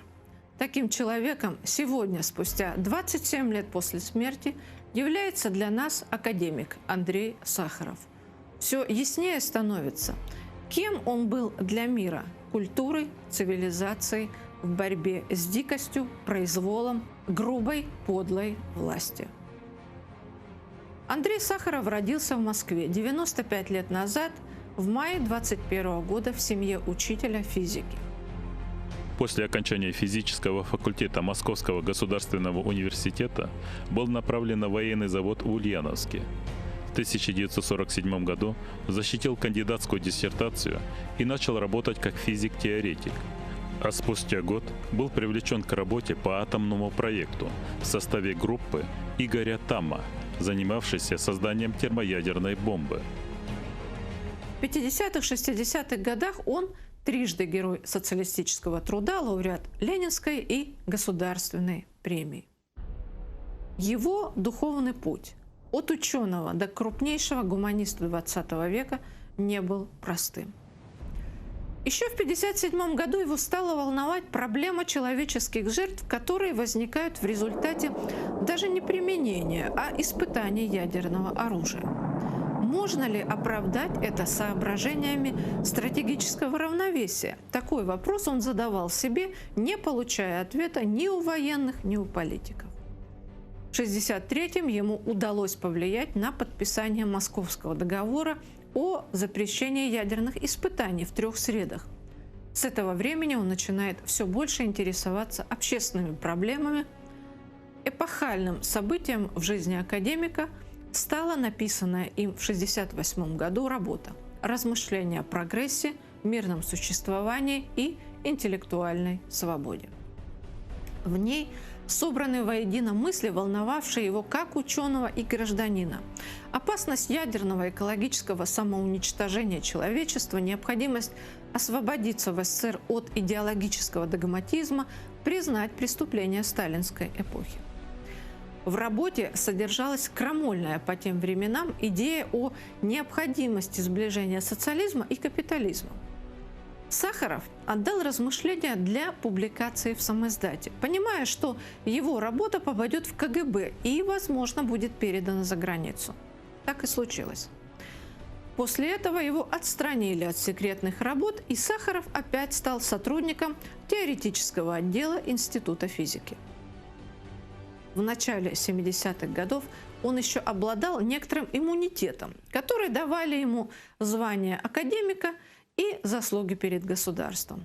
Он стал активно помогать людям, которых незаконно преследовали власти. В этот период Сахаров познакомился с участниками диссидентского движения. Фактически вместе с Петром Григоренко и Александром Солженицыным он стал одним из лидеров правозащитного движения в Советском Союзе. Это немедленно было замечено властями. Первая статья, критикующая его взгляды, появилась в печати в феврале 1973 года. В августе Сахарова вызвали в прокуратуру, чтобы предупредить, что его деятельность может быть расценена как разглашение государственной тайны. Затем в газетах было напечатано осуждающее его письмо за подписью 40 академиков. После этого в центральных газетах стали публиковать письма трудящихся на все лады, клеймящие Сахарова. Такая кампания повторялась затем не раз. Власти не разрешили ему поехать в Осло для получения премии. На торжественной церемонии его представляла супруга Елена